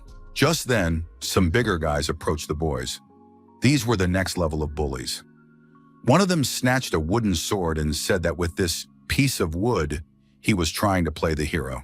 One of the bullies held Siyan back so the boy wouldn't get in the way. Meanwhile, another bully pinned down the unfortunate Sun Hao and took his money. Sun Hao screamed loudly, offering no resistance. He begged the men to take his money but not to hurt his friend. The thugs didn't like those words at all, and they beat the guy up, saying he'd gotten too cocky. After that, they declared that you can't act like a hunter if all you have in your hands is a toothpick. They beat up the poor boys, and now the villains had dealt with them in one fell swoop. After that, the bullies left, saying they would come back to this neighborhood many more times. After all, this redhead decided to become a hunter. What a joke. Siyan felt terrible. He hadn't been able to protect his friend, who had been counting on him. Siyan began gathering the fragments of the wooden sword to calm himself down and hide his inner turmoil. Sun Hao approached his friend, trying to offer support and show concern. Siyan was disappointed because he hadn't been able to protect his friend. Siyan apologized to his friend, turned around, and walked away. Sun Hao tried to stop his friend. He said that he had always known he didn't belong in this world, and no matter what other people did or how they provoked him, he never paid them any mind. But now Siyan had shown him that this wasn't trivial. He needed to learn how to deal with people like that. But Siyan didn't stop and went about his business, while the broken wooden sword lay on the ground. A few days later, the local school was bustling and noisy. The kids were discussing the latest news while looking out the window. Siyan walked into the classroom and overheard his classmates talking about some bespectacled kid who had challenged a senior to a fight. It looked like he was about to get a good beating, and this rich, straight-A student was going to get it. Siyan continued to sit at his desk flipping through a book, but suddenly heard, "Look, look! That weirdo has a wooden sword in his hands." The guys were amazed and said that the guy had pieced the sword together from scraps and wrapped it in duct tape. It was laughable. It was unclear where he'd even dug up such junk. At that very moment, Sun Hao was standing in the schoolyard with a taped-up wooden sword in his hands. He wanted to fight the very same bully who had insulted his friend the day before and broken his sword. The high schooler said he was going to deal with this insolent brat right now. Most likely his red-haired friend had taught him to be so brazen, but the nerdy kid needed to be put in his place. Everyone could see that Sun Hao was terrified. His legs were shaking, and the high schooler didn't even want to get into a fight with him, because he actually had no intention of picking on the class ATM. But then the boy spoke up. He said there was no need to talk to him. Today he would take revenge for Siyan and had no intention of giving them any more money. And the boy charged forward, performing the art of the shining sword or tooth or fang, whatever it was. He ran. The girls watching were amazed that this little guy had actually charged into battle. It was clear that someone was in for a beating today. Sun Hao ran across the courtyard without stopping, repeating the words about the art of the sword. The boy had said that if he didn't fight back, he would live his life in vain, but now he decided it was time to fight. Because Sun Hao finally had a reason. For his friend's sake, he would stand his ground until the very end. The high schooler snatched the sword from the boy's hands and kicked him in the chest, telling him not to show off. Sun Hao lay on the floor, and the high schooler stood over him, calling him a weakling who'd had a pathetic awakening. The bully turned his attention back to the sword. It was still the same crappy piece of wood that would disgrace anyone. The bully broke the sword into pieces again and deliberately crushed them as finely as possible with his foot so the boy couldn't glue the weapon back together. The high schooler was extremely annoyed. Of course, he couldn't beat up this kid, but this stubborn little brat was driving him absolutely crazy. Even though Sun Hao was lying on the ground, he said that the only weaklings here were the bullies. They could only assert themselves by picking on the younger and weaker ones. People like that belonged in the sewer. And before the high schooler could hit the bespectacled boy again, Siyan jumped up and stepped between the fighters, saying that Sun Hao was absolutely right. Siyan's foot landed squarely on the high schooler's jaw, immediately splattering blood all over the schoolyard. Siyan wasn't done yet. He said that none of the bullies would ever be able to hurt his friend. The high schooler realized that now he would have to fight this red-haired student again. He immediately clenched his fist and told Siyan to mind his own business. Then the boy punched the other boy in the jaw, and blood spurted everywhere. Now 2 friends were lying beaten in the schoolyard, and the high schooler was laughing, standing over them. The high schooler said he was going to show these brainless kids how to behave around their elders. The bully pressed Siyan's head against the floor with all his might, and blood continued to spill everywhere. After that, I don't know where the school teachers were, but the bully didn't calm down. He put his foot on Sai Yang's head and demanded that he admit he was a weakling. But the boy stubbornly remained silent, which only further infuriated the high schooler, who simply couldn't contain his rage any longer. It's unclear how this would have ended, but at that moment, Sun Hao's foot landed squarely on the bully's groin. For a moment, the high schooler froze in place, paralyzed by pain. Xian took advantage of this, got to his feet, and despite the pain and blood streaming down his face, approached his attacker. The blow was delivered cleanly and with dignity. Xian shouted that his opponent didn't know how to fight at all. The girls were thrilled. Sun Hao walked over to his friend. He apologized for breaking the wooden sword again, but the boy promised he would definitely fix it. Xian said that he was the one who should apologize. The boy was very ashamed. Xian promised his new friend that he would never let the blade slip from his hands again. At that moment, Xian decided he would become a hunter and have his own guild. Sun Hao was thrilled to hear the news and said he would become the best technician. And as soon as Xian's weapons or armor were damaged, he would definitely fix them. The friends agreed on that. And now Xian once again never let go of his blade, and the presence of the god of Set was merely a minor hindrance. The hunter was not the same as before, and it was no longer possible to stop him. From early childhood, Xian had known he would be a hunter and would never back down. That was his guiding principle. And just as before, the young man activated the divine gift with his blade. The Crimson Rift contract was activated, and the space around Godset began to crack. Song Ran watched the battle from the sidelines. He noted Sai Yan's unique ability. He used the blade's strength, turning it into a fragmentation projectile. Godset began to laugh. Now he knew what the way of the hunter was. For the first time, opponents had appeared before him who could defeat him as a team, but he didn't understand the point of it. The Godset reappeared in the pyramid again and again, fully restored. He had already experienced and seen much, and new times would soon dawn. However, for humans, they would not. Gradually, the Godset began to crumble, and the same thing happened to his entire army. The boys walked toward each other, realizing they had gone through a living hell. And the second in command, Seth, was cast into the Sea of Oblivion. Song Ran praised Sai Yang's combat skills. However, the boy said he had done all this only thanks to Song Ran's mana. With his help, he was able to activate his final ability. But he still missed something, and now he considers it a huge mistake. Xian once saw how, during a battle, Xiaobai let go of her staff, and as a result, received a new staff after defeating the boss. But now things had turned out very badly. Some junk dropped from the god of Set, which can't be used to make a weapon.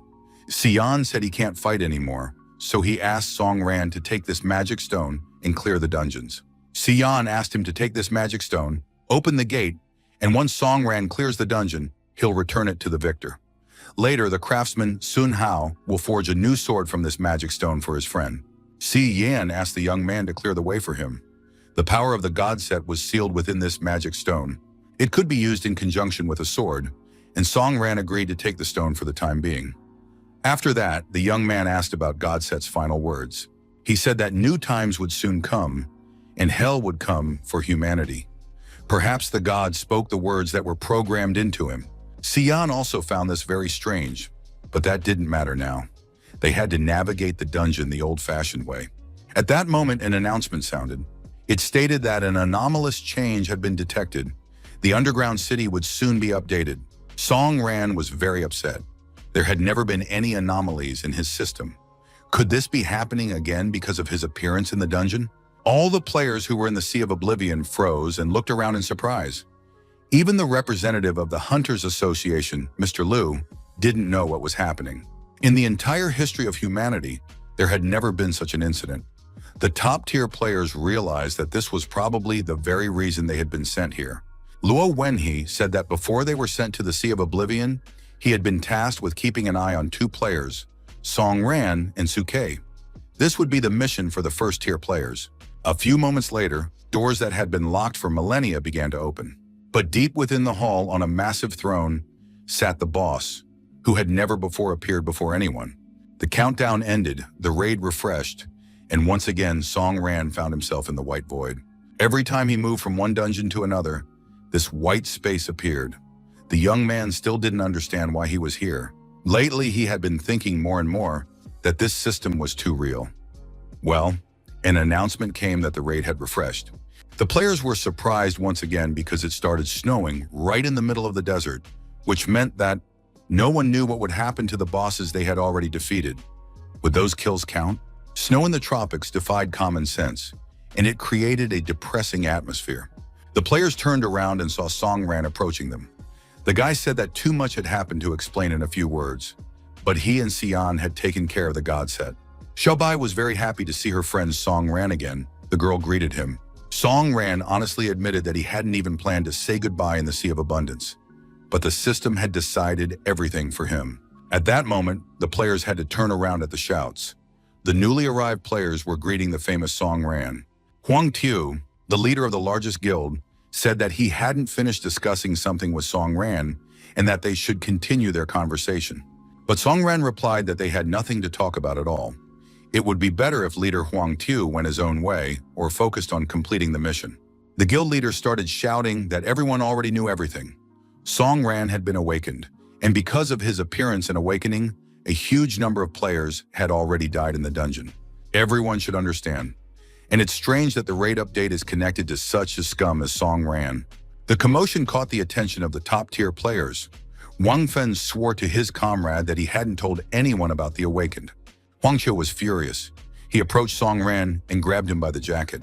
The guild leader said that of course everyone remembers how this scum had disgraced his guild. Song Ran replied that of course everyone remembered that. Just as everyone remembered what happened to Lu Mei for her loose tongue. Song Ran asked, "Does the guild leader really want to fight him? If so, Huang Tu won't have time to say another word." At that moment, one of the awakened players intervened in the argument. He said he could guarantee that the raid had nothing to do with Song Ran. Being an awakened himself, the man could sense the trial mode activating. But that definitely hadn't happened now. Since the situation was completely out of the player's control, everyone needed to calm down. Liu Xiaodong realized that the situation was completely inexplicable to everyone. Therefore, he decided he needed to find out the reason for the raid's change by contacting and questioning the NPC about everything. The man went to meet with the village elder and asked what was happening here and where the snowfall in the desert was coming from. The old man said that it was all due to a blessing. The great Bulgur had sent a miracle to the people, and what everyone was seeing now was blessed snow in the deadly desert. The old man spoke of a great time approaching, and that now the villagers no longer needed help, quests, or adventures. The players couldn't understand what this meant. If their help wasn't needed, what were they supposed to do with their quest? A suspicion arose that the NPC had glitched. Luo Wenyi said that until the players completed 3 raids, they could not leave the Sea of Oblivion. The players had never been in such a situation before. At that moment, the old man began to transform into some kind of demon. His eyes were bloodshot, and he said that these wretched players had come to ruin the great hour. But if they refused to accept the great blessing of the gods who did not save them, then it would be better for the players to remain here forever. As he spoke, the old man gradually shed his human form and transformed into a monster. Now it was a huge dragon with powerful wings. It flapped them, and stones rose into the air. The dragon rose higher and higher, and the players watched in horror and amazement. No one had ever seen an NPC turn into a monster before. It was a giant dragon-class monster, and dealing with it wouldn't be so easy. The dragon, for its part, had already circled in the air and was now approaching the players with a bloodthirsty glare. Liu Xiaodong was the first to snap out of his stupor in surprise, ordering all the players to prepare for an attack and engage in battle. Luo Wenyi knew that giant dragons had very precise targeted attacks from their breath and aerial assaults. It was best for low-level hunters to dodge. At that moment, a fireball appeared in the dragon's mouth, which it intended to use to attack the players. And in the very next moment, the attack was launched. The weaker hunters immediately took significant damage. Liu Xiaodong realized the situation had spiraled out of control. They needed to find out immediately what had happened in the pyramid. A representative from the association asked which of the players was willing to go there to investigate. Song Ran said he would go to the pyramid. He believed that everything had gone off course because of him, and if he was to blame, then he had to go and fix the problem. Huang Tu heard these words and latched onto them, saying that, as he was sure, all the problems were indeed because of Song Ran and that stupid girl Suke, who had gone into the pyramid on her own. But Guildmaster Huang Tu said that he too would follow Song Ran into the Pyramid Mountain. And no one could stop him because the girl Su Kai was a member of his guild. Luo Wenyi said he was against it. After all, Guildmaster Huang Shu had a personal grudge against the player, and he couldn't be trusted. He might take advantage of the situation and set Songran up. Luo Wenyi suggested going to Pyramid Mountain with Songran. No matter what happens there, as one of the first-tier participants, Luo Wenyi will be able to stabilize the situation. And here in the Sea of Oblivion, the second member of the first echelon, Wang Fen, would take command. He would be able to coordinate the efforts of all the players present. The player reassured the others, saying there was no need to fear this dragon. The NPC wasn't difficult at all, and a first-tier player could easily handle it, even if there were 100 of them. Lu Xiaodong decided to trust the professionals and do everything as the first-tier players suggested. So, Song Ran and Luo Wenyi set off for the Pyramid Mountains. On the way, Luo asked whether all the hunters had indeed died in the raid because of Song Ran's awakening. The young man confirmed that this was indeed the case. Luo Wenyi explained that upon the first awakening, the raid mode switches to a trial. Due to the sudden increase in difficulty, tragic events occur. This is a common occurrence. Of course, it's terrible, but the player is absolutely not to blame for it. Furthermore, the problem with Su Ke isn't his fault either. Song Ran listened carefully to the explanation. He said that technician Sun Hao had told him about the awakening, but the young man didn't feel guilty about it. The young man asked Luo Wenyi, who was an awakened, if he had experienced a similar situation during his own awakening. The man recounted how, for the first time, he went on a low-level raid with the newbies in a young guild and caused quite a few deaths. After a player becomes an awakened, other changes occur. A thirst for killing, detachment, and cruelty. It feels as if you've become a different person. So the fate of any awakened changes at first. Their view of the world and perception of everything shifts, and as they gain more and more power, negative emotions take over. Even top-tier players are susceptible to this, added Luo Wenyi. He asked if Song Ran had ever been to the Sky Tower in trial mode. If so, the young man might already have an idea of what that place is like. In reality, it's not a test mode at all. It's a grave for all the losers. But the player's conversation was interrupted because the sky was swarming with thousands of mobs. Apparently, the Sea of Oblivion had changed drastically after the update. When Luo Wenyi had been in the Sea of Oblivion last time, he had never encountered such a large number of mobs. The sky was black with dragons and lizards flying toward the players. Song Ran activated his evolutionary sword, and now he held a massive and powerful weapon in his hands. But then Luo Wenyi turned to his young companion and said he wanted to show him the power of top-tier players, just so the boy would have an idea. Luo Wenyi began to activate his abilities, and everyone around felt the energy circulating. Everything in the world is like a river, but even a small pebble can disturb its calm, said Luo, concentrating the streams of energy in his hands. The vile dragons and mobs approached, opening their predatory, toothy jaws. The player said that with a single strike, he was capable of destroying hundreds of incorporeal forms. Luo Wenyi finally released the energy and directed it high into the sky. The stream spiraled upward. The mobs were instantly damaged and scattered into pieces. Song Ran witnessed incredible power. Indeed, his new comrade had wiped out a horde of monsters with a single strike. It was terrifying to imagine what kind of nightmarish power lay within his hands. This one man could replace several guilds. Simply astonishing. How could anyone live with such power inside them? Song Ran now understood what top-tier players were capable of. They were in no way inferior to the most powerful and dangerous bosses. The young man thought about how much he still had to learn. It was just a shame that he had no idea which direction to take to rise to the top tier. Luo Wenyi turned to his young friend and said they had no time to stand there and think. It was time to attend to more important matters. Song Ran looked at this great warrior with admiration and said that soon he would become just like him and catch up to the top-tier players. The Pyramid Mountain, like everything around it, was covered in snow and looked very peaceful and magical. Soon the players approached the pyramid and saw a blue glow emanating from it. Luo Wenyi looked around and said that he didn't see anything suspicious outside, so they could safely continue on. But he still couldn't let his guard down, because danger was sure to follow. Songren thought about what had happened in that pyramid and what had now become of Sukai. Strange transformations were taking place within the girl. During this process, she uttered only isolated words or phrases: common sense, logic, information, observation, reasoning, analysis. And at the moment her body became the vessel of the mountain god, the girl understood the truth of this world.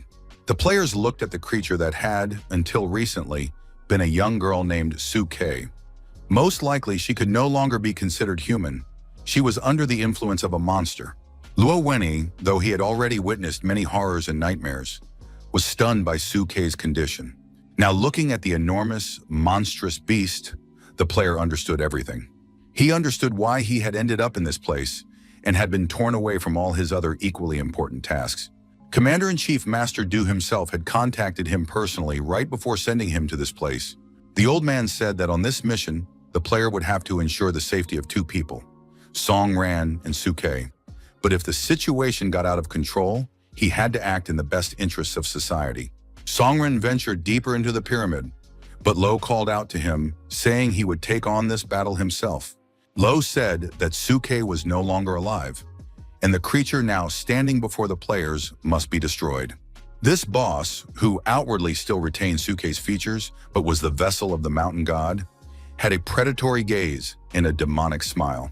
The boss recognized the player standing before him. He realized it was Song Ran.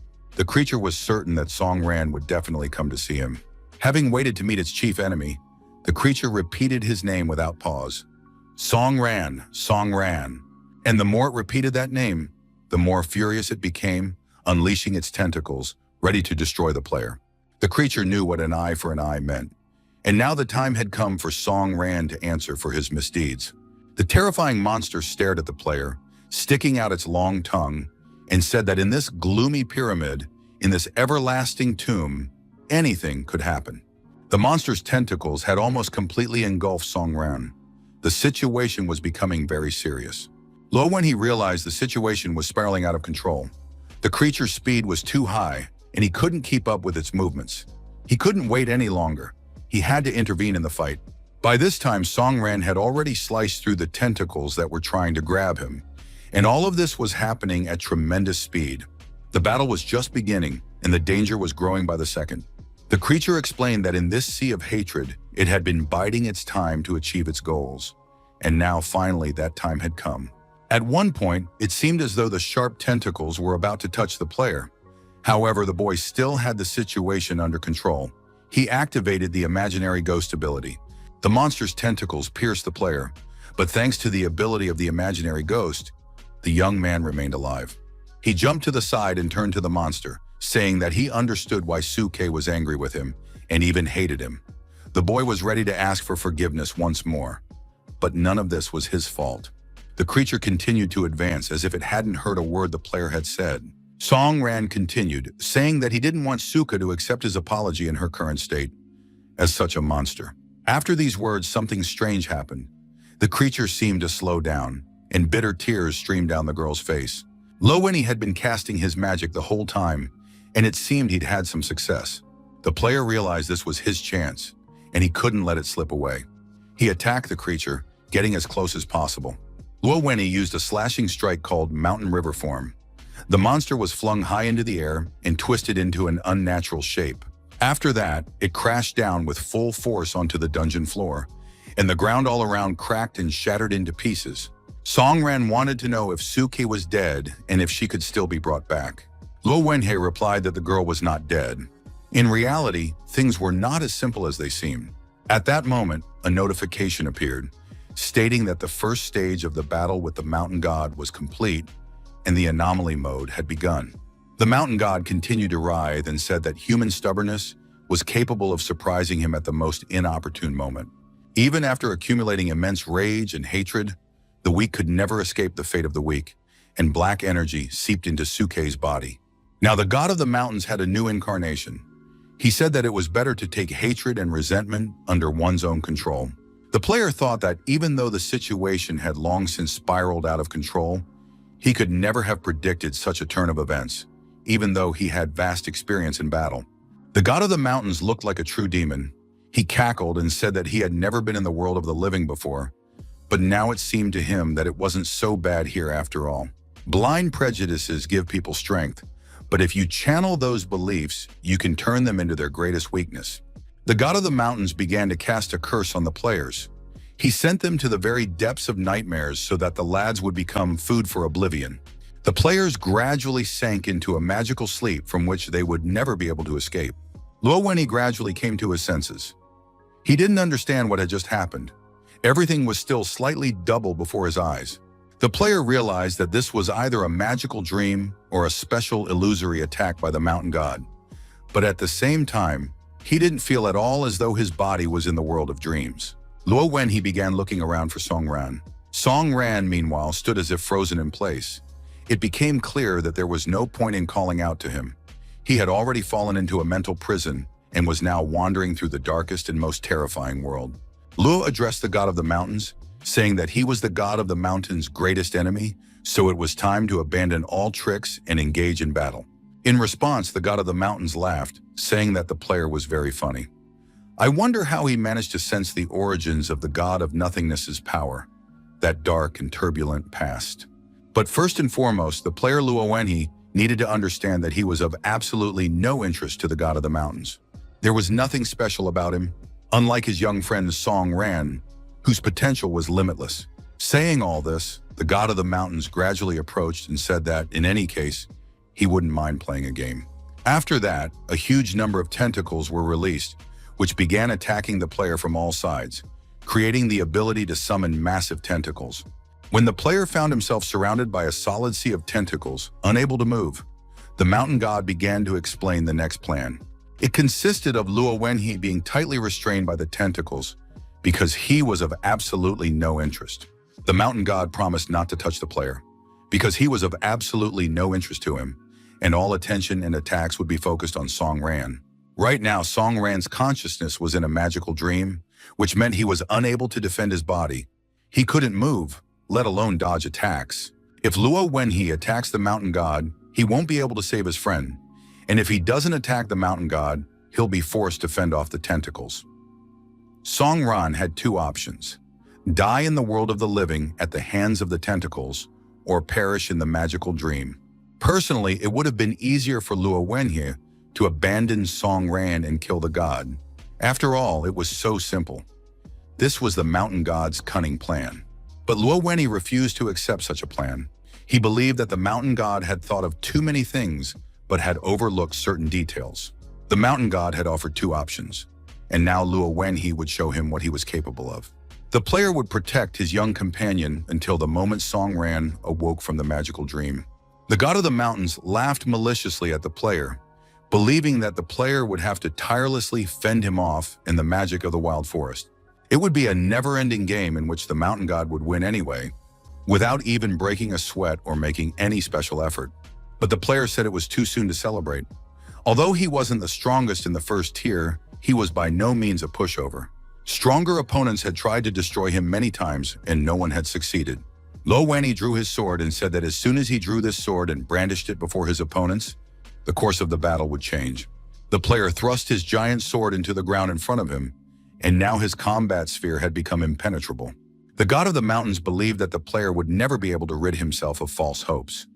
This is due to human nature. After all, people really are very strange. Luo Wenyi said that he had already lost a loved one once. At that time, he had just awakened, and the raid immediately shifted into trial mode.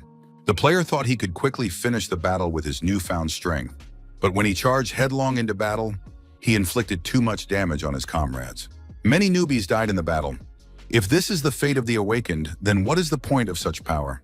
Luo Wenyi had thought about this many times. If he had devoted all his strength to protecting his comrades, he could have saved them. And ever since then, his blade has been used for its most important purpose. It exists for the sake of preservation and protection. The mountain river technique, directed by the god of mountains, began to crumble around the player. And now Luo demonstrated his hunter's way. It was a high-level sphere technique, the defining feature of which was the neutralization of all enemy attacks. Indeed, the tentacles began to scatter before his eyes and could no longer function. No matter how powerful the god of the mountains might be, within the sphere his tentacles could harm no one. This was the absolute suppression of the first echelon. Gore laughed in response upon hearing about the power of the first echelon. He was certain that the power of the player's sphere was capable of destroying him in an instant. But the guy himself didn't realize that his so-called protection only restricted his combat techniques. Luo Wenyi disagreed with this assertion. Right now, Song Ran was under the protection of his sphere, and the player was unrestricted. After that, Luo activated the technique Mountain River Cleaving Waves. The god of mountains asked if the player truly wanted to kill him. Gore gave no hint of anything but watched the man closely. Luo Wenhei thought everything was under control, but doubts began to surface in the young man's mind. He attacked, but at that moment, his strike had no effect. The mountain god said that the effect of the magical dream locks the person's subconscious in an illusory world completely under the mountain god's control. If the player kills the god of the mountains, Song Ran will lose his mind. Even after returning from the world of dreams, chaos and despair will always reign in his soul. After these words, the mountain god declared that he was now ready to engage in a duel and see what a top-tier player was capable of. Now it would become clear how long Luo Wenhei could hold out against the attacks. The player was forced to chop off the tentacles with his bare hands. The man felt exhausted and was losing his strength. He wanted Song Ran to wake up and come to his aid. At that moment, Song Ran actually opened his eyes. He didn't understand what had just happened. The mountain god began to say that he had good news for Song Ran. His foolish friend had just fallen under the power of the magical dream ability. This magical dream sends the opponent into an illusory world. And now Luo Wenhei is in a world of nightmares. What is it like to be left alone without a powerful ally? Will Song Ran be able to handle this on his own? After all, just a moment ago, everything was the opposite. Luo Wenhei was unable to stand up to the mountain god. He showed weakness, and now he simply needs to be killed. After these words, the mountain god opened a portal and summoned a creature from the world of nightmares. A flower flew out of the portal. Most likely it was yet another carnivorous plant.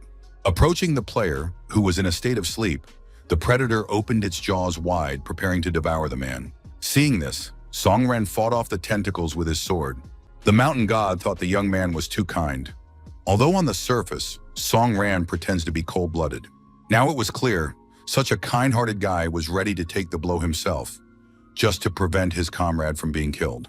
The tentacles were closing in on Song Ran's chest. The mountain god shouted that the boy was about to become food for oblivion. The young man managed to activate the imaginary phantom state. The attack proved pointless. At that very moment, the god of the mountains saw that the predator from the nightmare had frozen in place and was no longer approaching Luo Wenhei. Song Ran activated the Dance of Bloody Frenzy. After that, the young man emerged from his shadow state and hacked down everything in front of him using this dance. The player turned to the mountain god, who had stopped and was watching the events unfold. After all, just moments ago, the mountain god had been about to kill Luo Wenhei. Song Ran said he didn't know exactly what the monster had found in his subconscious, but in the magical dream he was in, he had taken pleasure in killing the god of the mountains.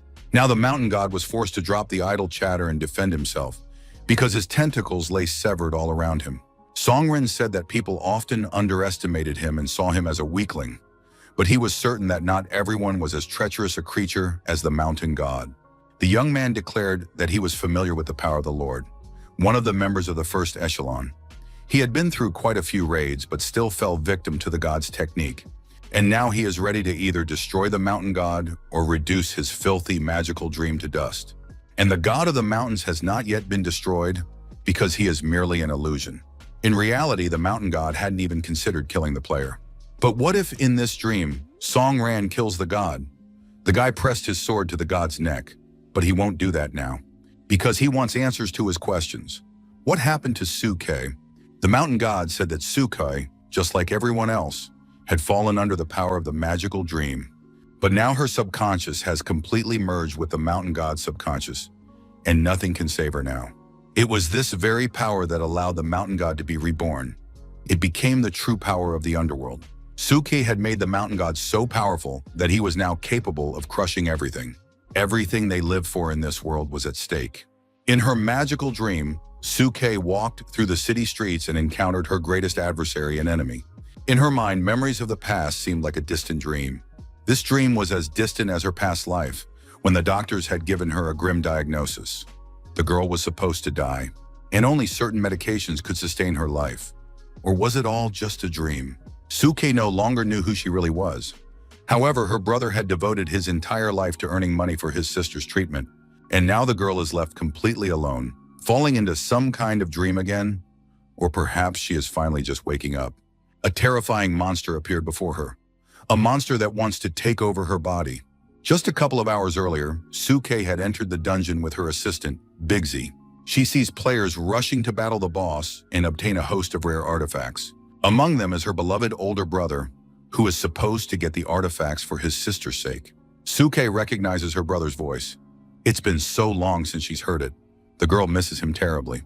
Her brother is the first to reach the boss and begins fighting him. So far, everything is going well, and it seems he's about to land the final blow and earn magic stones. Sukai wants to be with her brother, wherever that may be, in the real world or in a dream. The girl sees a door ahead that is about to close at any moment, and without thinking of the consequences, rushes toward it. Suka makes it in time. The door swings open, and she sees what happens next. Her brother is fighting brilliantly. The raid is very easy, and soon he'll be free, having earned plenty of magic stones. Suddenly, the young man notices his sister nearby. He doesn't understand what little Suke is doing next to him. The girl rushes to her brother. He gently pulls her close. Everything is fine. They can go home for dinner. Sukai says she'd love to have scrambled eggs or they could eat at a cafe. Her brother strokes his beloved sister's head, trying to calm her down. Tears continue to stream down the girl's face, but it's time to put an end to this moment. After all, everything is wonderful. Sukai has wanted to go on a raid with her brother for a long time. Now she sees how much her beloved brother has earned, and he lets her take the magical items. At that moment, Songran's voice rings out. "I'm sorry." Sukai grows wary. She recognizes that voice, and it's tied to bad memories. Songran appears before her. His gaze glows like that of a true demon. The guy declares that he will take the artifacts and then cuts off her brother's head, laughing hysterically. Sukai is horrified, screaming in agony as she stares at the spot where her brother's head had just been. Songran is completely satisfied with what has happened. He wipes the blood splatters from his face and looks at the slain player. The other players say that obtaining the artifacts wasn't easy, so why should Sukai be the only one to get them? It's not fair. Songran announces to his allies that they will sell all the artifacts and make a fortune. Sukai looks at her brother's killer. She knows his name. The girl draws her weapon and aims the blaster directly at Songran. He, completely unafraid, continues to look at her and smile. The young man licks the blood off his dagger and says that now Suka must hate him and perhaps kill him. All because he was the one who killed her brother. Suke is an adult now, but she still hides behind her brother, relying on his strength. She is grown up and brave, but still stays close to her brother, who is actually just a dumb musclehead and a fool. The girl wants to kill her worst enemy. She's already put her finger on the trigger, but something feels off. It doesn't feel real. Sukai tells her opponent that he is not who he claims to be. He is not Songran. Gradually, she begins to see who is really standing before her. It is not the young man Songran, but the god Horus. Suke finally comes to her senses, breaking free from the embrace of the magical dream, and realizes that it is merely an illusion. This dream was caused by the powers of the mountain god, and she must not obey or give in to him. Although the dream was very realistic, the girl found 3 flaws in it. First, Songran saved her that time and wasn't a psychopath. Second, Suke tried to kill Songran, but he used an imaginary phantom to let her hit him. Perhaps he felt guilty for the players who died in the dungeon. Third, Songran is a dual-class hunter. He received this gift on the day the entire team was wiped out, and at that time he still couldn't use daggers. If the god of the mountains wants to continue deceiving Sukai, he needs to prepare better and create a more sophisticated illusion. The mountain god tried to insult the girl, calling her a weakling who had cast aside hatred and strength and was now just an ordinary nobody. The mountain god said that he is quite capable of creating a complex dream and handles it perfectly. But he has already studied people and knows that the most effective techniques are simple and brutal shocks. They evoke strong emotions and can lead many people to their goal. However, the god of the mountains was mistaken. He didn't expect that because of the magical dream, Suke wouldn't fly into a rage, but would become even calmer. The girl really was clever. Only idiots lose their composure and control in chaos, while smart people, on the contrary, find themselves even in madness. Suke listened to every word God said and fired her weapon at him. Of course, the shot had no effect. The girl was disappointed, and God said he knew everything she was thinking. He knows about the Huang Tu Guild and the New Haven, which had led her astray from her path to becoming strong, and which had made her lazy and weak. The mountain god wanted to show her a new dream reflecting the true face of the Huang Tu Guild. But Suka had already seen enough dreams to last her many years. She summoned her assistant Bixie and asked him to activate the hacker model. One must not forget, the dungeon controls the entire region. One need only access the system to reach its owner. The deeper the players are in the God of the Mountains world of illusions, the closer they are to the system itself. And the God of the Mountains is an entity that fears revealing its true face. Suke quickly connected to the back door, installed the programs, and began receiving data. Soon she was already inside the system and activated low-level mode. A few moments later, a delighted Suke shouted, "The Mountain God is caught!" The Mountain God began to tremble and said that the girl had done an excellent job. She had managed to penetrate the very depths of sleep through a slightly ajar door. This was the best way to see the true face of the Mountain God. But deep sleep is still just a dream. The Mountain God's powers are boundless, and now he could bind Suke's hands and feet. The monster's face twisted into an evil grin. He reached out his hand and began to wiggle his fingers. Long, powerful spiked tentacles appeared all around again, designed to immobilize anyone. But Suke just coughed, pressed a button, and said it was all useless. The program began to break down, and the girl explained that when she was only 13, she was already the strongest hacker. Even back then, she could easily wipe the entire system. In those days, she used to tweak the parameters. Of course, deep sleep is the system's weakest point, and that meant that in deep sleep, both the Mountain God and Suke were all-powerful. Suke ordered Bixie to activate the fantastic form, and the space began to change before their eyes. The girl completely changed her appearance and added a new codename. In an instant, she was no longer a poor, unhappy girl in glasses, but a confident adult hunter. She activated the spirit of the boundary key, and her mere presence made it clear that she was not to be trifled with. Suke turned to the God of the Mountains and said that the time had come for him to perish. She opened fire with her weapons, which hit their targets, and now the God of the Mountains could do nothing. There were so many shots that it soon became unclear how the battle would end. But the dust settled, the smoke cleared, and it became clear. The Mountain God had been defeated, and the magic stone appeared in the void. Suke sat down. She still couldn't believe the battle was over. She saw the divine shard of the Mountain God on the floor. Suke clutched the magic stone tightly, intending to use it at the right moment. But suddenly the magical stone began to affect her, and it was unclear where this would lead. The more magical power penetrated the girl's body, the more demonic her gaze became. It seemed as though she was transforming into something else. Soon her eyes closed, and behind her appeared once again the one who had laughed at Suke. Did the girl really think she could defeat him? All of Suke's anger, her prejudices, and her fluctuating emotions now belonged to the Mountain God. This was the girl's fate. Of course, one could try to explain the reason. Most likely it was because Suke and the Mountain God were very similar. Knowledge constantly flows into the human brain, hunters, the awakened, and the trial mode. This is the true face of the world, and now she would have exactly the same face as the Mountain God. Suke didn't want this to happen, but almost nothing remained of her, and she scattered into pixels. Songren saw all of this when he inquired about Suke's fate. His sword still lay near the villain's neck, but now that body contained Suke, and it was impossible to kill one without killing the other. Songren was pensive. He kept staring at the Mountain God, and the God of the Mountains said that he understood the young man perfectly. It was easy to kill the God of the Mountains, but the dungeon would resurrect him again.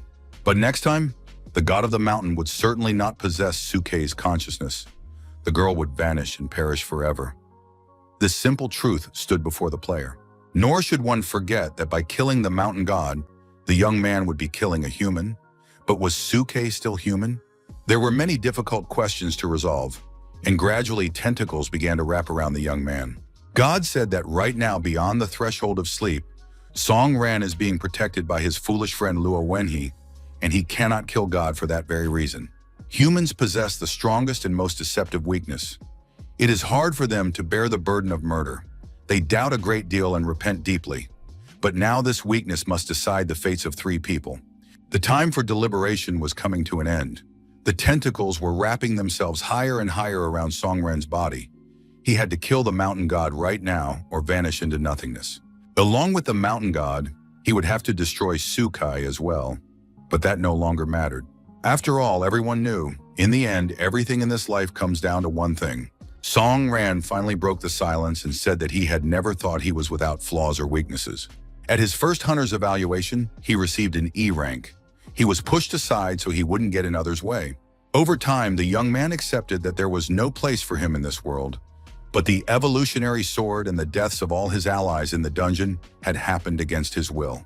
He constantly thought, the problem wasn't with him, but with the world itself. The death of his friends became his motivation to grow stronger, the only consolation for his fallen comrades. However, the boy could not find peace, and that was his mistake. If he hadn't ended up in the dungeon, his friends would have stayed alive. It was his fault. Had he not gone there, 10 friends would have remained alive. And the god of the mountains loved to stick his nose into people's hearts, so he learns what Song Ran truly feels.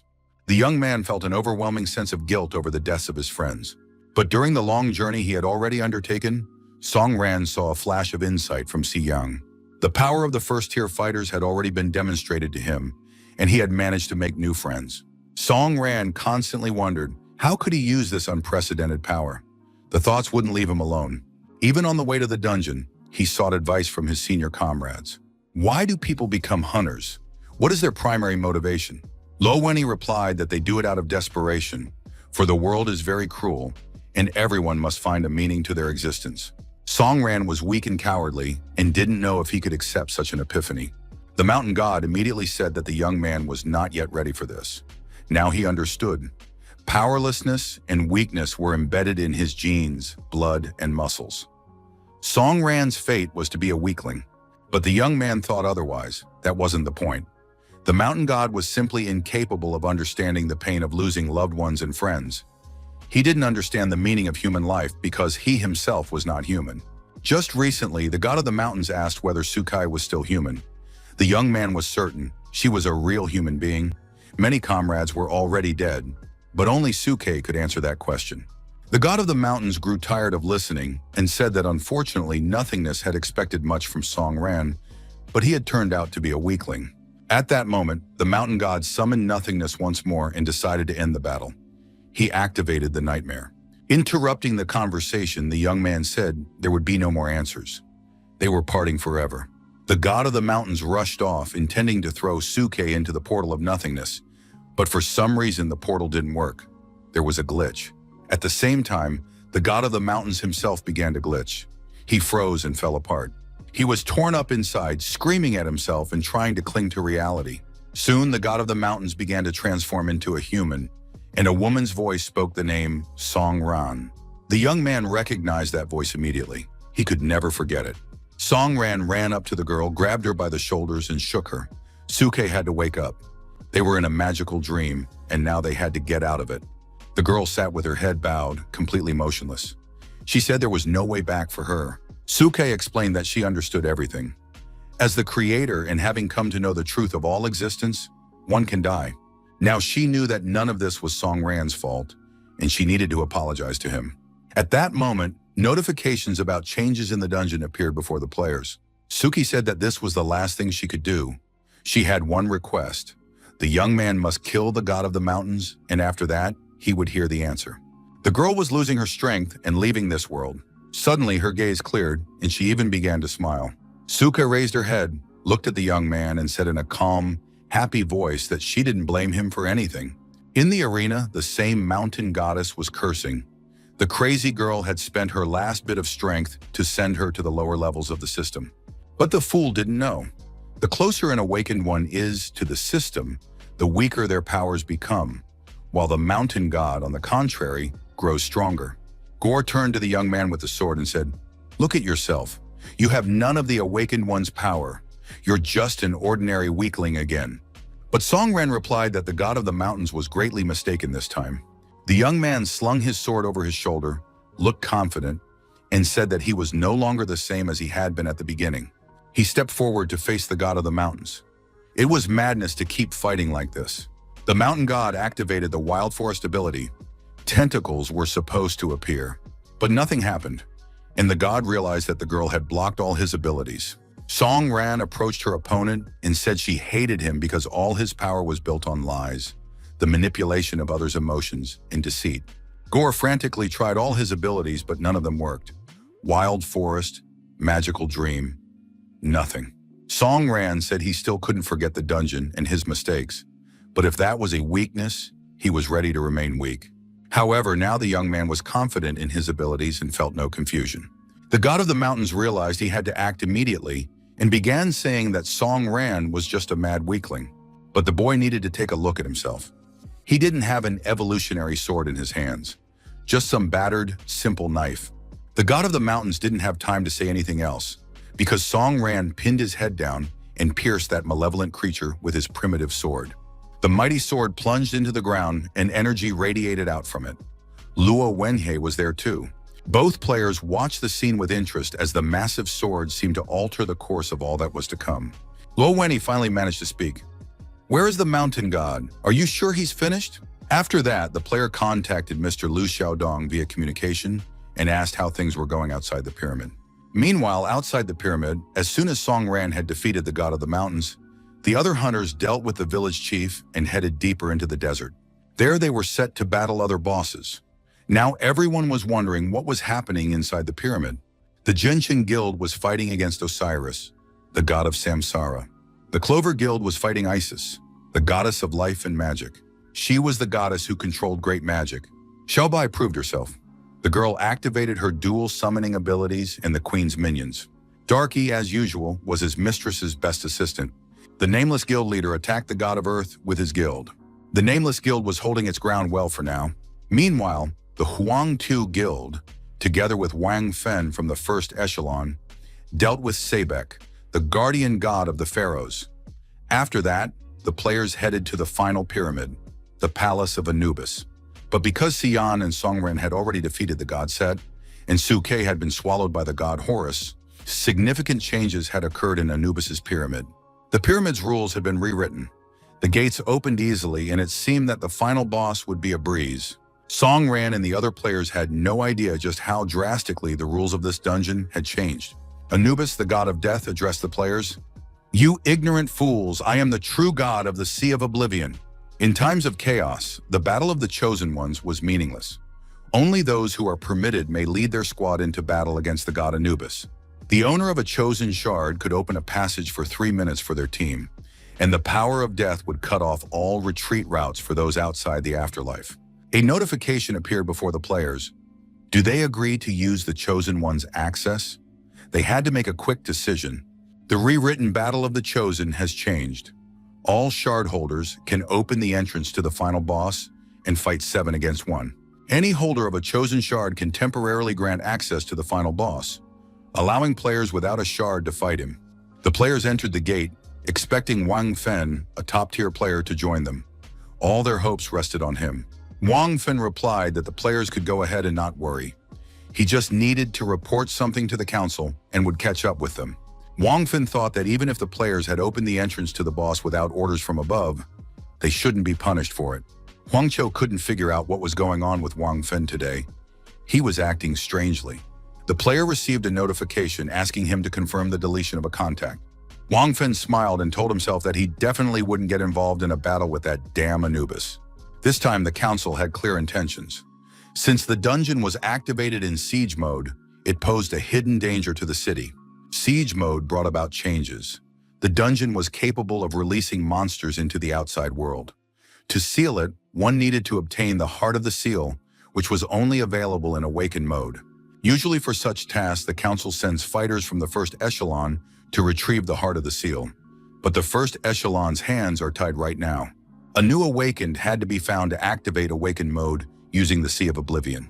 That person turned out to be Songran. The council sent Ms. Zhao to him to lead him to the Sea of Oblivion, but the sea opened earlier, so the first echelon's mission was completed on time. By that time, Suki's entry into the dungeon had triggered uncontrollable changes.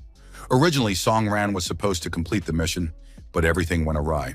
The choice of mode depended on the Awakened's level. The difficulty of the mode is determined by the strength and level of the hunter who selects it. Therefore, the first echelon's task is not to activate the Awakened's mode themselves. Otherwise, it will destroy all ordinary hunters. The activation must be performed by Songran. Suke's invasion frightened the elders on the council. Now it's unclear whom the council fears more, Suke or Songran. They certainly didn't expect a third option. The council never expected that Wang Fen would turn out to be a traitor and betray them. Everyone believed that this hypocritical era would finally come to an end. But Wang Fen did not want to let that happen. In this world, there are countless paths for hunters, and his path is to kill. Wang Fen had always been selfish. His whole life, he'd done everything solely for himself. If there's a chance to become stronger and get everything he could possibly want, he's ready to do it. He will kill, destroy, suffocate, and drown anything that stands in his way. That is what he wants, and that is his path as a hunter. Wang Fen believed that his comrade Luo Wenhe was the main obstacle in the first echelon. By now, he's most likely already reached the entrance to the pyramid. While he's away, and before Song Ran has a chance to activate Awaken Mode, Wang will do it himself. The guy decided to activate Awaken Mode and turn the Sea of Oblivion into a living hell. Wang Fen believed that the Awaken Mode boss wouldn't be stronger than him. The leader was confident that the players could handle this boss, so Wang Fen made his final decision. The moment the entrance to the pyramid closed, unpredictable events began to unfold. Wang Fen headed to the center of the desert to fulfill his path as a punisher. At that moment, Luo Wenhe was listening to Mr. Lu's report on the situation and the battles with the other gods. Luo Wenhe felt that something was wrong here. If the players defeated Anubis in normal mode, it would be impossible to obtain the Heart of the Seal. And without the Heart of the Seal, it would be impossible to close the portal, and the entire Earth would turn into hell. Songren was still in a magical dream. He hadn't woken up yet.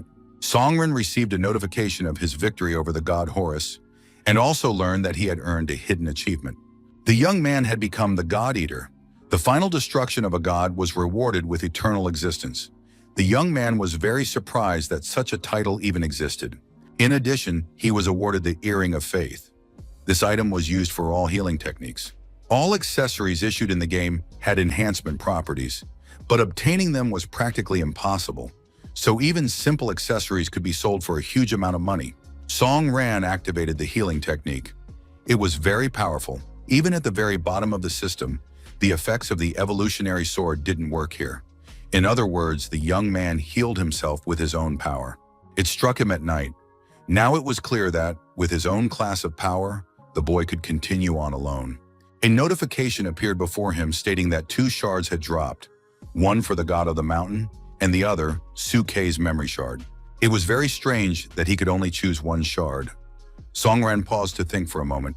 In the end, the player chose the memory shard, since Sukei had said she'd left him an answer at the very end. The young man felt the memories flooding directly into his mind. This was the final piece of information Sukei wanted to share with him.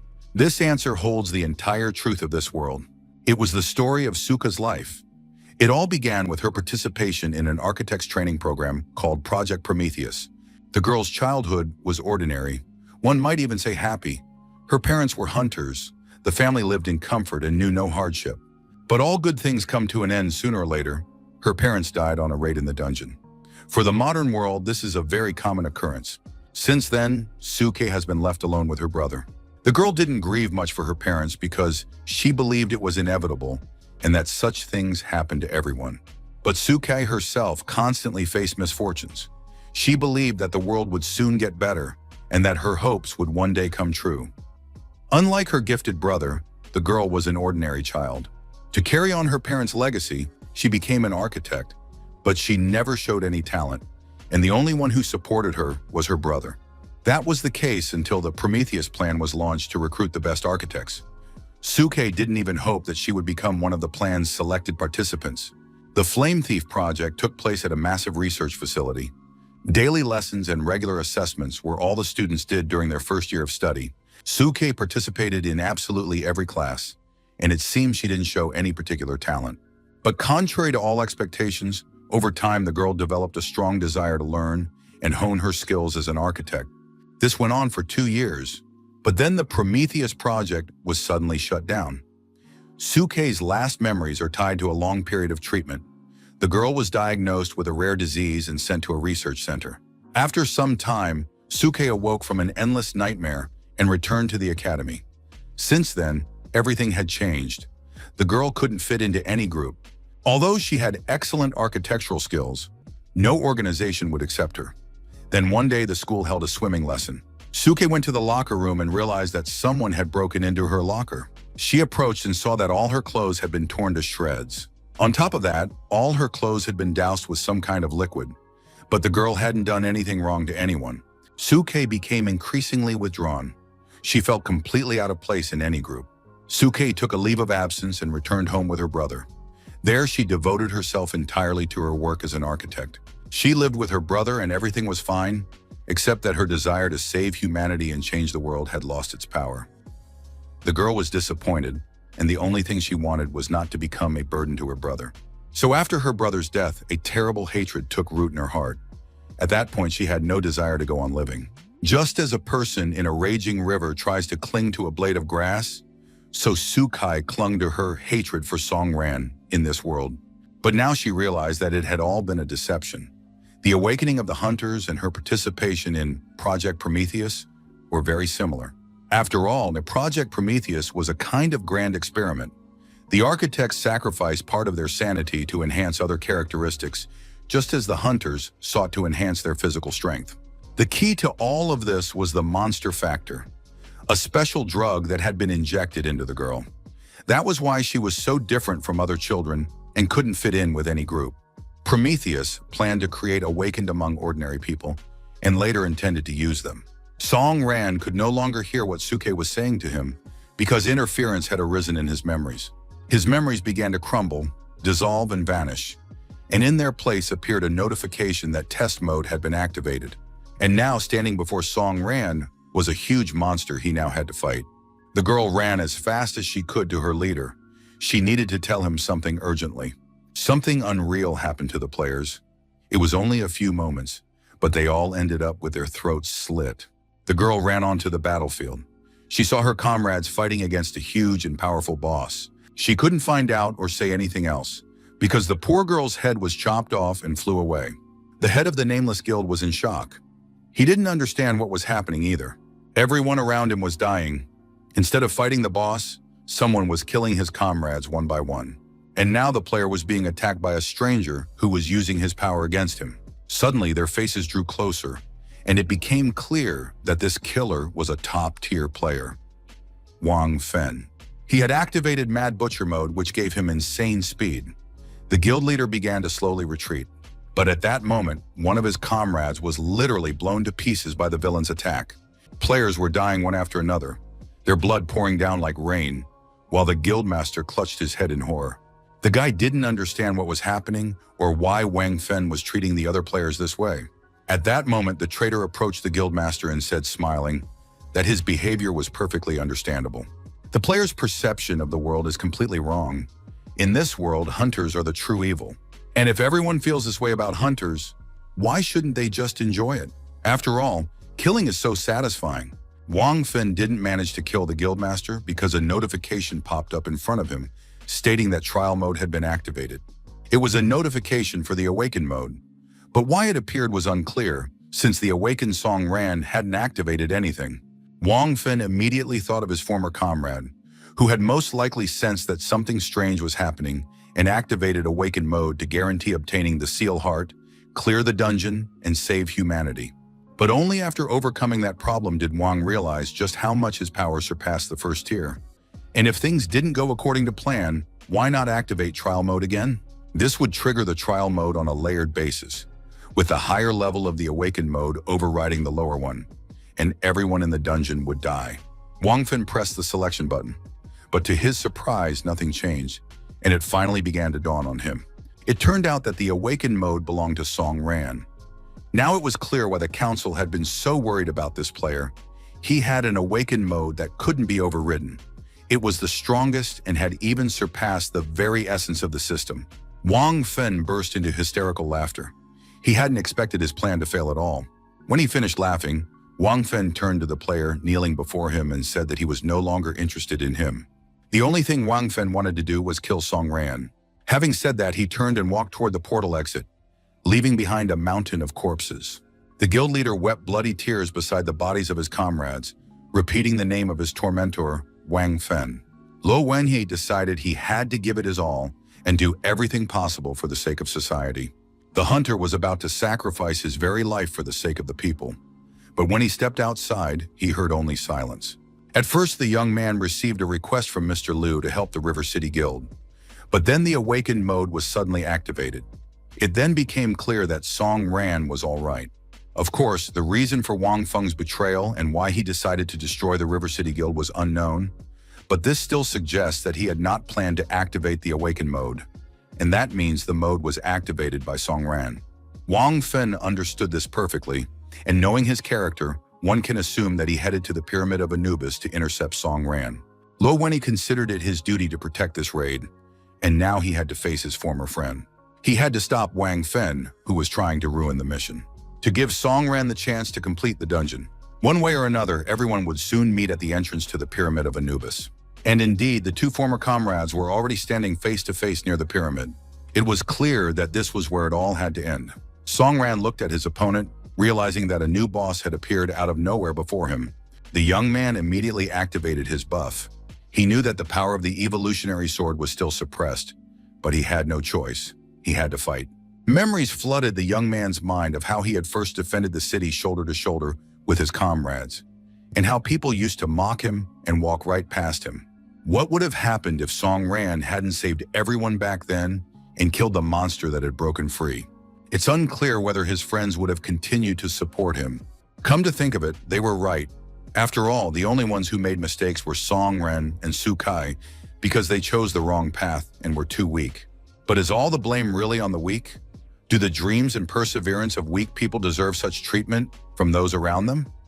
Maybe we shouldn't laugh at them, but simply give them a chance to prove themselves.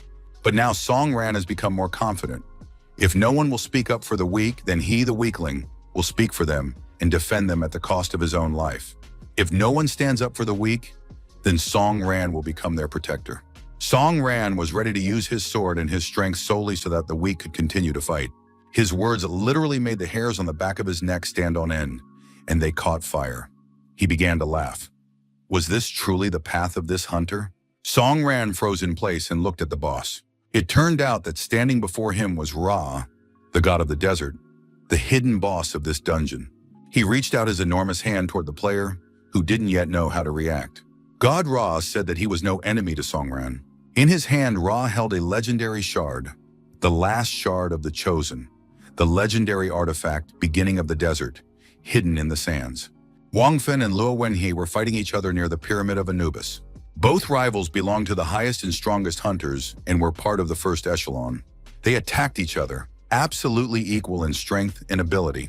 At one point, the former comrades drew closer, and Wang asked his friend, wasn't he curious why Wang had betrayed everyone? Lo shoved his former comrade aside and said he already knew everything. Lo grabbed Wang and prepared to deliver a powerful blow. Lo had no doubt that his former friend wouldn't tell him anything. The thing is, he wasn't a hunter. He was just a madman. Wang Fen activated the Mad Butcher ability again. Luo Wenyi felt wounds appear on his body, and blood spurted from them. He didn't understand what had happened, why Wang had become so much stronger. Lo soon realized that he was in trouble. In this state, he wouldn't win this battle. On top of that, with the Awakened mode activated, River City and the Clover Guild were in big trouble. Even the Huang Tu Guild in the Pyramid of Anubis would most likely lose, and that would be a complete failure. Something extraordinary would have to happen for all the hunters to get out of here. Luo Wenyi stood there, bleeding out, while his opponent smiled happily. At that moment, Song Ran approached his former friends.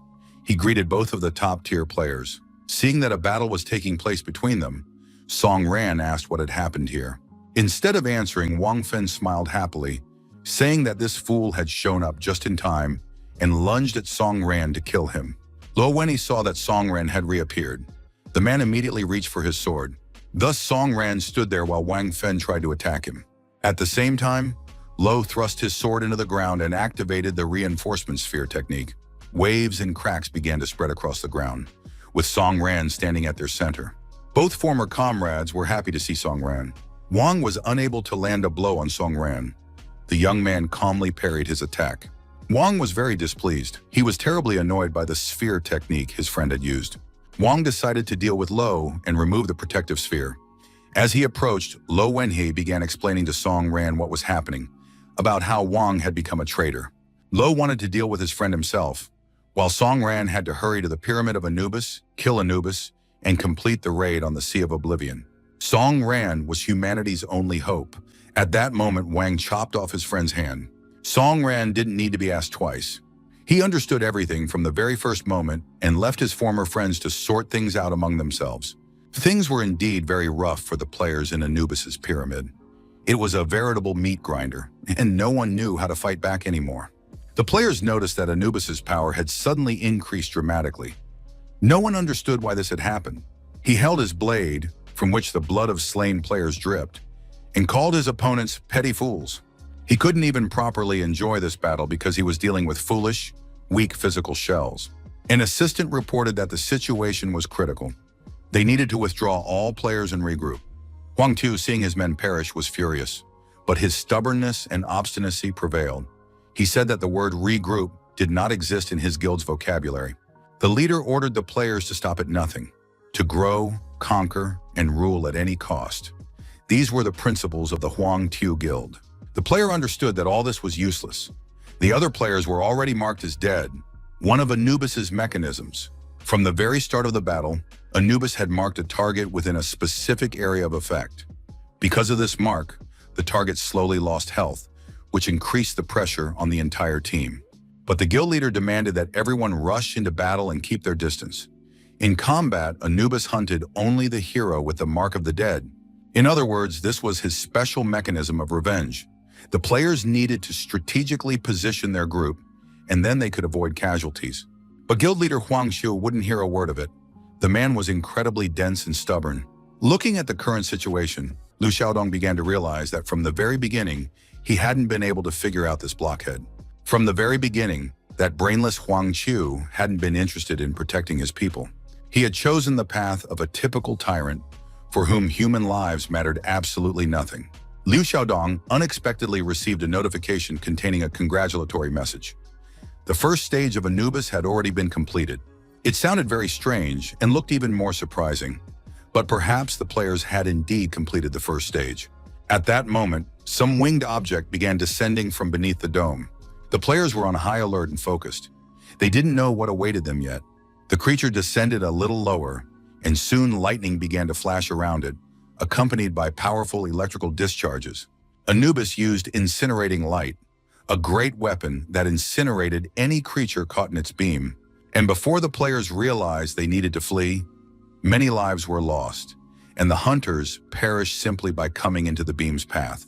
Those who hadn't immediately fallen victim to the incinerating light looked around in horror, realizing that without the second stage, things would be even worse.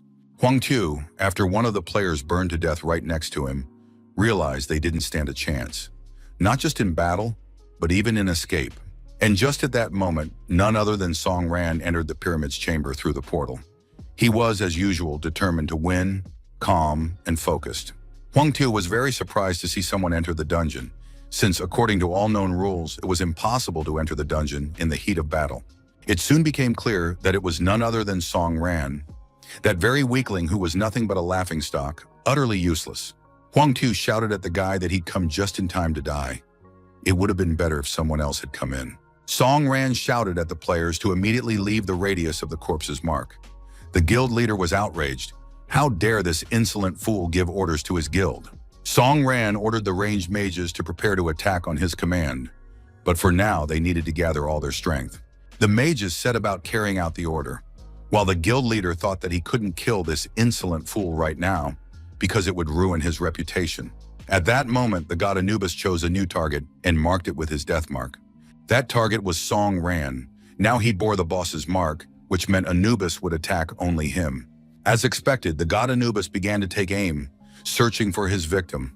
His attack began, and Huang Tu realized that, most likely, he wouldn't have to personally kill this arrogant upstart. Scorching light now focused entirely on a single person, unleashing new attacks upon him. Song Ran continued to stand in the center of the room, doing nothing, as if the light and fire didn't even touch him. Soon, the young man began moving through the dungeon. He understood that the Huang Tu Guild would not come to his aid. But while Song Ran was handling the task, he kept thinking about how some players were mired in greed and petty squabbles. Song Ran had no intention of lecturing anyone, but he really didn't like it when people treated him unfairly. After all, if they left him alone and didn't bother him, he would continue to quietly defend the dungeon on his own and level up. From the very beginning, Song Ran didn't want to cross paths with anyone at all. He always did everything on his own. But at some point, the young man stopped tolerating humiliation. Thinking this way, the young man gradually approached his opponent. He had to complete the mission to destroy the leader of the Sea of Oblivion. At one point, the god Anubis thought he was facing a superhuman. After all, he had already launched such a huge number of attacks. But this guy managed to dodge them because he possessed great speed. But that didn't mean the god Anubis was ready to turn a blind eye and admire the man. In any case, he would be destroyed. Songran activated the imaginary ghost ability and became invisible. Anubis believed that the man would surely be punished for his crime. He continued to hurl incinerating light in all directions. Since the light didn't hit the player, the building soon took the brunt of the impact, and one of the walls began to crumble. Beams rained down from above, and the pyramid began to tremble and crumble from within. It looked like a typical house of cards. Songran was still dodging attacks. Of course, his stats were dropping, and he was expending a lot of energy using stealth mode. Songran tried to get close to his opponent, taking advantage of his stealth, but at the same time, everything around him was collapsing, and he could get crushed by a falling column. Finally, Songran chose the right moment, and moving at tremendous speed and taking advantage of his invisibility, leaped upward. At one point, he managed to use a falling column and, pushing off from it, propel himself even higher. The young man knew he had only one stamina bar left. He finally reached Anubis, and he had one attack left. Songran activated the attack weak points ability and immediately used it in this battle. The attack was very successful. Anubis's weak points were damaged, and Anubis himself shifted into his ground form. Soon he landed on the floor of his dungeon. Columns and stones were still falling all around him. The ground form was used when Anubis's wings were damaged. At that moment, he couldn't take flight and use incinerating light. Of course, all the players would have liked Anubis to be dead already, but he had simply returned to his state from the previous phase. Liu Xiaodong watched Songran. It seemed the guy was still capable of continuing the fight. Besides, the dead man's mark was still active. Of course, everyone wanted it to end as soon as possible. Everyone understood that Songran had expended a great deal of energy. At that moment, a clean paw emerged from beneath the rubble of stones and shattered columns. Taking advantage of the lull, Songran activated level 7, Siphon Healing. This immediately improved his stats significantly. Songran was able to counteract the effects of the dead man's mark with a single ability, and now his health was fully restored. Watching the battle, everyone understood. Judging by his behavior in combat, Songran possessed a level higher than Diamond. By this point, Anubis had already regained his composure. He looked at his opponent and said that this superhuman had infuriated him. Therefore, the punishment of the desert would be fitting and would put the insolent player in his place, for even superhumans have no right to kill gods.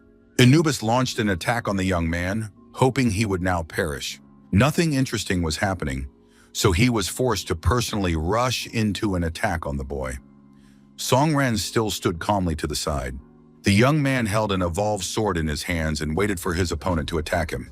The god Anubis couldn't fly right now, but he leaped high into the air, raised his axe above his head, and launched an attack.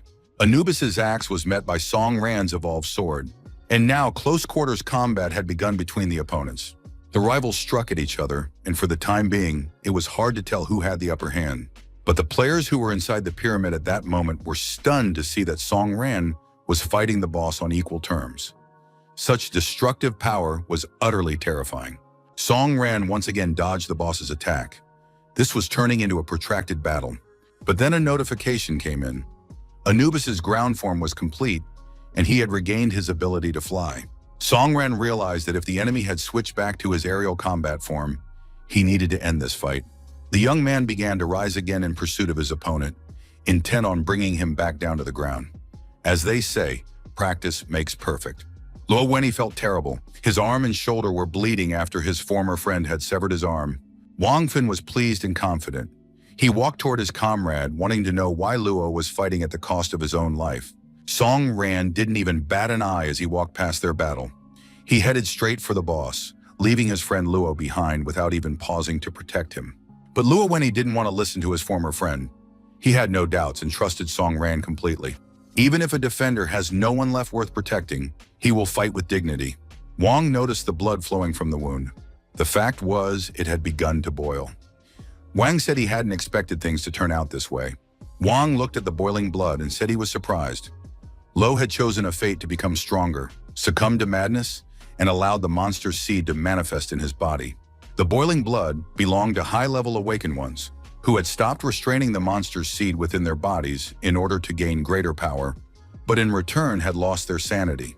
Wang Fen understood that his comrade was on the verge of turning into a true monster, so he had to act very quickly.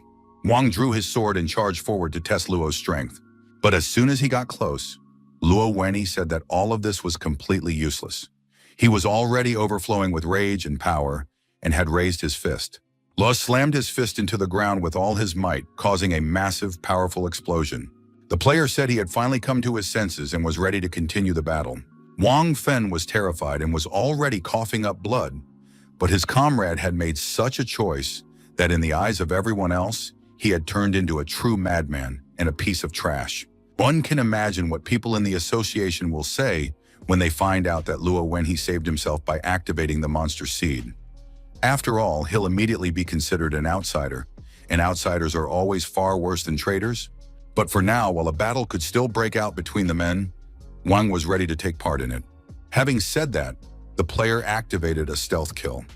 He would disappear for a certain amount of time, and during the attack, his chance to hit would increase.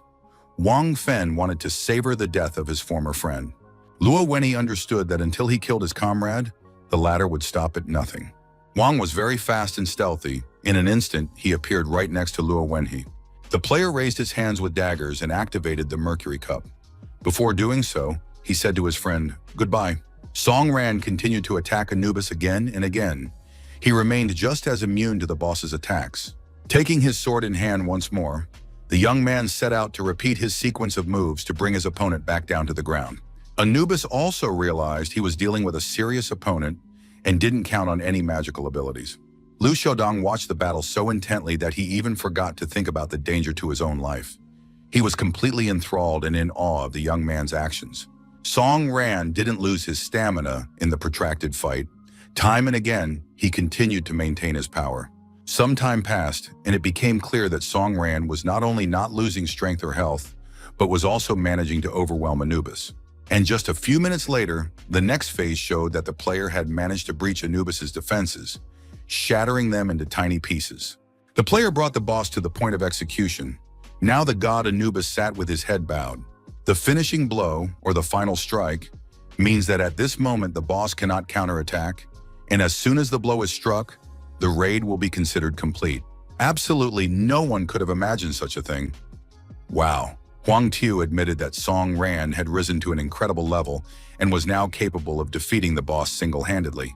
But Huang Tu said he wouldn't let Song Ran finish this dungeon. He himself would deliver the finishing blow, and the victory over the boss would be awarded to Huang Tu's guild. The guild leader, shouting that his guild's dominance was almost upon them and that victory was near, ran onto the arena to deliver the final blow to Anubis. Huang Tu, running past Song Ran, bumped into him with his shoulder and shouted, "Get out of the way!" After that, the man shouting, "Die, Anubis!" approached the god Anubis, who sat exhausted in the middle of the hall. But as soon as Anubis looked up and saw the new player, he was immediately ready to continue the battle. This was no longer a punishment. Anubis regained his strength and the ability to rise, and now he was ready to continue. Huang Tu broke out in a cold sweat. The creature beside him was terrified and stared at Anubis in horror. The wolf Anubis raised his head again and turned to the man who had just saved him from a critical situation. Anubis struck with all his might. The player flew across the entire room. Huang Tu felt as if he were about to be launched into space. However, the space was limited by the pyramid, and there was nothing he could do. And the god Anubis already held a spear in his hand and declared that the fate of humans lay in inevitable death. He launched the spear, which flew after Huang Tu. The guild members were distraught. How could this be? Trouble was befalling their leader, and they couldn't even stand up for him. But just at that moment, the spear pierced Huang Tu's chest, and he lay helplessly, his arms outstretched. Song Ran didn't understand what had happened or why Anubis had come to his senses again, since just a moment ago, he had been on the brink of death. Anubis pulled the axe that the player had thrust into his neck out and said, "The king's dawn is the people's joy." After that, he turned around and slowly made his way back, restoring his health as he went. Anubis walked, repeating the words that the king's death is the downfall of the people, and the land's wilderness is covered in ice, ash, and snow. "The king's rise is the heaven's reward," he said, and it seemed as though the bosses in other locations had heard those words. The head of the clever guild noticed that their rival had stopped attacking. The same thing was happening in all the other areas where players continued to battle. The god Anubis sat down on his throne, continuing to speak of the people's triumph and their purification from sorrow. He declared once more that the king's death and the kingdom's prosperity were intertwined. At that moment, a massive stream of fiery energy descended from space to the earth. It soon became clear that it would strike the top of the pyramid. The stream of fire smashed through the top of the pyramid, and stones flew in all directions. Passing right through the pyramid, the stream concentrated entirely within Anubis's body. Anubis's entire body was literally ablaze. Energy glowed and radiated from him, and at the same time a notification appeared. Anubis's second phase was complete, and now the final phase had been activated. The players watched the events unfold in fear. They realized that something terrible was approaching. The boss was preparing for a powerful attack, a special strike. The mages tried to mitigate the impact of the blow in any way they could and activated protective barriers. But still, absolutely every player felt the impact. It seemed impossible to hide anywhere. The explosion and the attack were so powerful that the entire pyramid resembled a hedgehog, with beams and streams of energy emanating from all sides. At the center of all this action stood the god Anubis, who had reached the third stage of his final attack. The players from the first echelon, who had been fighting each other outside the pyramid all this time, were also caught in the blast of Anubis's attack. Song Ran was barely staying on his feet, still trying to continue the fight. The players tried to help each other, digging their comrades out from under the rubble. But suddenly they looked back and saw something unusual. High above them towered a gigantic figure, the final form of the god Anubis. The boss looked extremely terrifying. His head seemed to be a mixture of a dog's and a bear's, and his gaze pierced right through you. The players could do nothing.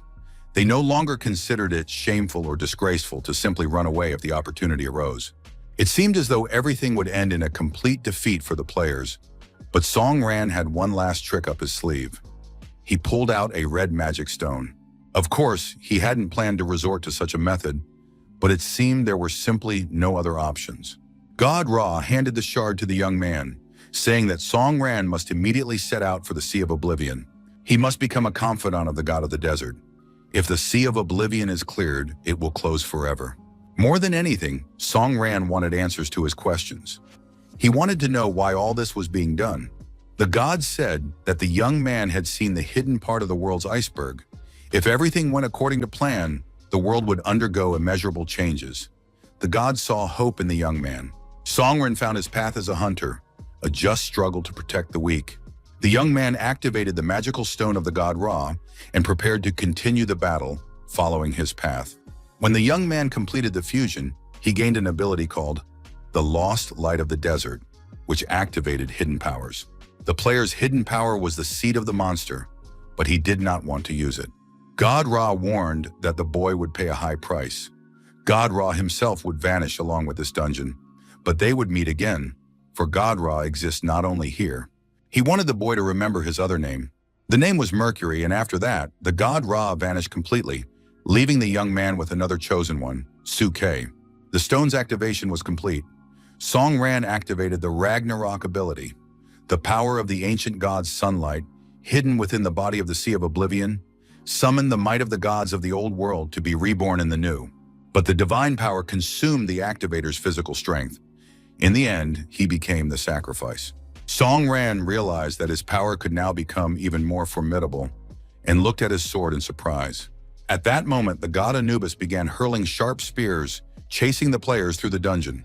The young people, hoping to escape, realized that not everyone would be able to get away.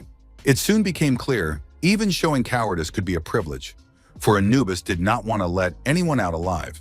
But suddenly a hurricane-force wind swept through the players, knocking all the projectiles off course. The players remained unharmed and suffered no injuries. Anubis watched the events unfold with interest.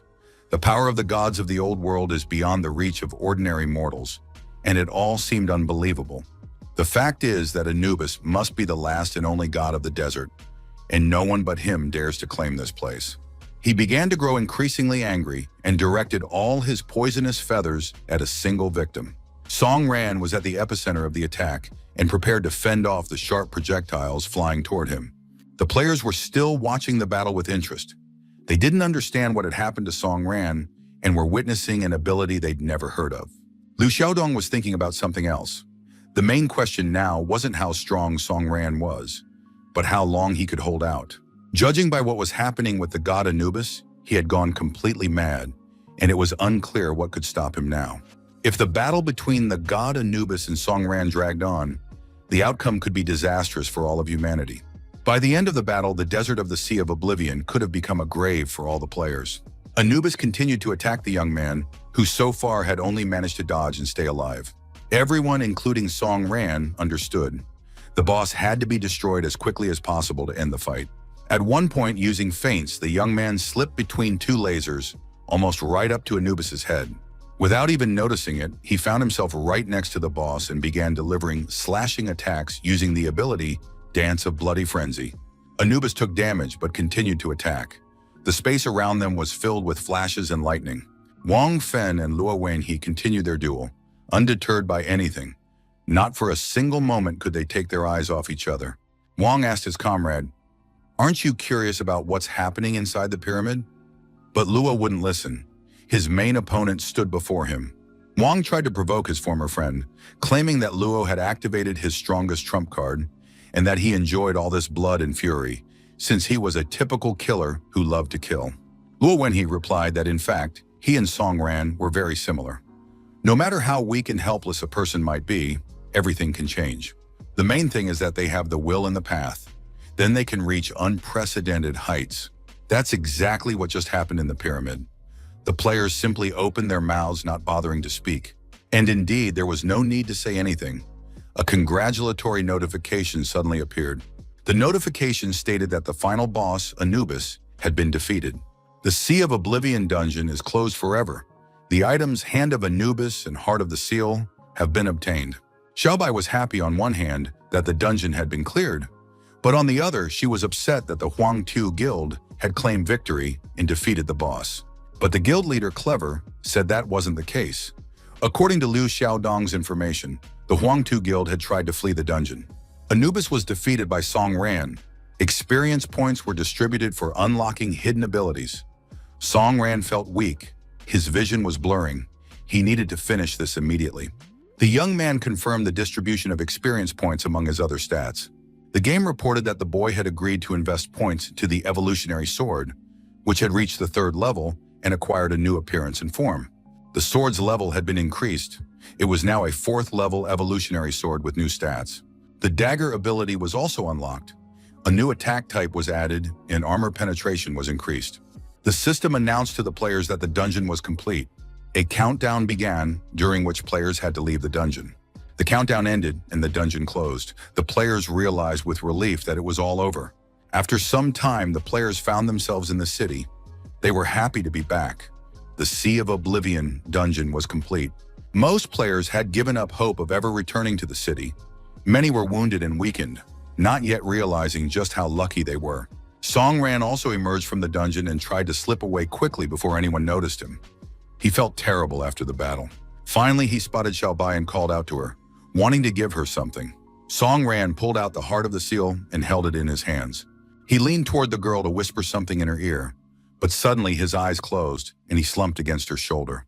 Xiaobai held her friend, preventing him from falling. The young man had completely lost his strength and passed out. Thus ended the Sea of Oblivion. It was sealed forever thanks to Song Ran's efforts. Wang Fen managed to escape amid the chaos, but due to his betrayal, the Hunters Alliance issued a warrant for his arrest as an international criminal. Upon obtaining the Heart of the Seal, the Hunters Alliance sent the first wave of players on a punitive expedition into the dungeons. But since new traitors had emerged in the first echelon, the expedition was unsuccessful. The monster left the city's dungeon and destroyed the city itself, despite the efforts of the first wave of players. Later, one of the hunters reached the gates and put an end to the catastrophe by completely closing them. 3 months have passed since then, and the city's peaceful streets were once again filled with people strolling, families, and happy children. All this time, a special patient lay in one of the city's central hospitals. For several months, the young man had been in a coma. He was being fed life-sustaining fluids through an IV. Finally, the moment came when the young man opened his eyes and saw several happy, smiling faces, after which he closed them again. Opening his eyes again, he realized he was in the hospital. He had spent 3 months there, with Xiaobai and Si Yan by his side. Everyone was happy that Song Ran had finally woken up. The young man slowly sat up in bed, listening to the latest news. Si Yan told him that during that time, City N had been completely destroyed, but there was no point in worrying about it now. Song Ran didn't understand why he should start crying. He had never had a home. All he had lost was a rented apartment and 3 months' rent, and now he had nowhere to go. At that moment, the ward door swung open, and representatives of the Hunters Alliance entered. Having been waiting for the young man to wake up, Liu Xiaodong announced that he had come with a message. Zhao Jin, the head of the research department, had ordered them to contact Song Ran as soon as he woke up. The head wanted to personally give him something and asked him to go see her immediately after he was discharged. Song Ran immediately began to sit up. It turned out he was ready to leave right away. Mr. Liu turned to Xiaobai and Xian, telling them they shouldn't disturb their friend. Let him come to his senses. The friends understood. It was better not to interfere, since Liu had barged in here himself and started talking nonsense. Xian realized the seriousness of the situation and told Mr. Liu that they would leave now. Xiaobai began to say goodbye to her friend. She really didn't want to do this. The girls said they had planned a celebratory dinner in honor of Song Ran's recovery and had already found a suitable hotel. As they left, they gave the name of the hotel and the room number they had booked for Song Ran. At that moment, a luxury car pulled up, the door opened, and a bodyguard stepped out. A stylish young man with a neat haircut and an expensive suit. The young man walked confidently past the rows of guards standing on either side. They shook his hand firmly, calling him the great hero who had cleared out the Sea of Oblivion. Chen Zhen thanked Chief Zhao and suggested getting straight to the point. The department head noted that Song Ran had performed magnificently in the Sea of Oblivion. The Hunters Alliance wanted to recruit him into their special division once he had fully recovered. Before agreeing, Song Ran wanted to know what the job would entail. The department head explained that the job involves supporting and monitoring the safety of the hunters. That is, in the neutralization department. Song Ran didn't understand why the Alliance needed this, but he was promised that in time he would learn all the details and receive better conditions. After the battle in the Sea of Oblivion, the association decided to grant Song Ran high-level access to the data. Once he joins the department, he will be able to find what he is looking for. Zhao Jin handed Song Ran a folder containing information on the internal structure of the hunters so that he could find out more about his mother. The Zeroing Organization was a special unit of hunters tasked with tracking down violators among the hunters. These individuals were beyond control and could use their abilities in the outside world. In other words, it was the hunters' police. Song Ran was enrolled in the organization and gained access to any information, including details about his mother's death. It seemed the Alliance trusted him, but if that were the case, they would have told him everything from the very beginning. In reality, the Alliance was only helping Song Ran so that he could obtain the Heart of the Seal. Song Ran studied the documents and realized high-level access would give him almost nothing. He already knew about the Beast, the Prometheus Plan, and other important events. The young man had personally visited the Sky Tower and discovered even more hidden and dangerous things than he had expected. In other words, the access rights amounted to, "We'll only show you what's necessary and what you're allowed to know." The Hunters Alliance had no intention of telling him the whole truth. Song Ran would once again have to seek answers on his own and grow stronger alone. Overall, the Alliance could not be trusted. So Song Ran handed Zhao Jin the folder of documents and said he'd made up his mind. He wanted to become a hunter. At that moment, the door flew open with a kick. A group of men entered the room, declaring that it was their time to replace Zhao Jin. At the head of the group was an unfamiliar, charismatic man with a cocky look. He immediately ordered that Miss Zhao be taken outside for some fresh air. The woman tried to protest, but they took her by the elbow and gently let her out. The man introduced himself. He Tianji, head of the city's Hunter Security Department and a former member of the First Echelon. He immediately addressed Song Ran. "I won't beat around the bush. Tell me exactly what Su-Ke told you when you were at the very bottom of the system." Song Ran understood why they wanted him. The Alliance planned to send him to the Zero Zone to monitor his every move. Perhaps they feared that Su-Ke might have passed on important information to him that was dangerous for the Alliance. Song Ran said that the girl had been cautious and had only mentioned the location. He wasn't going to reveal anything more, but he understood why Si Yan had given him the hotel number his friends had arranged before he left. If you flip the number 317, You get the word lie. Lie. The hint was clear. Don't tell the truth. Hui Tianji didn't argue and changed the subject. Tossing the envelope aside, he had already reviewed the report. Members of the Huangtu Guild had seen the player use a special ability, and Mr. Shi wanted to know what kind of power it was. Song Ran replied that it was nothing special. The Alliance was well acquainted with the power of the evolutionary sword. After falling to a lower level of the system, he had encountered the god Ra, who had passed on his shard to him. Photos peeked out of the envelope, and the man shouted that there was no need to lie anymore. Zhu Tianji warned that he had plenty of ways to extract the truth from the guy. Don't act too smart, he said, referring to the abilities described in the report. Song Ren replied that he didn't understand what all this was about. He Tianzi already knew everything. There was no evidence, and the guy hadn't heard a thing about the EX ability. Hui Tianji gave a wicked chuckle and said he shouldn't have gotten angry, then apologized. The report was over. He Tianji said he hoped Song Ran would be just as defiant the next time they met. This conversation was being closely monitored via camera. Chief Zhao asked the man what he thought of Song Ran. The man replied, "Transfer Song Ran to Department G." Lo Xiaodong was upset, but he understood. Nothing could be changed now. Zhao Jin said she wanted to at least accompany the young man. Soon the armored car pulled away from the City S Hunters Security Division. The car sped down the highway at high speed. The road was clear and no incidents were expected. The driver confirmed that everything was fine and continued driving, remaining vigilant. Song Ran and Zhao Jin were in the back seat. At one point, the woman apologized to the young man and said she was on his side. She wanted to tell him about the Hunters Alliance's plans, but she didn't get a chance to say another word. Suddenly, a rocket was fired at the car from the air. The bodyguards called for backup and assistance, trying to protect the car. The car was armored and modified, so it didn't sustain any serious damage right away. The driver confirmed the route change. Soon he noticed that another car was following them. Obviously, the attackers were inside it. The chase continued. The city streets were empty, and the police were trying to block their path. Against the backdrop of the tower, the silhouette of a man with long, flowing hair was visible. The stranger was quietly humming to himself. "Live, run, dance. Be mad under this gray light. The night on earth is as short as your life." His words echoed as he stood atop a billboard above the road. "Subdue all that exists, starve yourself, and don't let a fool control you. Cast aside all that is superfluous," he continued, and suddenly noticed a car. The stranger kept singing, humming something about his soul and his burning heart. As a result of the attack, the car flipped onto its roof and came to a stop. Finishing his verse, the young man with a sword in his hands jumped to the ground. He walked over to the car and accompanied it until it came to a complete stop. A satisfied smile spread across his face. He enjoyed carrying out interesting tasks. The young man held his staff above the asphalt, sparks flying in all directions.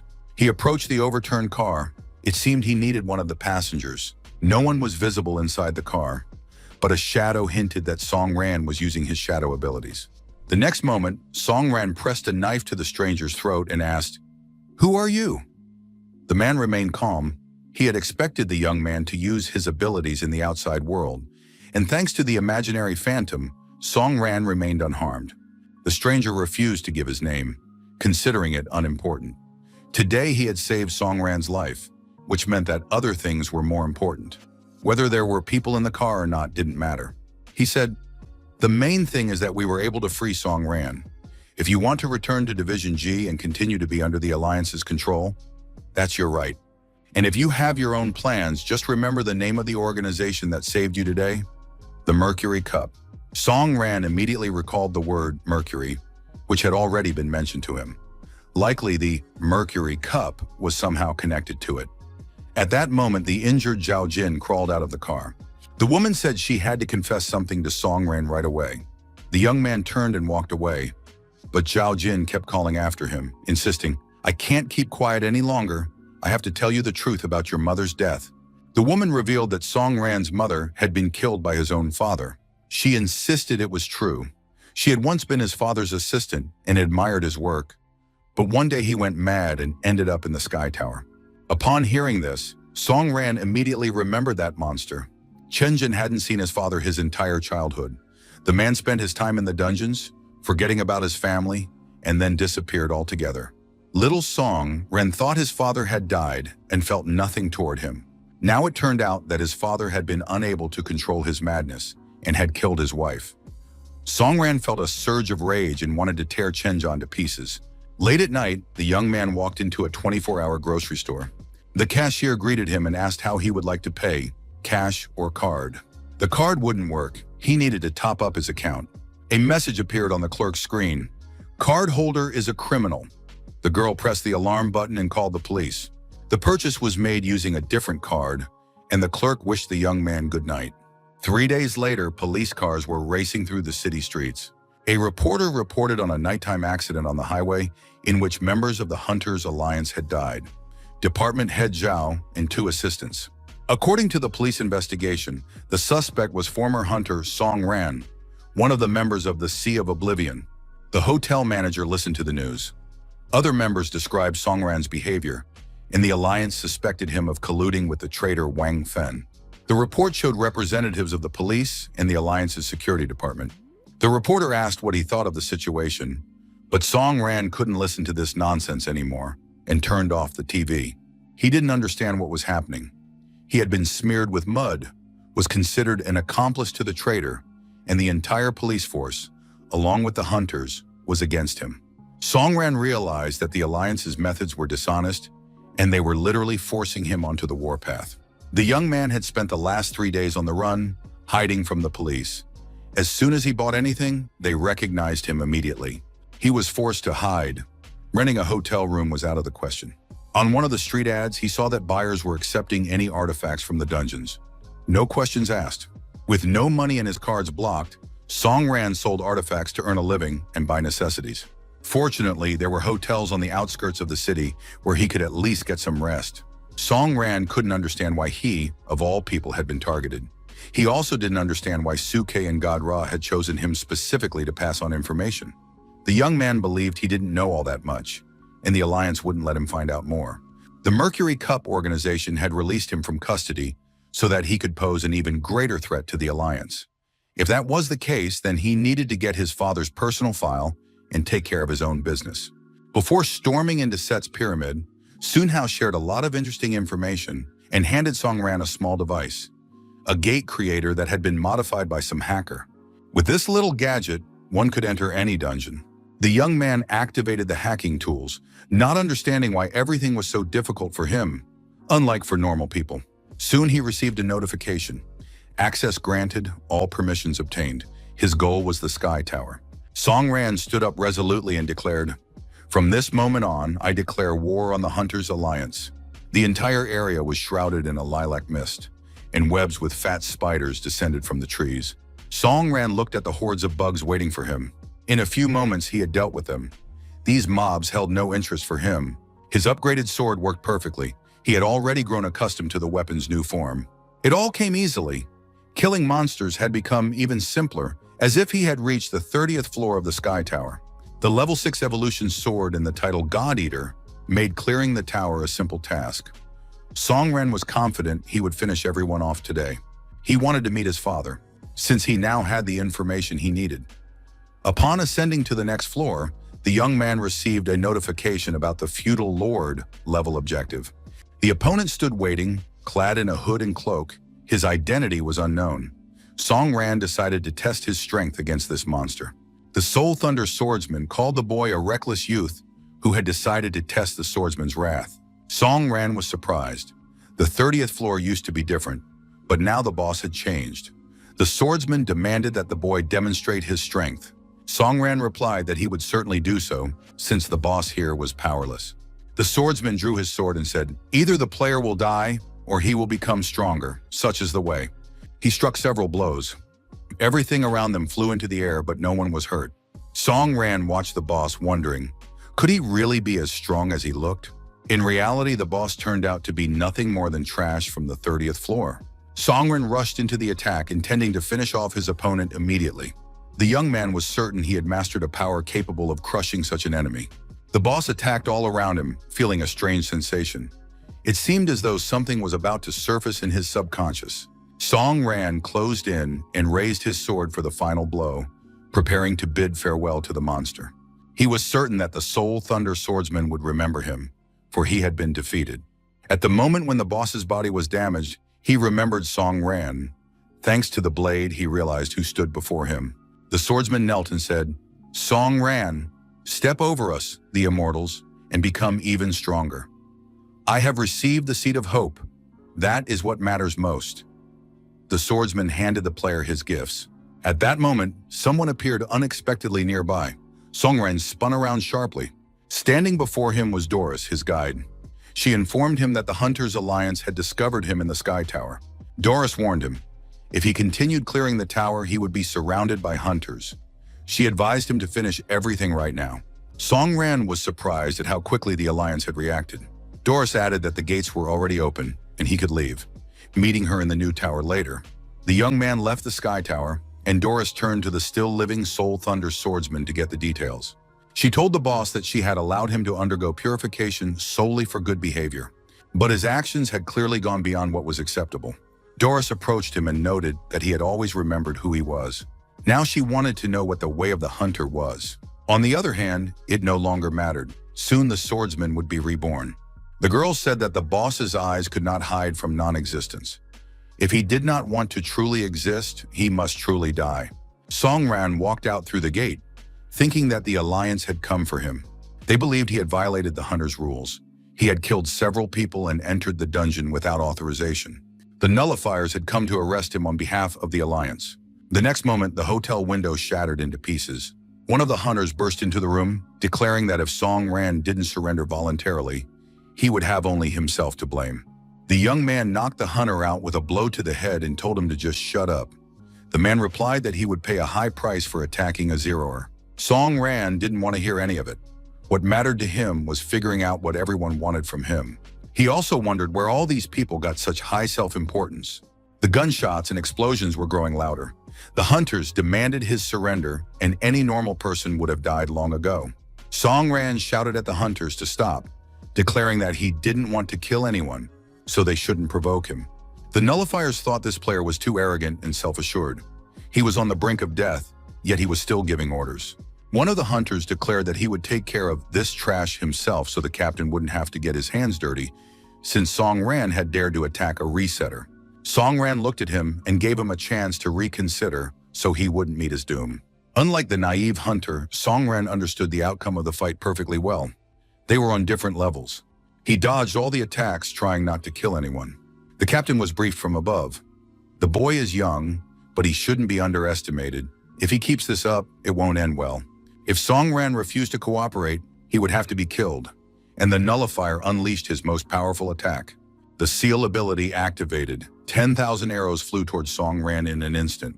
To the young man himself, it was merely an amusing spectacle. He watched as the hunters tried to kill him. However, if your opponents are determined to kill you at any cost, you have to act accordingly. Song Ran instantly activated his abilities and left his enemies baffled. The arrows were hitting nothing.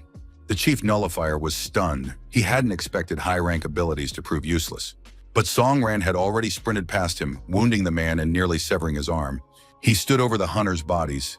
He hadn't wanted to fight, but they had forced him to act. Every person must pay a price for their choices. Some things cannot be undone. Heavy rain poured down on the earth, as if trying to wash away all problems and reset life. On this rainy evening, Siyan couldn't sit still, pacing the room and gazing at the stormy sky. His companion, trying to distract himself with formulas and matrices, asked what he was thinking about. The young man admitted that he was very worried about how Song Ran was doing. He hadn't heard from him in a long time. Ever since the young man had been taken from the hospital, nothing good had likely happened to him. On top of that, a terrible accident had occurred, and it had become clear that the Hunters' Alliance was putting pressure on him. Just then there was a knock at the door, and Siyan went to answer it. Suddenly the curtain parted, and a man soaked to the bone appeared in the room. He had climbed in through the window wearing a tracksuit with a hood over his head. The first thing the young man did was gulp down water, as if he'd spent all that time in the desert. Siyan and Song Hao watched in silence. He looked like a ghost who had suddenly appeared in their home. Finally, Song Ran drank his fill and said it felt like he hadn't had a soda in 1,000 years, thanking his friends for the respite. The hosts were stunned and surprised. They didn't ask questions, but they wanted to know the truth. Song Ran replied that he couldn't say anything yet. Siyan was upset that they didn't consider him a friend, But Sun Hao said that perhaps they themselves needed to tell Song Ran something. While he was in a coma, he had found a lot of information on the dark web. Luca Research, the company that developed the U system, was a subsidiary of Zone A's biotech company. The strange thing was that this subsidiary had suddenly shut down. This happened right when the monster invasion began. The research center had received massive funding. It followed that the monsters and the hunters were interconnected and had been planned in advance. Sun Hao believed that everyone was in great danger. The young man began to suspect the hunters' alliance, so he asked Si Yang to leave a secret signal for Song Ran. The guys were busy trying to find out more information. Upon hearing this, Song Ran decided to trust his friends and began his story with the Prometheus plan. Sun Hao listened intently and now had a rough idea of what the seed of the beast was. This confirmed his suspicions, but the mechanics of quantum reality still remained a mystery to him. The dungeons seemed like a real game. If the dungeons were an illusion, then why did the weapons and abilities work in the outside world? Xian realized that the conversation had shifted to topics he didn't understand. Song Hao knew that the government controlled many things, and the Luca Corporation hid behind trade secrets, so it was impossible to get complete information. Xian took advantage of the pause. Song Hao often spoke in dry technical terms, and it was hard to understand much of what he said, but Xian was curious about what Song Ran would do next. The young man didn't know what to say. The Alliance was doing everything it could to catch him, and he could no longer go into the underground. He couldn't hide for long. They'd catch him anyway. At that moment, Xian received a notification with an address and a message to pass on to Song Ran. It became clear that someone powerful knew Song Ran's every move, his whereabouts, and was capable of finding him anywhere. The young man decided to go to the specified address. He arrived in a neighborhood that looked eerie. Life had long since vanished from there. This was clearly the site of past battles. The houses were destroyed and abandoned. Soon he noticed a silhouette in the distance, barely visible through the haze of fog. Song Ran was on guard and prepared for anything, eagerly awaiting the appearance of his opponent. The silhouette turned out not to be a monster, but an unfamiliar man. The man did not give his name, but asked, "Is it really Song Ran standing before me?" The young man recognized him. It was Qi Xuan. He wanted to understand why the man had summoned him. The question sounded strange. The head of the Zhangchang Guild had hoped that Song Ran already had a rough idea of the situation. Qi Xuan said he had come to kill the young man and launched an attack without letting him ask a single question. Song Ran had already encountered this hunter in the Sea of Oblivion. The traitor Wang Fen had destroyed his entire guild, leading to the disappearance of the River City Guild. On top of that, the news reported that this hunter had robbed a bank. He used his hunter's strength to kill 5 guards and take 15 kilograms of gold bars. Song Ran dodged the attacks, trying to figure out why Qi Xuan had come after him. The former guildmaster said that both hunters were now outlaws, so there was no point in pretending to be a decent person. Qi Xuan added that a despicable traitor like Song Ran wouldn't be able to pull the wool over his eyes. The man was certain that they were too similar, and Song Ran had already analyzed his opponent's strength. Qi Xuan held a rank no lower than Diamond, and if the young man didn't give it his all, he might even lose. But Song Ran understood that rank alone wasn't enough, so he quickly healed the wound from the previous attack. He activated the Dance of the Blood Ministry and said that it seemed Qi Xuan had grown tired of living. "Maybe I'll help you with that," Song Ran thought. The man had been left without a guild and had become a mere bandit. Qi Xuan seemed delighted. He enjoyed the battle itself, the sensation of power and chaos. He activated a pair of blazing blades, preparing to fight on equal terms. When the rivals' swords clashed, the hunter said that Song Ran finally understood the truth. The hunter's path was nothing but a lie. "You have stepped onto the path of destruction, and only a deadly battle can free you from your shackles," he added. Song Ran objected that the man was mistaken. He still held fast to his hunter's path. The young man struck. Qi Xuan flew back, dropping his sword. Song Ran approached and said that unfortunately, the man had given in, succumbing to the bloody path. Now his state resembled madness. It was clear that the former guildmaster was lonely and confused, seeing no other path but anger and aggression. Song Ran raised his sword above the man, realizing that he was on a path of destruction and saw no other options. But before the blow could land, Qi Xuan activated Wind of Protection, creating a barrier. The barrier couldn't withstand the attack, but the man survived, though he sustained significant injuries. Coming to his senses, he looked up at Song Ran and laughed. "Did you really want to kill me? That means we're alike." Song Ran looked at his opponent in surprise, not understanding the meaning of those words. Qi Xuan explained emotionally. He had rejected the path of the hunter, but he had never forgotten that Wang Fen had killed all his friends in the guild. For that, Wang Fen must pay.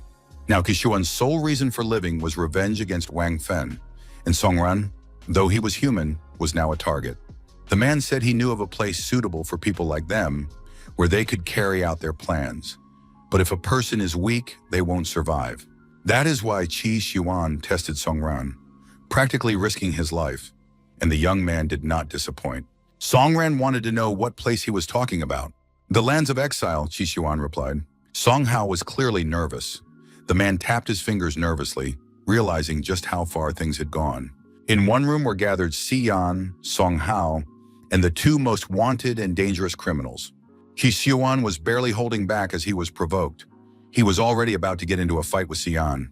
Si Yan called the former head of the River City Guild, a murderer who had already killed several innocent people. The atmosphere was tense. Song Hao tried to wrap up the conversation as quickly as possible, summarizing, Qi Xuan had stolen gold from the bank to reach the lands of exile, and he wanted to understand why he needed Song Ran. The man explained that he had stolen the gold to survive, since the Alliance had blocked all the maps, and he needed Song Ran so the Alliance wouldn't kill him. He also admitted that the young man could be useful. Everything that had happened to the River City Guild could not go unanswered. He hoped that Song Ran would help him take revenge on Wang Feng. Si Yan calculated. In that case, Song Ran would have to give up half the gold. But Qi Xuan didn't want to share.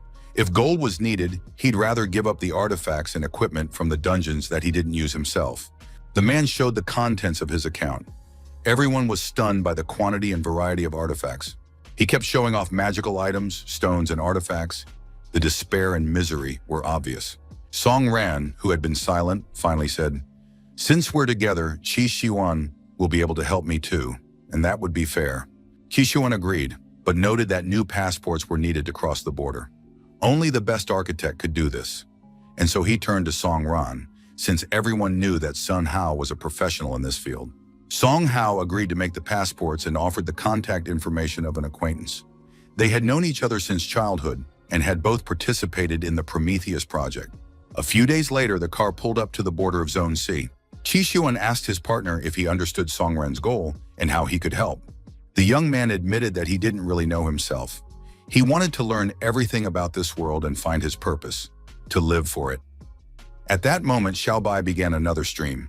Song Ran watched the show, where she talked about her experience traversing the Sea of Oblivion and thought he needed to become stronger. Qi Xuan began to talk about the lands of exile. Since the monsters appeared, humanity had regressed to the Dark Ages. Later, hunters emerged, some of the monsters were destroyed, and the lands were divided into zones: America, Europe, and Asia.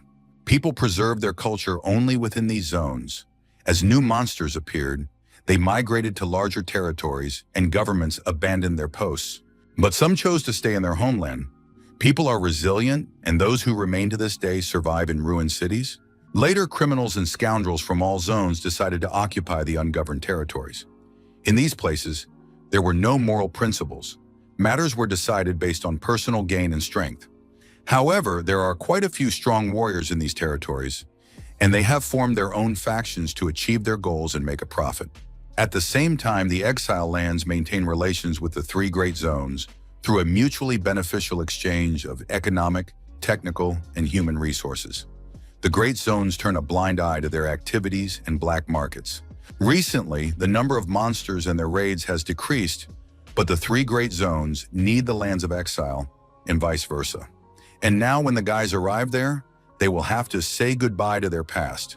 There will be no turning back. Song Ran was eagerly preparing to enter the exile zone and told his friend that he had a small supply of credits left over from winning in one of the dungeons. Qi Xuan replied that no one in the exile lands needed alliance currency.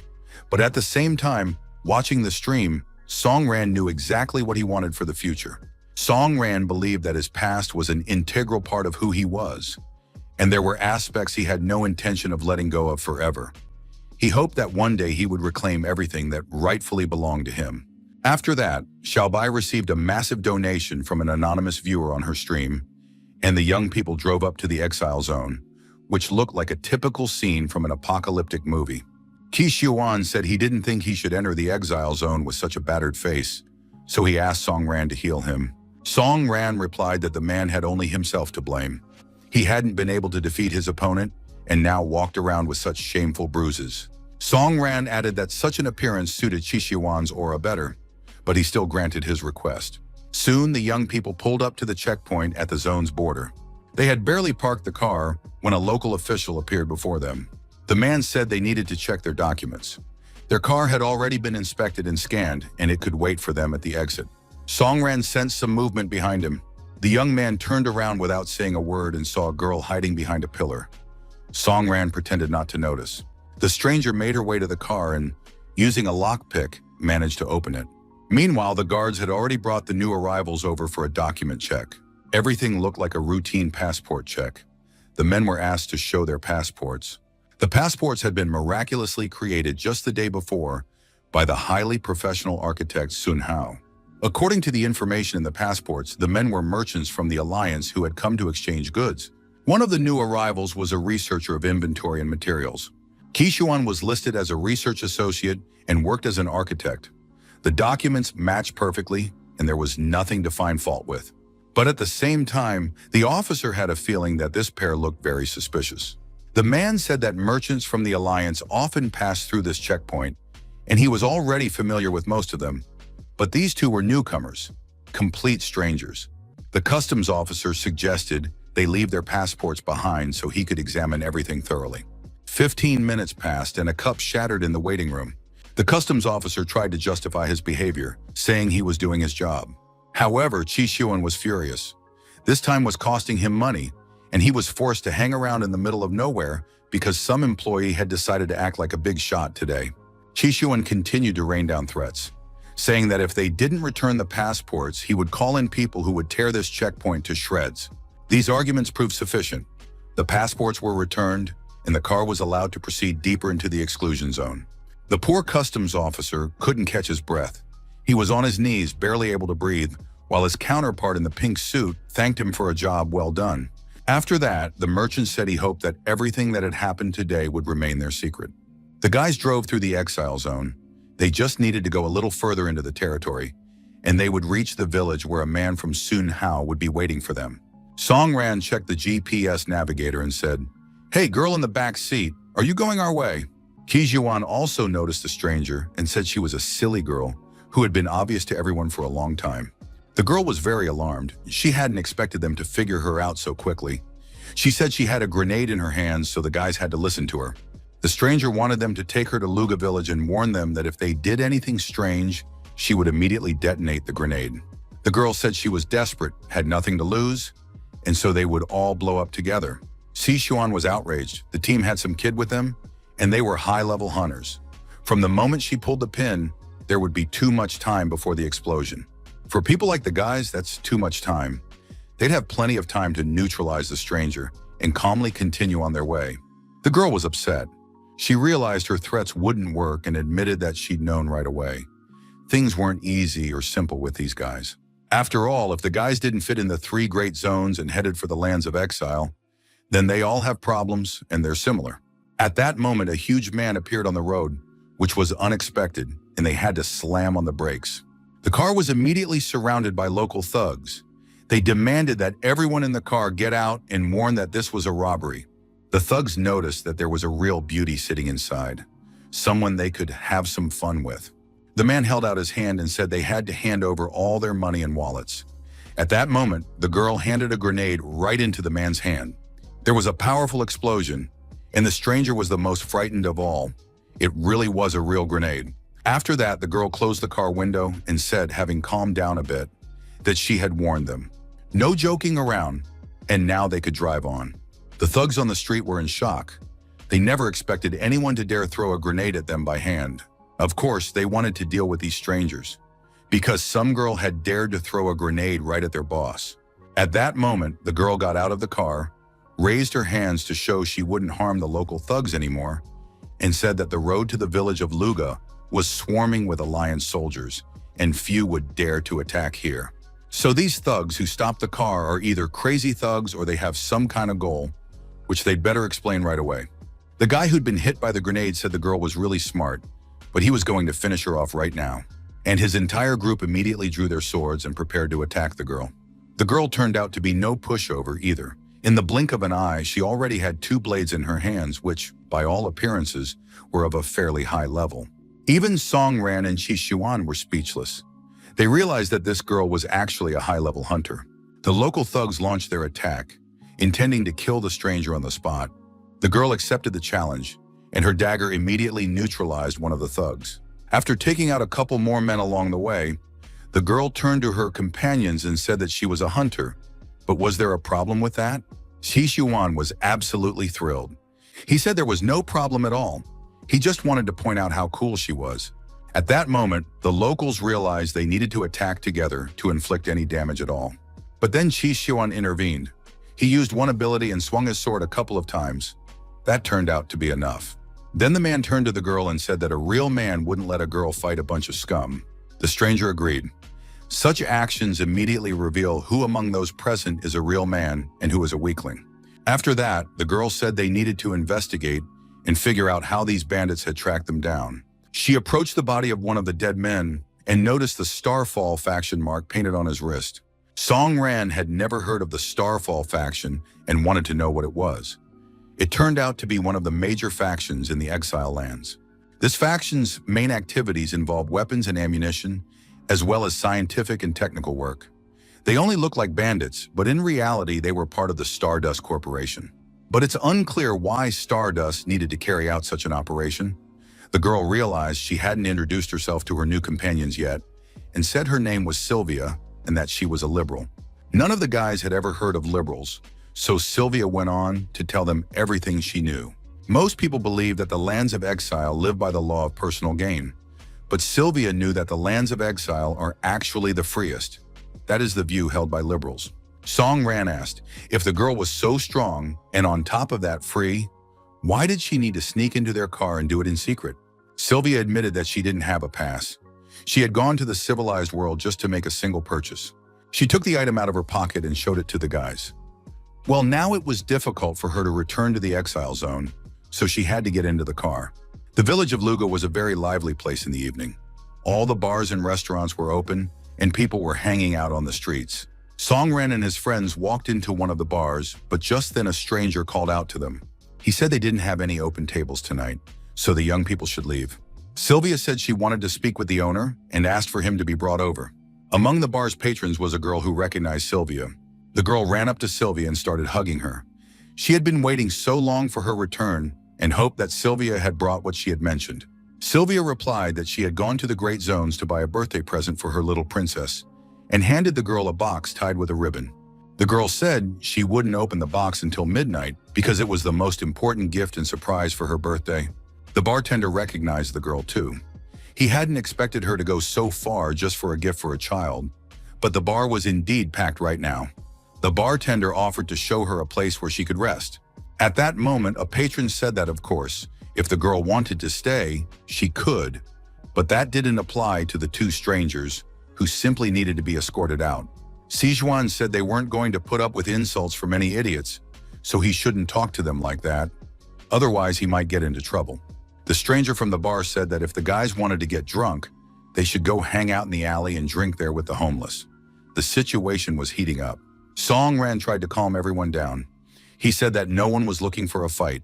They had come to meet a man from the Jiguan faction who, according to their information, was supposed to be here. The guys immediately started insisting that they were from the Jiguan faction and knew nothing about any meetings. A man stepped forward from the group and told everyone to calm down. He was the boss of the Jiguan faction. He apologized to the guests, explaining that they had been dealing with a unique situation lately, which was why his men reacted so sharply to all new visitors. It turns out that the factions of the exile lands are cooperating with the 3 great zones for survival, including the Jiguan faction. But just today their deal fell through, which is why the guys are on edge and a little irritated. At that moment, the bar doors swung open and a stranger with an eye patch appeared. Armed men stood behind him. The stranger carried a massive axe over his shoulder, entered the bar, and shouted for all members of the Jiguan faction to listen to him carefully. He announced that the building was surrounded and that the Jiguan faction must hand over these two people or everyone here would die. Song Ran said that these bandits had come for him. Everyone knew they were local mercenaries, many of whom were skilled hunters, but it was unclear why they were here. At that moment, the bar owner ran up to the one-eyed bandit. He wanted to know why the bandits were breaking into his establishment. Instead of answering, the one-eyed bandit simply threw the man to the ground and said he couldn't believe he dared to open his mouth. The girl, Sylvia's sister, rushed toward the bar owner because he was her father. But before the girl could reach her father, the thug kicked her in the chest so hard that she lost consciousness. The one-eyed thug stood over the girl with an axe and said he could do whatever he wanted, and they should just shut up and keep quiet. The girl kept coughing and trying to catch her breath. At that moment, a small box with a gift from Sylvia fell out of her bosom. The one-eyed thug noticed the object and asked the girl what it was. He immediately reached out with his filthy hands and remarked that the hairpin was very beautiful. The girl cried, unable to hold back her tears. She said it was her birthday present, which she hadn't had a chance to open yet. The villain clutched the hair clip in his hands and said that by wearing this trinket, the girl would never become a real princess. The thug squeezed the hairpin, shattering it into pieces, and said that anyone born in the lands of exile had no right to such things. After that, the one-eyed man addressed those present, saying that everyone knew what the Jiguan faction was up to, and that it was also known they had a deal with people from Zone C. As a result of the deal, they had obtained the boundary source crystal. That little stone would be enough to trade for a pass to the Sky Tower, and today the one-eyed man was certain he would get that pass. One-eyed said that this guy was their representative, but it turned out that the guy had vanished and no one even noticed how it happened. The next moment, a whirlwind of movement swept through the establishment, and all the thugs were wiped out. Song Ran approached the one-eyed man and said that judging by the kind of people they were headed straight for hell, and stabbed the vile one-eyed gangster through the body. Everyone present was in shock. It was the first time they had seen such a powerful man who had gotten rid of all the mercenaries in one go. Kishuan was pleased with his companion, and Sylvia was amazed by Song Ran's strength. Song Ran tried to comfort the crying girl, who was sobbing uncontrollably, believing herself unworthy of such gifts. He told her that this was certainly not the case, and apologized that the hairpin had broken, but promised that next year he would give her an even more beautiful one. After that, the young man calmed the girl, who was clinging tightly to his hand. Finally, everyone could breathe a sigh of relief. The bar owner announced that all drinks were on the house today, and the guys began to relax. Song Ran noticed that Sylvia looked upset, even though everyone was drinking and relaxing.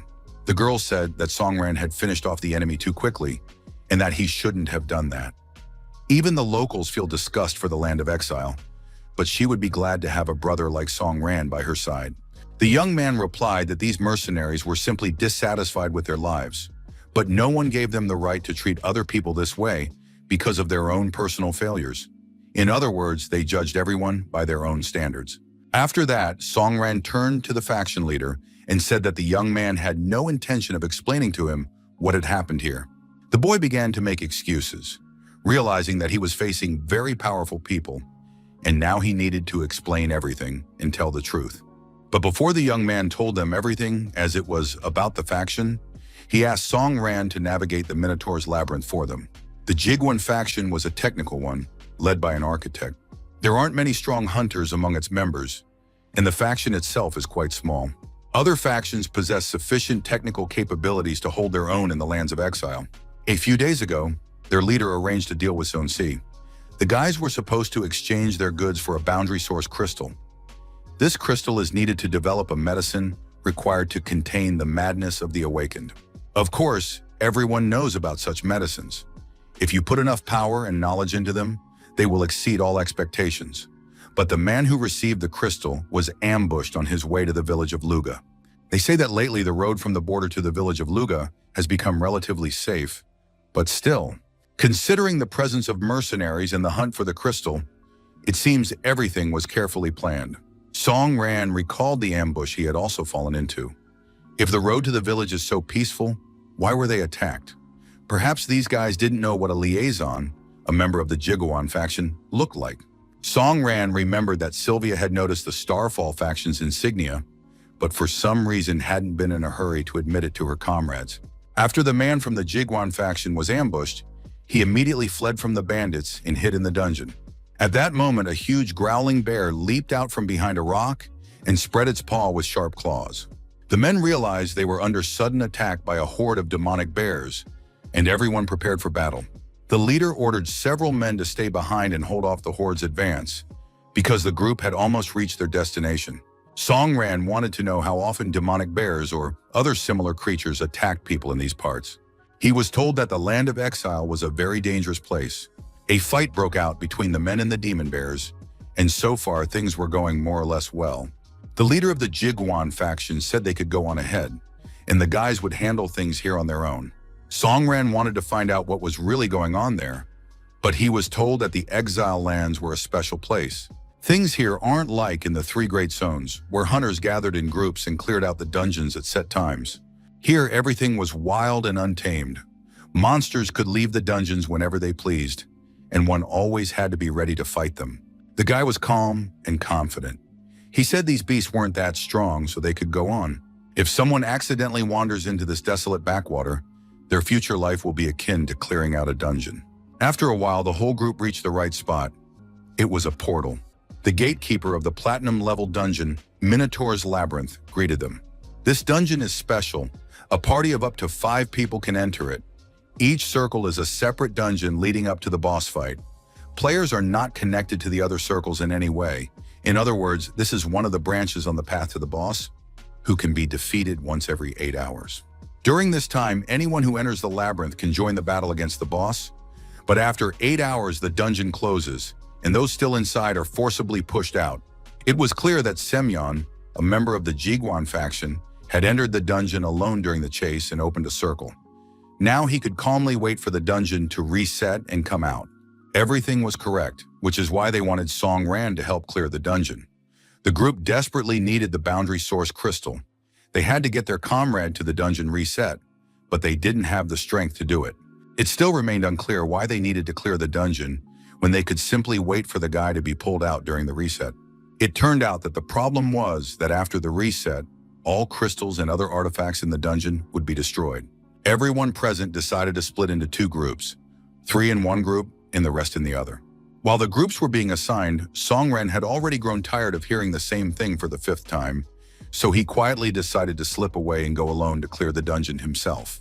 The faction captain tried to make a scene, since he hadn't assigned the groups. No matter how strong this unfamiliar guy might be, a platinum-level dungeon required caution. Qijuan laughed at the captain, saying that his friend was always so unsociable, so he needed to get used to it and not get worked up. The captain was seriously upset. He didn't know what to do since Songran had ruined the entire formation. Shi Xuan said that before the World of Madness, he was diamond level, but perhaps after he'd lost his mind, he'd become even stronger. Sylvia suggested they all go together, without forming a formation, and then no one would have any problems at all. Songran had finally made it into the Minotaur's dungeon and was now happily listening to the silence. He was so tired of noisy people. The guy walked deeper into the dungeon, taking in everything around him.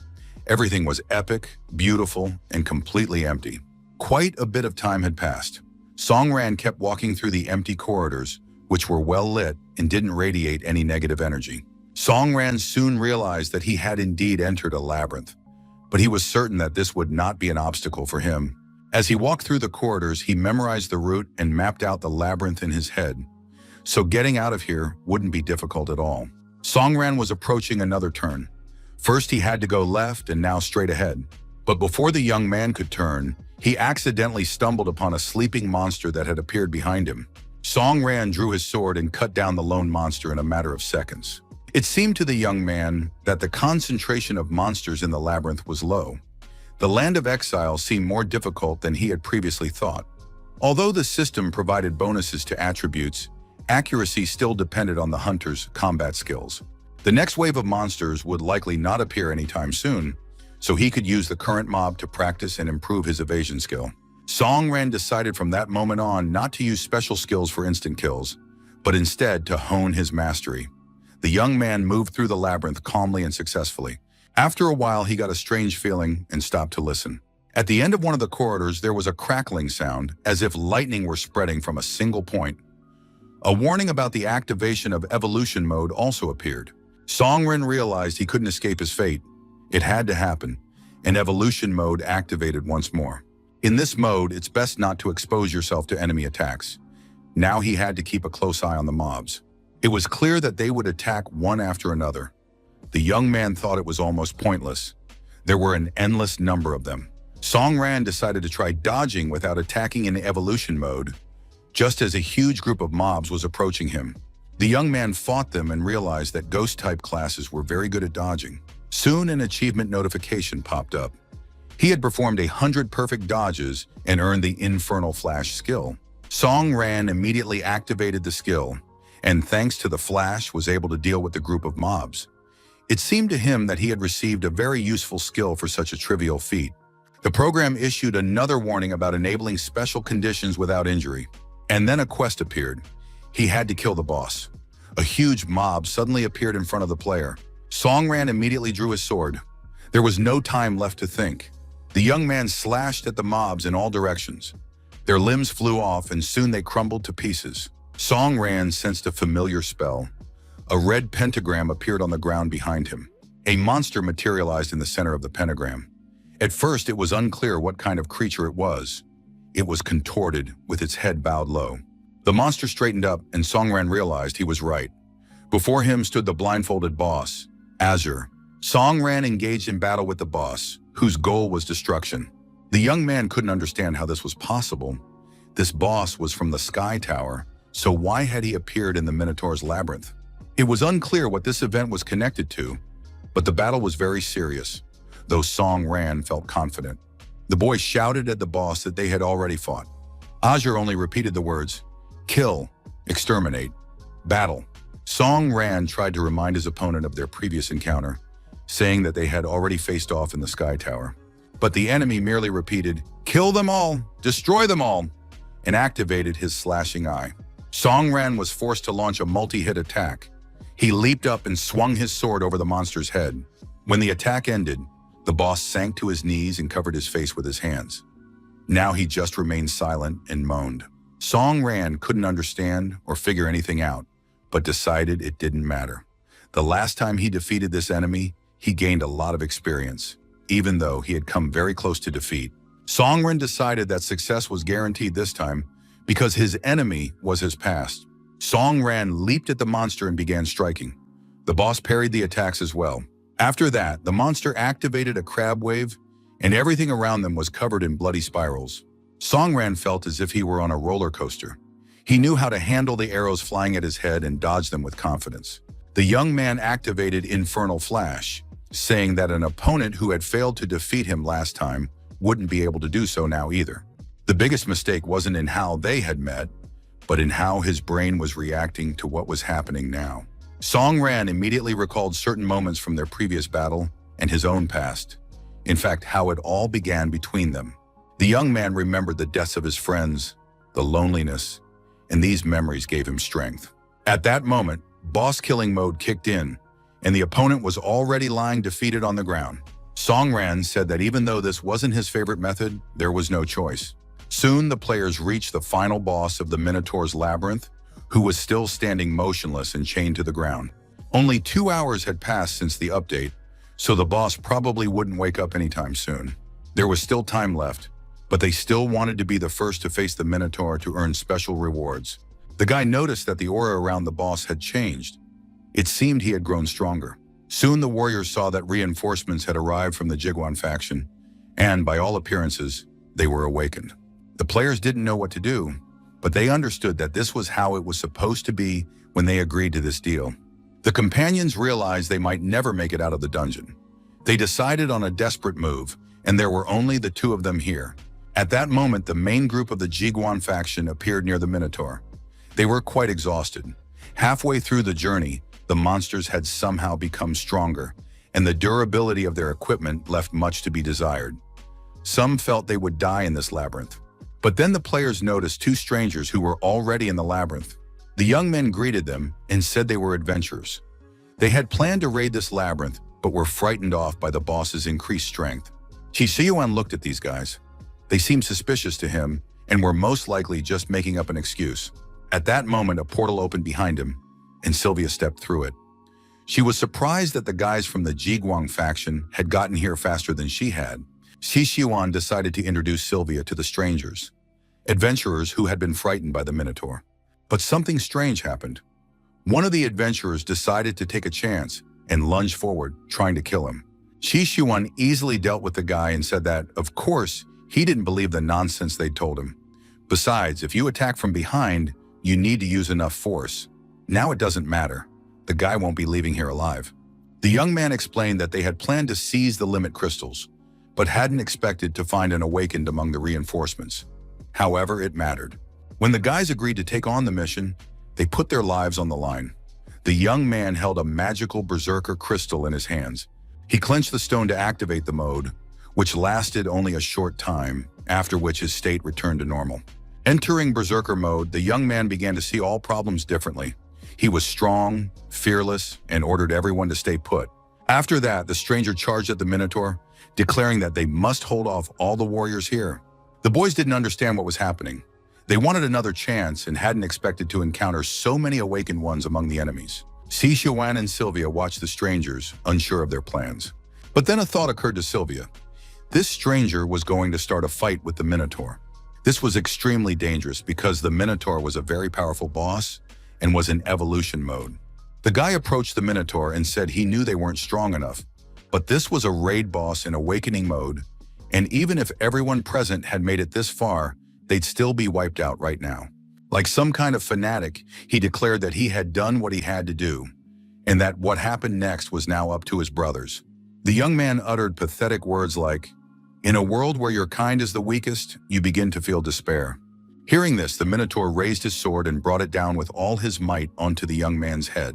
Sylvia turned to the guys and said that their commander was dead, but if they wanted to live, they had to join the fight against the boss, and only then would they have a chance to survive. The men were in despair. Even if they survived, the people behind them wouldn't let them go just like that. But one of the men turned to his friends and said they had to act. And so the battle between the Minotaur and the fighters began. The Minotaur was incredibly strong. He crushed everything around him with ease. The men realized there was no turning back, and they had to give it their all. Everyone realized they might die, but there are different ways to face death. When everyone perished, the Minotaur would absorb their souls and reach a new level of power. The men willingly went to their deaths. Their energy was immediately absorbed by the Minotaur. It was complete madness. It was unclear what was happening, where all these fanatics were coming from, especially for those who had recently moved from the civilized world. Sylvia said she'd seen this tactic before. These guys often mentioned their families, so a large organization must have offered them a mission in exchange for protecting their loved ones. Even if the mission had been successful, these people would have disappeared because they didn't need witnesses. Their path was meant to end in death. It was horrifying and made no sense. It was at that very moment that Song Ran arrived. He immediately rushed into the fray. The young man noted that he wasn't quite too late and would be able to help his comrades. The men watched Song Ran fight, unable to comprehend how it was possible. The Minotaur was platinum tier and in an awakened state, while Song Ran was acting alone. Song Ran was surprised too. Despite the title God Eater, his rank remained only platinum. But with the discovery of a new evolutionary path for the sword, Song Ran had found a new direction for improving his strength. At his current level, his rate of improvement was slow, but this didn't apply to the evolutionary sword. The upgrade of the evolutionary sword was only just beginning. The young man poured all his experience into it, and his strength made incredible leaps. Now even a boss like the Minotaur didn't seem like an insurmountable obstacle. Song Ran spent very little time in this battle, and it soon became clear that the enemy was disintegrating into pixels and no longer posed a threat. The guys were stunned. They had never seen anything like it before. It was a real boost for their group. At that moment, a notification arrived that the Minotaur's labyrinth raid had ended. Song Ran immediately assessed the bonuses he had received: armor without the Minotaur's horn, the monster's blood, and a host of other interesting items. The young man spotted the source limit crystal, which could be used as a ticket to the Sky Tower. The land of exile to the southeast of the residential districts looked terrible. Set apart from the ruined houses, nestled among the rocks, was the headquarters of the Jiguan faction. Surprisingly, the headquarters was built underground. Originally, it was just a pit, but the faction members had turned it into a modern shelter. Another genius, an architect, was working at a computer nearby. It was to him that Sylvia brought Song Ran and Shishiwan. An unfamiliar young man with a lollipop in his mouth and bruises under his eyes said he was glad to finally see Song Ran. He peeked out from behind the monitor and waved. It was the leader of the Jiguang faction, named Andre. The young man said he had heard a lot about Song Ran. Together with Sun Hao, he had participated in the Prometheus project. Thanks to his help in preserving the Crystal of the Limit, the faction was ready to provide Song Ran with an excellent refuge and a room of enhanced comfort. The young man wanted to know if Andre had participated in Prometheus, why had his friend remained in the civilized world, while he had become one of the exiles? Andre peeked out from behind the screen again and replied that it was because he was a small child. It turned out to be a side effect of the monster factor. His abilities had been enhanced at the cost of his body's growth stopping, and now he would remain a boy forever. Andre said they needed to discuss the Prometheus project again. He knew that Song Ran had met Su Ke somewhere deep within the system. Before saying anything, Song Ran wanted to know what kind of relationship they had. It turned out they were friends. That answer suited Song Ran, but he still didn't know what he should tell this boy. Song Ran didn't want to tell the truth about what Suka had said to him on the lower level of the system. Surprisingly, the shower room in this place was quite decent. Who would have thought that in such an apocalypse, one could find such a convenience outside? Recalling everything he had seen and heard along the way, carjackers, bandits, and Sylvia's stories, it was easy to imagine that even more difficulties lay ahead. Song Ran stepped out of the shower and unexpectedly bumped into Sylvia, who was waiting for him in the room. The girl looked the guy in his bathrobe over and said that it seemed she had come at a very opportune time. Sylvia explained that she and Song Ran had been hired as contract hunters by the Jiguan faction, but she had been assigned a small room without a shower. She hoped Song Ran wouldn't mind if she used his shower. Receiving no answer, the girl patted Song Ran on the shoulder and walked past him. A few minutes later, all his thoughts were occupied solely by the image of what Sylvia was doing in his shower room right now. To distract himself from his lewd thoughts, Song Ran asked why Sylvia hadn't mentioned that the attackers were most likely the Starfall faction. Sylvia clearly hadn't expected such a question and began to evade it, making up excuses. In the land of exile, everyone has their own struggles, so it's important to suppress curiosity. One of the main rules Song Ran needs to learn. In the future, they would have to help each other many times, and now Sylvia wanted to know the boys' plan moving forward, where they could work together. Song Ran replied that suppressing curiosity was an important rule he had just learned thanks to Sylvia, but he decided to tell her something anyway. Now that he had obtained the Crystal of the Limit, his goal was clear. He wanted to attack the upper levels of the Sky Tower. A young man approached the border checkpoint. One of the workers ran out to meet him. The man didn't react at all, and the worker had to explain that they were conducting an ID check. The man replied that this was a mission for the Security Bureau, and they couldn't afford to let their guard down. The young man wanted to know what his mission was this time. The man couldn't believe his eyes as he looked at the person he was talking to. Shitianji reported that they must do everything in their power to deal with Song Ran and Xishuan. At that moment, Qi was standing at his friend's door, demanding that he open it immediately. Song Ran opened the door, and the guy's jaws dropped, their eyes popping out of their sockets. They saw the beautiful Sylvia stepping out of the shower. They couldn't understand how the young men had hit it off so quickly. Song Ran figured they wouldn't believe him anyway if he said Sylvia had just come over to take a shower. Of course, no normal guy would believe that. They all just laughed. Song Ran wasn't in the mood for jokes. He said that if the guys didn't have anything important to discuss with him, he just wanted to relax. Sai replied that it looked like they had a problem. Faction members had spotted Zero's tracks here and were very likely targeting Song Ran and the others. Even in these lands, they continued to pursue the guy. He couldn't let them get away with it anymore. Song Ran wanted to know only one thing: how Zero's whereabouts had become known. It turned out to be simple. All news flows into the black market. Song Ran remembered that as soon as he arrived in the lands of exile, Qi Xiuan had said he served as a conduit between the lands and the three regions. Most secrets here weren't all that hard to come by. They could be bought for a certain price from those who possessed the information and were willing to sell it for a decent sum on the black market. But come to think of it, selling information on the black market could be a lucrative venture. There would always be buyers. Song Ran realized that he was being hunted from all sides and immediately went to see Andre. The young man thanked Andre for the information he'd provided about Zero, but wanted to visit the black market himself to see what kind of place it was. Of course, Andre could have helped with that, but he didn't understand why it was necessary. Song Ran replied that it all had to do with his father and something else. He wanted to obtain private information, but in reality, something even more. He didn't want to say it out loud, but the hidden bridge that usually appeared after the raid ended was one of the dungeon's key mechanisms. However, this bridge had appeared in the middle of the raid. This had never happened before. Why did this happen? What was he doing in the Sky Tower? To find the answers to these questions, Song Ran could rely only on himself. Out loud, the young man said he had a strange premonition. Everything about this matter was very confusing. Andre understood that the boy had just arrived in the lands of exile.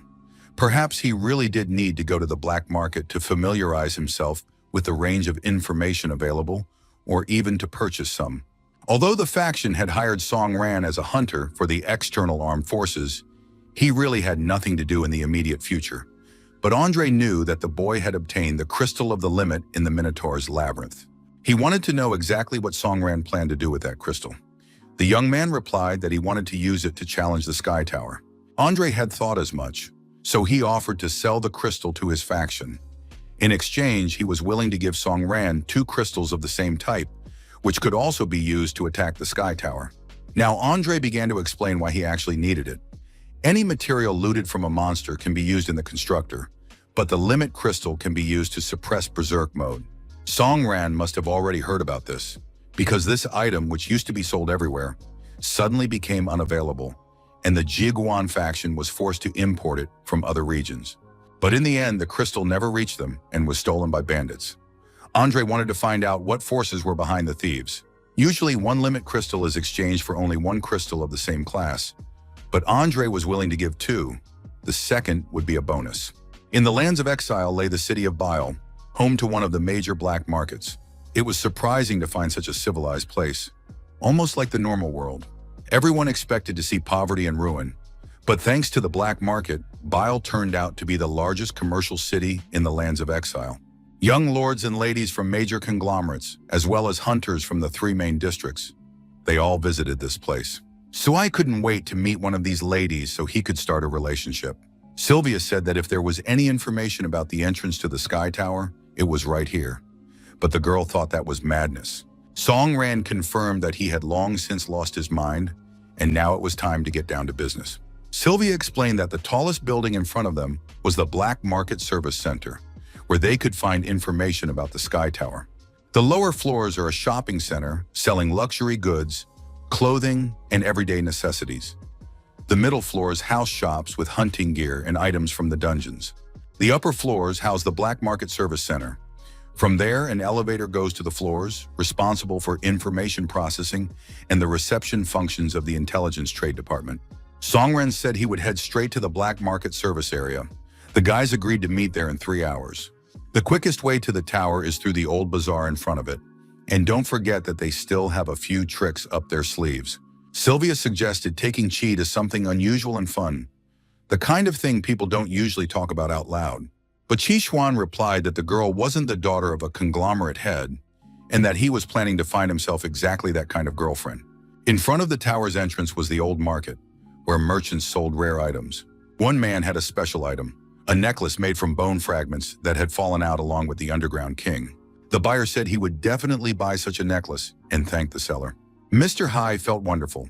Finally, he was free from the watchful eyes of the old fools who were constantly pestering him. In any case, since they had ended up here, they decided to immediately find out information about Song Ran, the Awakened One, who had been secretly taken out of the country. The assistant was happy to be part of such an interesting mission instead of checking passports yet again. But then the young man turned his head and, taken by surprise, dropped his groceries when he saw Song Ran with his own eyes. His boss also realized that they hadn't come to the market for nothing.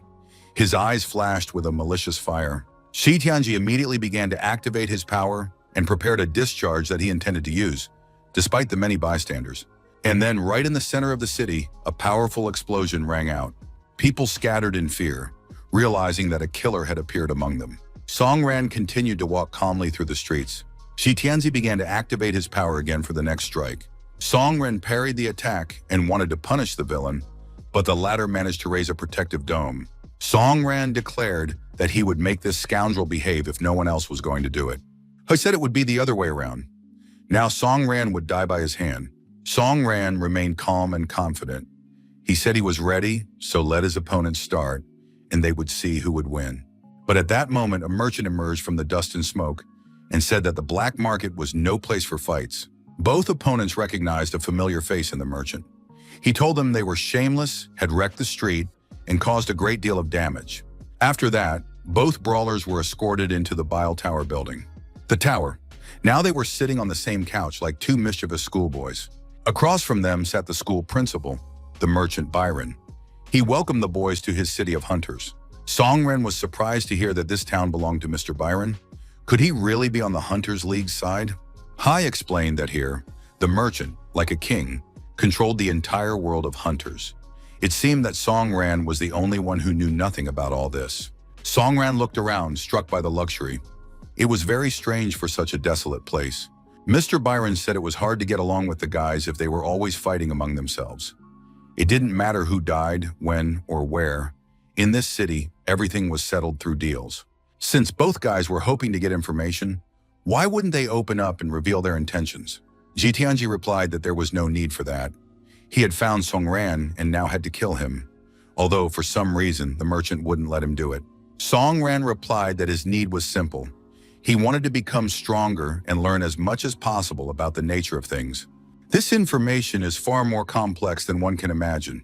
No one knows as much as the merchant Byron does. But at the same time, he has no intention of telling Song Ran anything. The young man was surprised and indignant. He didn't understand why the merchant was acting this way. The merchant explained that knowledge carries responsibility and danger. He couldn't let Song Ran die in vain because gaining knowledge and discovering the truth often go hand in hand. Song Ran wanted to become stronger in order to gain freedom, but that is impossible. To be truly free is a luxury that is difficult to attain. Who thought the young man was acting like a child dreaming of a new toy? Song Ran added that he wanted to deal with the unusual appearance of bosses that show up when they shouldn't. The merchant was surprised. He thought Song Ran was referring to the awakening trial, but Song Ran said these bosses were different from the usual hidden bosses. The secretary standing behind the merchant immediately began checking the information at her boss's request. She said nothing was known about it. The merchant explained that he couldn't help the young man with this.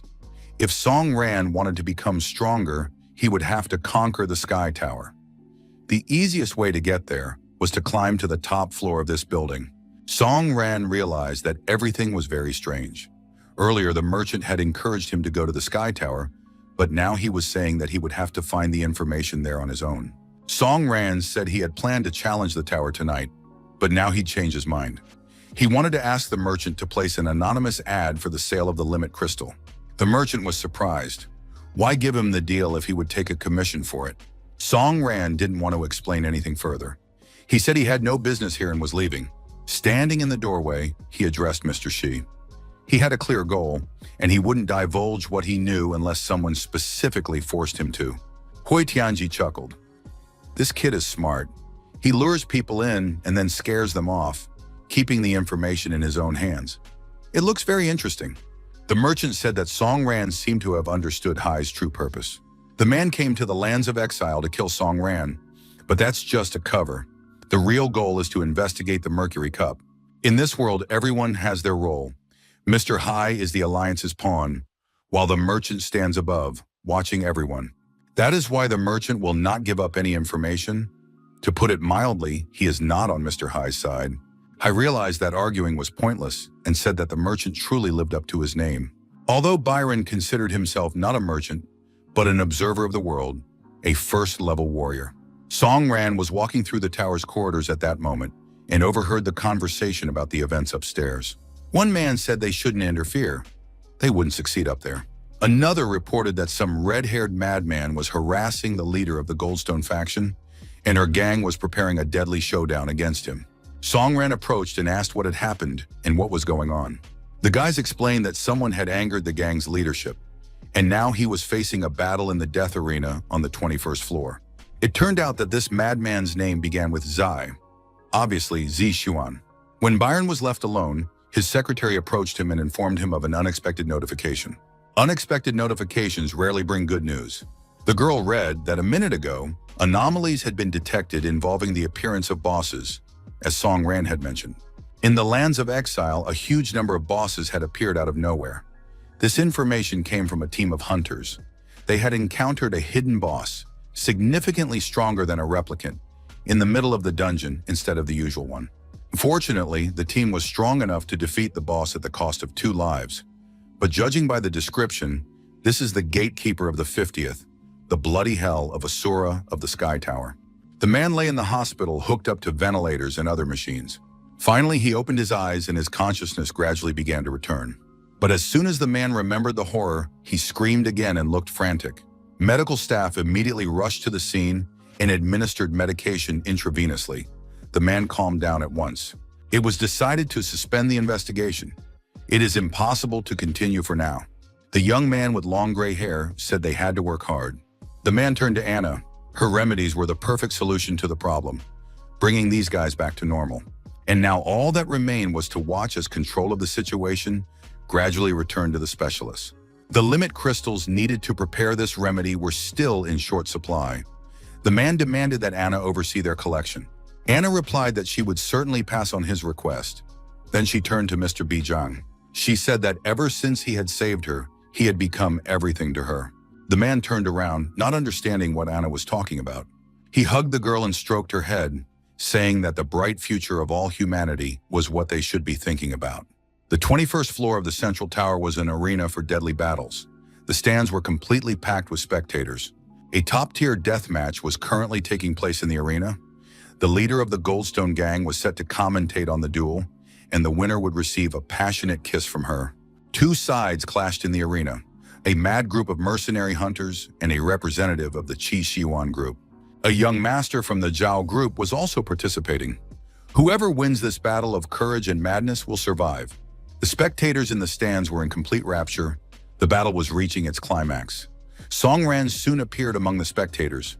He listened to the conversations of the other guys, who believed that the girl was a true beauty worth dying for.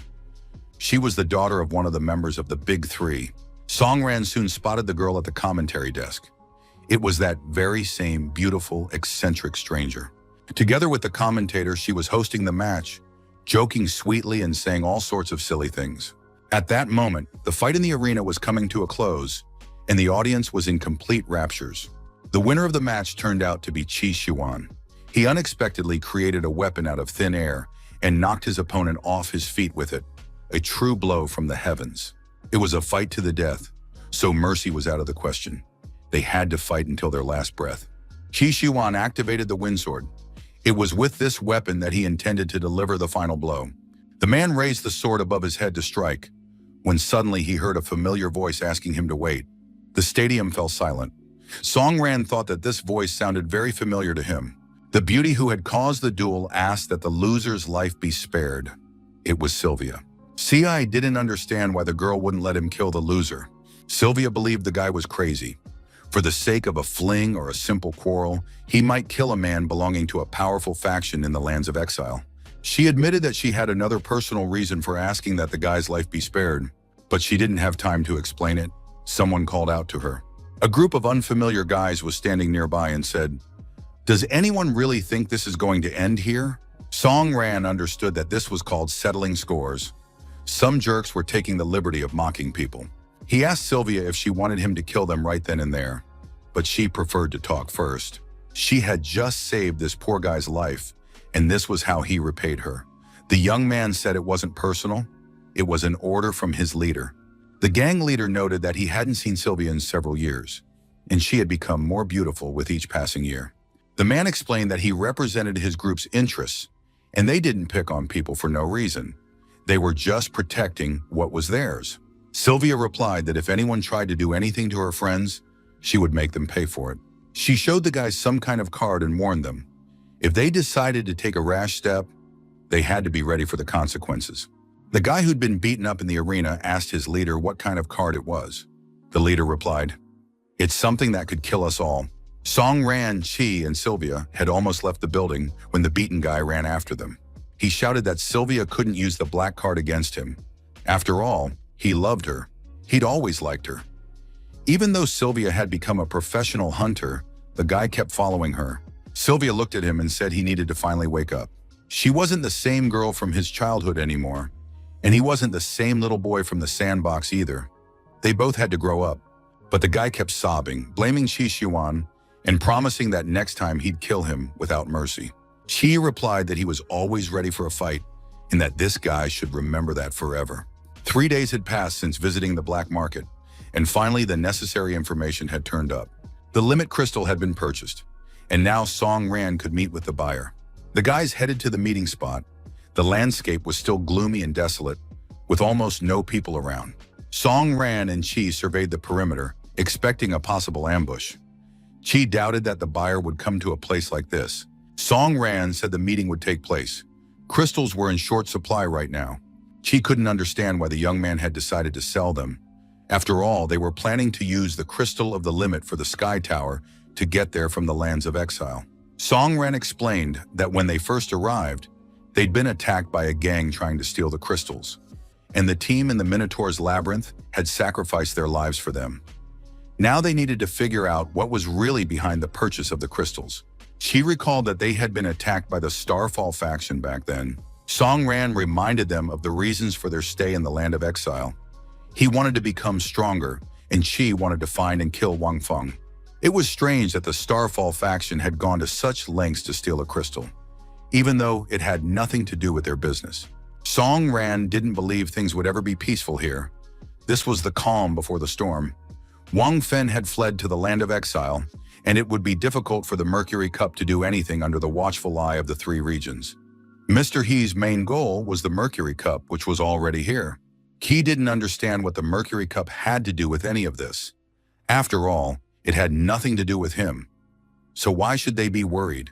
Song Ran smiled slyly. Does Qi really not want to find Wang Feng? But at that moment, someone else caught the guy's attention, and they stopped talking, waiting for that person to appear. Across the vast square littered with building debris, a man was moving toward them. From the looks of it, he was unarmed, unprotected, and didn't seem to pose a threat. When he got closer, they recognized the guy Qi had fought a few days ago in the arena. Song Ran jumped out of cover. They needed to capture this guy and get information from him. Qi Xuan and Song Ran readied their weapons and gave chase. Soon a fight broke out. The stranger activated his chakra destruction. The battle didn't last long, and soon Song Ran held a sword to the guy's throat. Qi simply slapped him a few times, saying he didn't understand where this guy got the nerve. After all, he hadn't been able to win last time, so what was supposed to have changed now? Song Ran warned his friend. They needed to be careful. It wouldn't be that simple. Qi realized that this good-for-nothing lover had serious backup. And indeed, a powerful fighter was approaching the brawlers as if out of nowhere. The stranger, who looked like a shadow, held 2 daggers in his hands. Song Ran stepped in front of the assassin, preventing him from striking Qi. Qi was still holding the guy by his clothes and asking his friend what all this meant. Song Ran explained he had specifically stipulated in the terms of the deal that only one person could come here, setting the meeting place in the center of the lands of exile. He did this to avoid the usual 6-man team coming to extract information. But if the villains had understood his intentions, or at least suspected the strange terms of the deal, they had sent someone here to check. At the same time, they thought the goods were with the black market, not with Song Ran, which meant the guy could complain. It would be easier to kill everyone present. Zai realized that his friend had come up with a brilliant plan, but now he himself would have to fight the assassins. Sai immediately launched an attack. The masked stranger won't explain himself. We're fighting now. Song Ran understood. This guy must be very strong if the assassin sent him. His rank is Star Watcher or even King. The assassin could have killed him in seconds, but now he was merely parrying the attacks, hiding his true strength. It was unclear why he was hiding his level. If his identity became known, he could destroy everyone.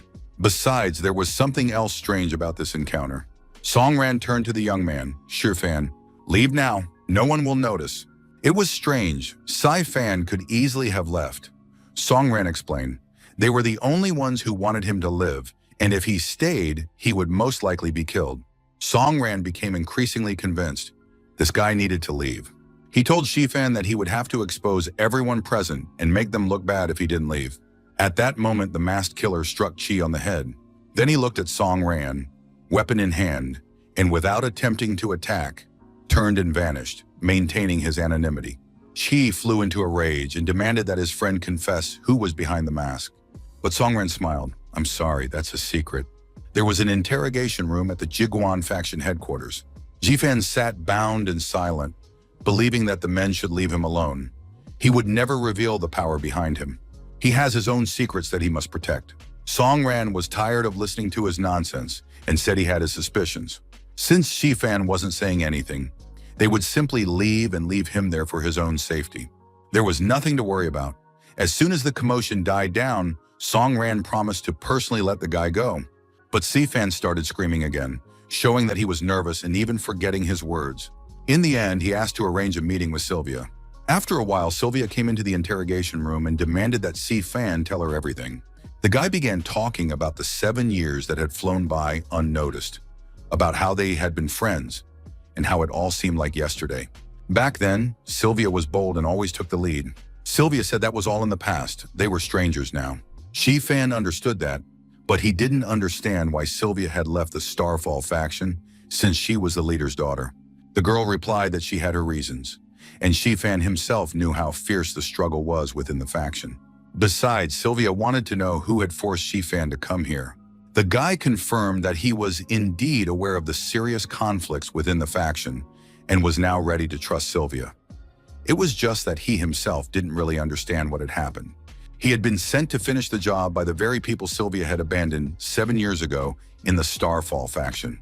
Chi thought that leaving Sylvia alone with this lovesick fool wasn't the best idea. Songran wasn't sure of anything. He knew Sylvia had many secrets they didn't need to know. At the same time, Sylvia would figure it out on her own, and thanks to previous battles, there were at least some clues as to who was behind all this. She really wanted to hear the answer. But Songran said it wasn't time yet, and that he would tell him everything once the situation became completely clear. Qijuan was ready to tear the place apart, but he understood that until his friend made up his mind, he wouldn't learn the truth. Songran stayed in his room, thinking about what he couldn't tell Qi right now, that the man he'd fought the day before was Wang Fen. He needed to figure out why the assassin sent after him, stronger than any other man, was connected to the people from River City who had once saved Songran. Why did they need him alive? Wang Fen was far stronger than any of them, but he didn't wipe out the team simply because he wasn't allowed to kill Songran. Even if he had tried to kill just one person, Songran would have intervened, and revealing his identity would have been risky. So why didn't the assassin flee immediately? It's simple. He wanted to play a little game with Qi. And if it really is Wang Fen, such behavior makes sense.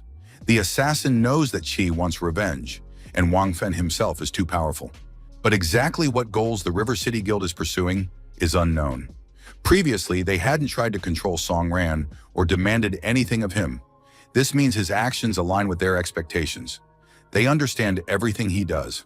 If the River City Guild knows everything, then they must also be aware of Songran's plans. The young man practically jumped out of bed at this realization.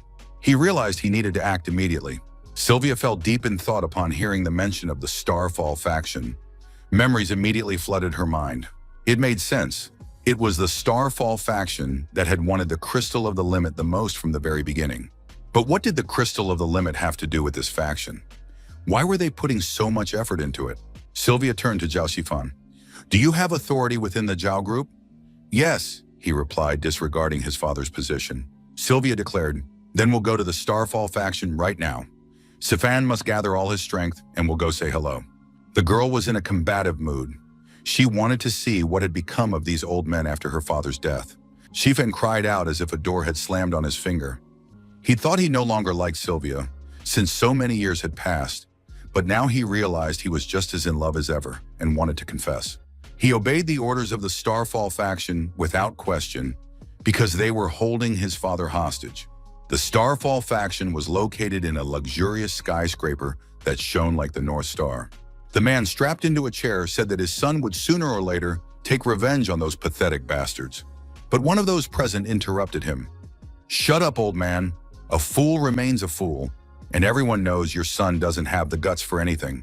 He's just a weakling, just like you." The bound man's name was Zhao Wei. He was the leader of the Zhao faction and accused Katter of a conspiracy, that he had seized the throne and killed the former leader of Starfall. Katter, the current faction leader, considered the Zhao faction to be nothing more than a bunch of soldiers, and Old Wei, merely their commander. Mr. Bai interrupted the conversation. "I'm tired of this bickering." He addressed the hostage. "Chaos reigns in the lands of exile right now, but it's starting to subside. The time has come to unite. After all, we're all pawns to some extent, acting in the interests of humanity." At that moment, a man in a cloak and mask entered the room. He announced that he had returned. Mr. Bai understood that Wang Fen was angry, since he wasn't allowed to show his face, and asked how things were going. Wang Fen was pleased with his outing. No one had guessed that crystal had been sold by Song Ran himself, and with him was Qi Shuyuan, with whom Wang had played a little. He wasn't allowed to touch Song Ran, and then he returned. Bai realized that the news had leaked, but Wang Fen reported that Mr. Zhao's son had been taken away with them. Zhao Wei turned to Bai. "My son is weak, but he won't tell anyone anything. He loves his father." Mr. Bai replied that it wasn't about his son's words. What worried him more was what Song Ran would do now. Zhao Wei began to shout and beg him to protect his son if there was any danger. Mr. Bai said that the goal of River City could be called the Great One. If they achieved it, all the leaders would become pawns in a chess game. The great goal tolerates not the slightest confusion, so every effort must be made. Bai said they needed to give Song Ran a little nudge and drew his sword. Old man Zhao didn't even have time to be frightened before his head was severed. After that, Bai ordered Wang Feng to go to Zhao's group and hand them the sword smeared with their leader's blood. Kaderu was ordered to get ready. He was frightened and hadn't expected such events. Mr. Bai said that war would begin very soon. The next day, an alarm sounded in the Jiguang faction's building. Qishun was furious. He couldn't believe what he'd heard. But Andre repeated once more. Sylvia had fled with Zhao Shifan. Andre was calm. There was no need to panic prematurely. The real problem wasn't the escape, but the conversation that had taken place the night before. It was precisely because of that conversation that the escape had occurred, and there would be consequences. The fugitives made it there quickly, and Shifan thanked Sylvia for rescuing him from captivity. The girl replied that there was no need to thank her. After her father's death, her uncle had seized the opportunity and taken his place. Due to conflicts over the leadership of the faction, Sylvia had been forced to leave Starfall. Now Sylvia planned to use the military support of Zhao's group to reclaim her faction and punish the villain who dared to take Shifan's father hostage. Shifan looked ahead and noticed unfamiliar people, not understanding what was happening. Sylvia and her friend began making their way through the crowd to find out what had happened. Zhao's group members recognized their boss and began to calm the young man down. Further down the hallway, Shifan's father's severed head lay on the floor. Shifan knelt down next to his father's head and began to cry. This man had always been strict and decisive, but truly kind to his son and subordinates. Thanks to his father's leniency, Shifan grew up to be a soft-hearted man who was used to having his father solve all his problems. In fact, the boy had always known that he could live peacefully without a care in the world, all thanks to his father, who was now gone. His subordinates were also in shock. They didn't know what to do, where to go, or who would lead them. The man explained that some time ago, a masked stranger had appeared and raided the group's headquarters. It all happened so quickly that no one managed to catch him, and later they found his head. Now the senior military commander, the group's leader, is dead, and the army cannot remain without a leader. The subordinates asked Sifan to take command. The young man turned and saw the entire corridor filled with people ready to serve this family and begging the young master to lead them. Sifan was about to refuse, saying, "No, I don't know how," but instead asked his subordinate if he had his father's military uniform. He addressed the men. "I will now issue my first order. All of the unit's resources and command are transferred to me." As he put on his father's uniform, Shifan said that they were soldiers, and the grief that had befallen them must strengthen their resolve and become a source of strength. As he buttoned up his jacket, the young man made a firm resolution. For the sake of revenge and for the sake of his people, he would rise from his knees, and his enemies would pay blood for blood. In a matter of minutes, Shifan seemed to have grown both mentally and physically. His gaze had completely changed. He ordered them to fan out around the Starfall faction headquarters and prepare for battle. Sifan turned to Sylvia. "You may proceed with your plan." Soon the girl entered the faction's building, where she was met by a guard who was absolutely thrilled. He offered her some juice since she had been gone for so long, and he didn't know what had happened to her this time. Sylvia didn't waste time on small talk. She was the rightful head of the faction, and she needed to meet with Kader. She was escorted to the office, where her uncle marveled at how much she had grown and what a beauty she had become. The faction leader said he was temporarily managing the group in Sylvia's place and was ready to show her all the reports and provide funds if necessary. But Sylvia didn't want to look at the reports. What mattered to her was finding out the truth about Zhao's group. The girl wanted to understand what had really happened here. Kater realized that for a girl who had fled from the authorities, she knew far too much. Sylvia's father had been unable to defeat Kater, and for Sylvia herself, the most important thing in the world was strength, a measure of power. At that moment, a group of men burst into the office, ready to defend their leader. But Sylvia declared that she had never forgotten about the faction.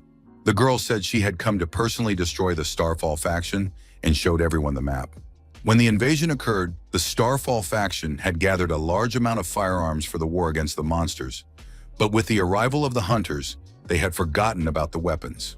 The map in Sylvia's hands gave her control over these weapons, the faction's greatest asset. At that moment, several rockets flew by. It was the signal for Zhao's group to attack. Shifan looked up at the sky and said he would definitely win this war. The young man rallied his supporters to attack, and everyone rushed to storm the Starfall faction. As long as the black card was in Sylvia's hands, she remained the faction's supreme leader. Andre was focused, sitting in his office waiting for bad news.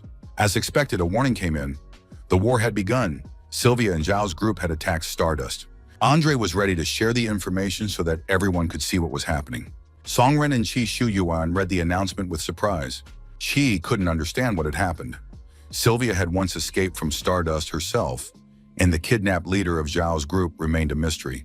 Songren wanted to know when the war would begin and whose side Andre would be on. The guy replied that it didn't matter. What mattered was the tense relationship between the factions. Once the war broke out, no one would come out unscathed. People would face not influence, but real, brutal force capable of killing. In the Bile Tower, people lined up to have their fingerprints scanned. During certain periods, entry and exit were restricted. Song Ran, like everyone else hoping to get into the black market, was standing in line in front of the scanner. The guy in front of him placed his finger on the scanner, but the system failed. He was immediately handed over to the men with batons. It all looked comical. The guy was the leader of a small group and simply wanted to meet Mr. Byron. When they subdued him, he started crying, saying he just wanted to hide in the tower because war would soon engulf everything, and he had money. Song Ran was supposed to approach the next cell. The whole thing seemed extremely risky, but in any case, he had to try to get into the tower. Song Ran placed his finger on the scanner. It turned out he had VIP status, and entry was granted. The young man immediately realized this was Byron's doing. Kishiwan's car was parked far from the roads, somewhere in the mountains. He recalled the conversation and Andre's words. The fragile balance between the groups of the land of exile had been maintained for many years. Without outside interference, such chaos would have been impossible. He needed to figure out who had deliberately sparked this conflict. Qi Shuan suspected that the River City Guild was behind it. Song Ran said he would go to the Sky Tower, since the conflict would soon begin officially. Qi replied that he would take part in the war, find Wang Feng, and take revenge on him for the past. Andre reminded him that he had an agreement with Song Ran to find out who was behind the robbery. Andre handed Song Ran a magic crystal, saying it was his reward. Song Ran continued to ponder. The River City Guild, after saving him, had always adhered to a policy of protection without interference. But the moment the young man got close to important information, chaos immediately ensued. They fear that Song Ran will understand their true goal, so they strive to destroy the environment in which he wants to establish himself and take a wait-and-see stance. It seems the guild wants to control the young man's actions, but Song Ran has never needed anyone's secret manipulation. But now the situation has developed in such a way that Song Ran could fulfill River City's wish and play out their script. Once inside the Sky Tower, he hoped to get the chance to corner someone. Soon, Song Ran was already inside the tower and began battling bosses and mobs. The girl's body was submerged in liquid. A notification reported that synchronization had reached normal levels, and the soul had been secured. The next stage of soul fixation began. The woman was in some kind of flask. Mr. Bai asked Anna how the war was going. The girl reported the situation was heating up, with operations being carried out through the Starfall faction and other small groups of like-minded individuals. Soon the war would engulf all the lands of exile. Mr. Bai estimated that by this point, Song Ran had already reached the 181st floor of the Sky Tower. All the monsters in the tower are creatures from another world or dimension. Their world was destroyed, and they entered the human world through portals. The invasion awakened greed in people. People wanted to acquire the monster's technology. The Monster King had never been destroyed. The current system, including the Hunter system, was built based on the consciousness and technology of the mother entity. But humans cannot fully control the aliens, so one cannot be certain that everything will turn out well. A plan for artificial replacement was developed long before the Prometheus project, but scientists were unable to transform the hunters. The hunter who managed to recognize the mother system fell into madness. This man was the closest to the artificial god. He destroyed the key to the underground city's difficulties. The key can develop in various ways. One of them became Song Ran's evolutionary blade.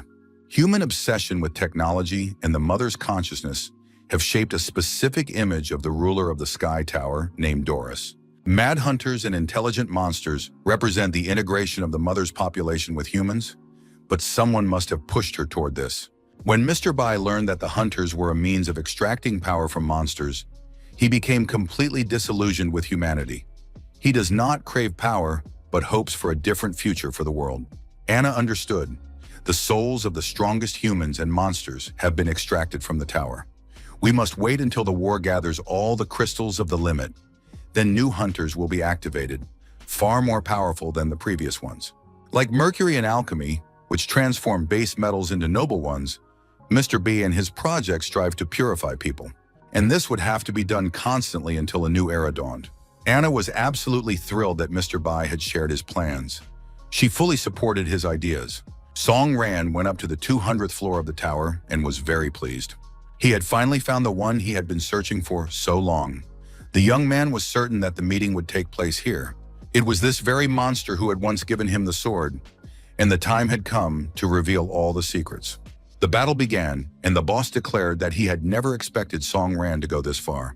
The boss looked at the young man with delight. He couldn't help but admire him, for he was his son. Song Ran couldn't believe his ears. The monster was probably just mocking him. This couldn't be true. The boss said it all made sense. After so many hardships, Song Ran had come here to find him, his father. Even if that were true, he had been a father before. Now Song Ran didn't stand on ceremony with the monsters. He simply killed them. He was going to kill the monster to get an answer to the question, what is nothingness? The monster tensed up during the battle. Now standing before him was no longer that weak-willed, sweet little boy. Song Ran had changed a lot, but his strength was still not enough to win. Like an awakened man, he considered himself the chosen one. But in reality, everything Song Ran knows about the world is just a drop in the ocean. And it's worth remembering, he owes everything to his father. The battle was fierce. The young man barely managed to dodge dangerous attacks, and shards flew from his weapon. The monster declared that at any moment it could take not only his weapon, but his life as well. The next moment, the boss moved at insane speed. Son, you still forget about your back and aren't paying enough attention. He said that even if kindness is hidden behind a mask of indifference, it will vanish at the moment of death. Song Ran took a powerful blow. Blood spurted from his throat. The young man, as if in slow motion, saw a wave of energy moving straight toward his chest. Blood streamed from Song Ran's body. He turned to his father. Why are you destroying my family and taking my life? Song Ran received a notification. With his current healing energy, maintaining his health was extremely difficult. Now he sat on the ground, head bowed, thinking about how happy their family had been and why his father had orchestrated all of this. His father replied, that's how this world works. The strong devour the weak. Only by standing at the top of the food chain can you see the true beauty of the world. He suggested that his son look within himself and feel, was there any fear of death within him? Song Gucheon said that before learning the truth about the world, he had lived in harmony with himself and enjoyed life with his wife and son. Everything changed when he realized that science is full of unfathomable truths, monstrous weapons, and viruses spread by humans themselves. This will give you the strength to perhaps change the whole world, said his father. But Song Ran's mother tried to stop him. She stood in the way of creating a harmonious world, so he had to deal with her. Song Ran realized the truth. His father had killed his mother, even though she was the best wife and mother. Song Gucheon declared that nothing deserved his attention except the ideal. A son must possess the strength to control all the rules and laws of this world. Song Ran called this excuses and greed. He used to admire his father, but now he had become a monster who kept him awake at night. The father knows perfectly well what his son's life has become since the loss of his family. Lonely, cowardly, and inadequate, the boy had no one with whom he could speak from the heart. The boy grew up lonely and unhappy. The older ones constantly bullied him, and in the end, he was unable to destroy the culprit of his tragedy, his father. Meanwhile, his health was rapidly deteriorating, his body was failing, the hunter was dying. But the monster didn't want to see his son dead. He wanted him to come with him. The monster crouched down beside him and reached out a hand toward the boy's face. He wanted his son to witness the coming of the new world alongside him. He just had to make the right choice. The boss turned and asked the witness to the battle, "Were you impressed by the battle between father and son?" The girl replied that the father shouldn't forget. Even though she was created by him as a program, she was still his child. Doris didn't understand why her older brother wanted to kill their father. Seeing all this, she realized she needed to listen to Daddy more. The monster replied, "Such is Song Ran's punishment." He asked how things were going outside, hoping that Doris's followers wouldn't let him down. Doris confirmed, no one would go against the will of River City. Their goal was to set the world right. The flames of war engulfed the entire land of exile. The plan was already being carried out by several people. In a short while, this place would become the starting point of the new world. Doris held in her hands a monster factor, greatly improved. Whoever used it gained incredible power and became practically invulnerable. Song Gucheon approached his dead son and said he hoped he would make the right choice. After that, he injected the monster factor into Song Ran, giving him one more chance. The factor gradually penetrated the young man's mind, burrowing deep into his DNA. It was meant to transform the man into a being of the highest level and resurrect him. Merchant Byron greeted Mr. Gucheon.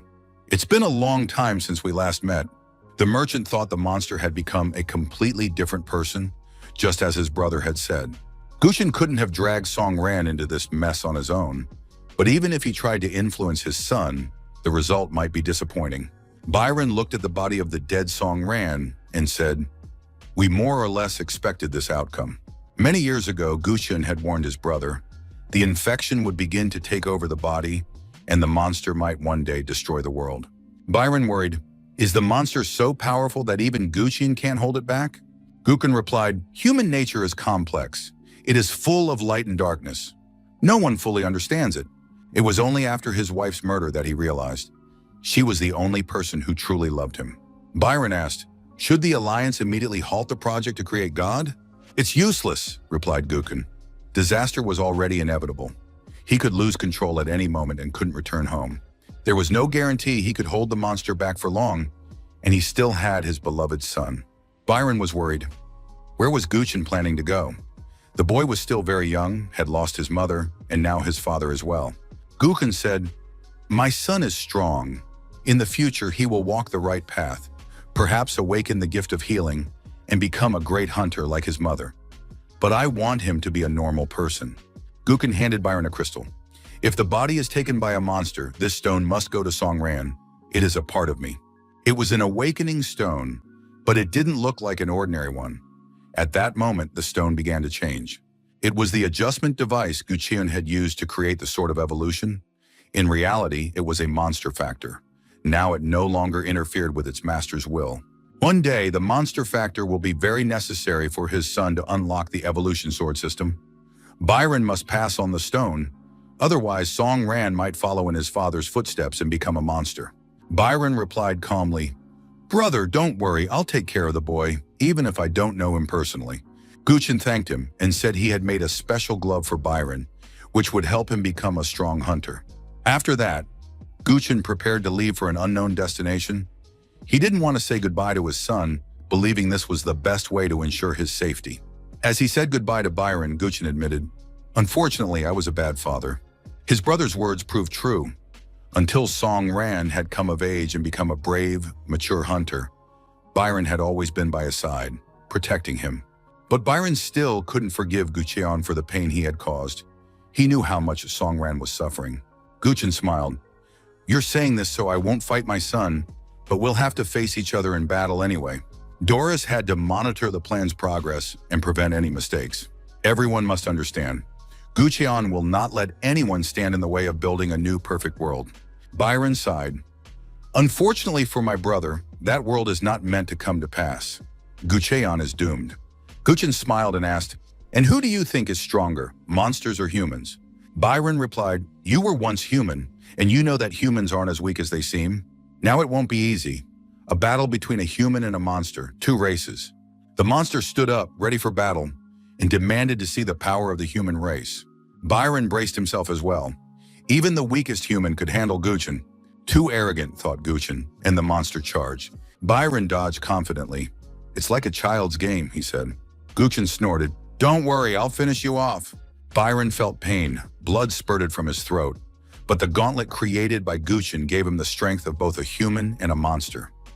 Defeating him was no easy task. Clearing his throat, Byron said, now I'll be a truly serious opponent. The battle between the brothers continued, and the outcome remained unknown. Guchen landed blows and Byron's body was covered in wounds, bleeding. At that moment, the monster reached out toward Byron and landed a powerful blow. Byron was gasping for breath, unable to move, merely watching in horror as his brother finished him off. Guchen smiled. Human strength isn't as great as I thought. He stood over Byron, wounded, and prepared to mete out punishment for his failure. But suddenly Guchen felt it. Byron was coming back to life. Byron activated a great healing spell. His body immediately began to recover. It seemed as though everything was going normally, but Byron said, this is the end of my journey. Now it is my turn. The man's face turned pale as if frozen. Songren woke up.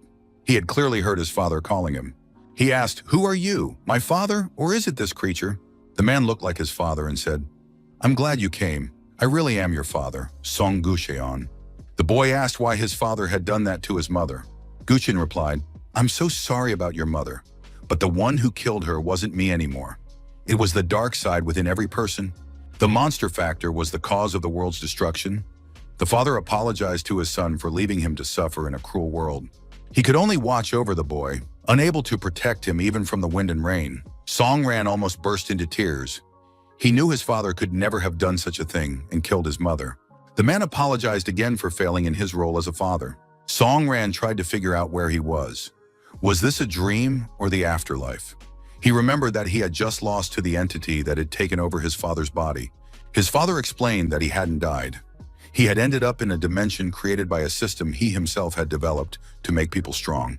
The system was designed to combat the monster factor, but now the dimension was on the verge of collapse. The only way out was to restart the program, and the fate of humanity would depend on Songran's choice.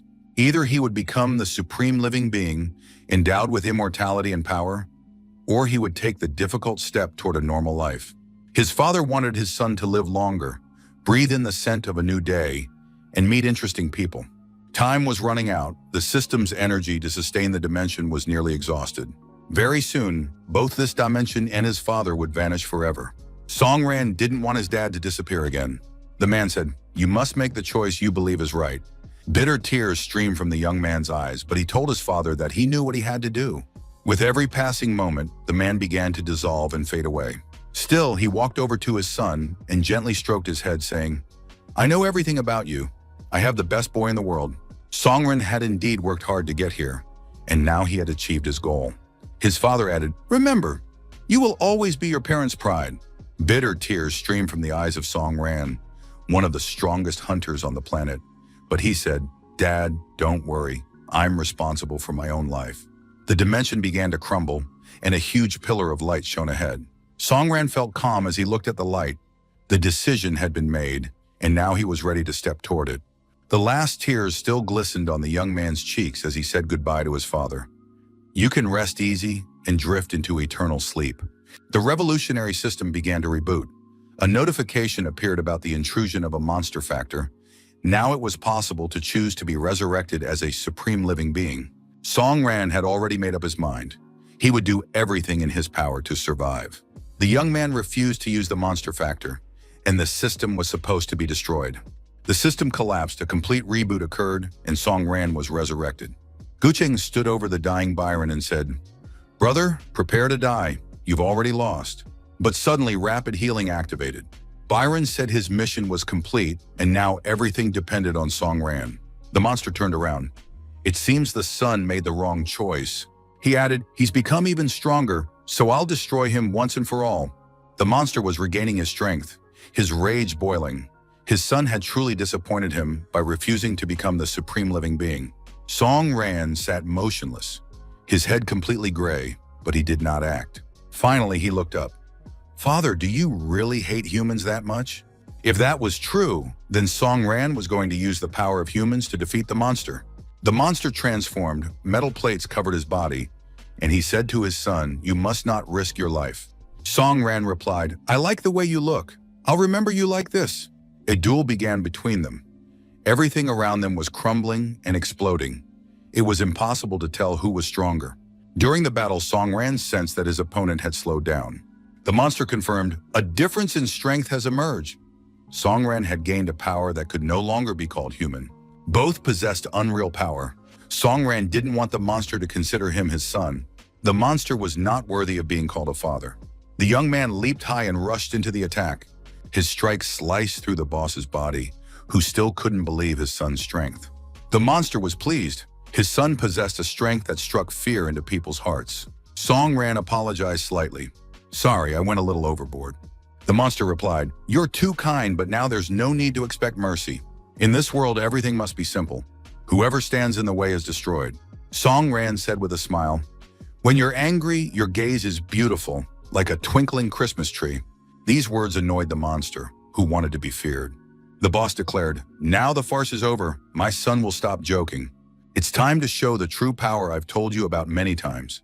Song Ran replied calmly, "You're nothing special." The boss couldn't understand. How was that possible? He was dead before. With all his might, he punched the spot where Song Ran was standing, trying to end the fight. "Victory is mine alone," thought the monster, certain that this was the right way to end the fight. He was certain that humans couldn't match his strength. Byron watched from the sidelines, realizing it was time to intervene. Any resistance now seemed pointless. The boss heard Byron's words. "Once I'm done with my son, it's your turn." Byron replied, "You'd better run, but it looks like it's already too late." Song Ran was fully awakened. A new form of weaponry, mastery of dual swords. He was like a lion. The boss still believed that a human was incapable of such a strength, but Song Ran leaped at him with two swords. He sliced the monster in half.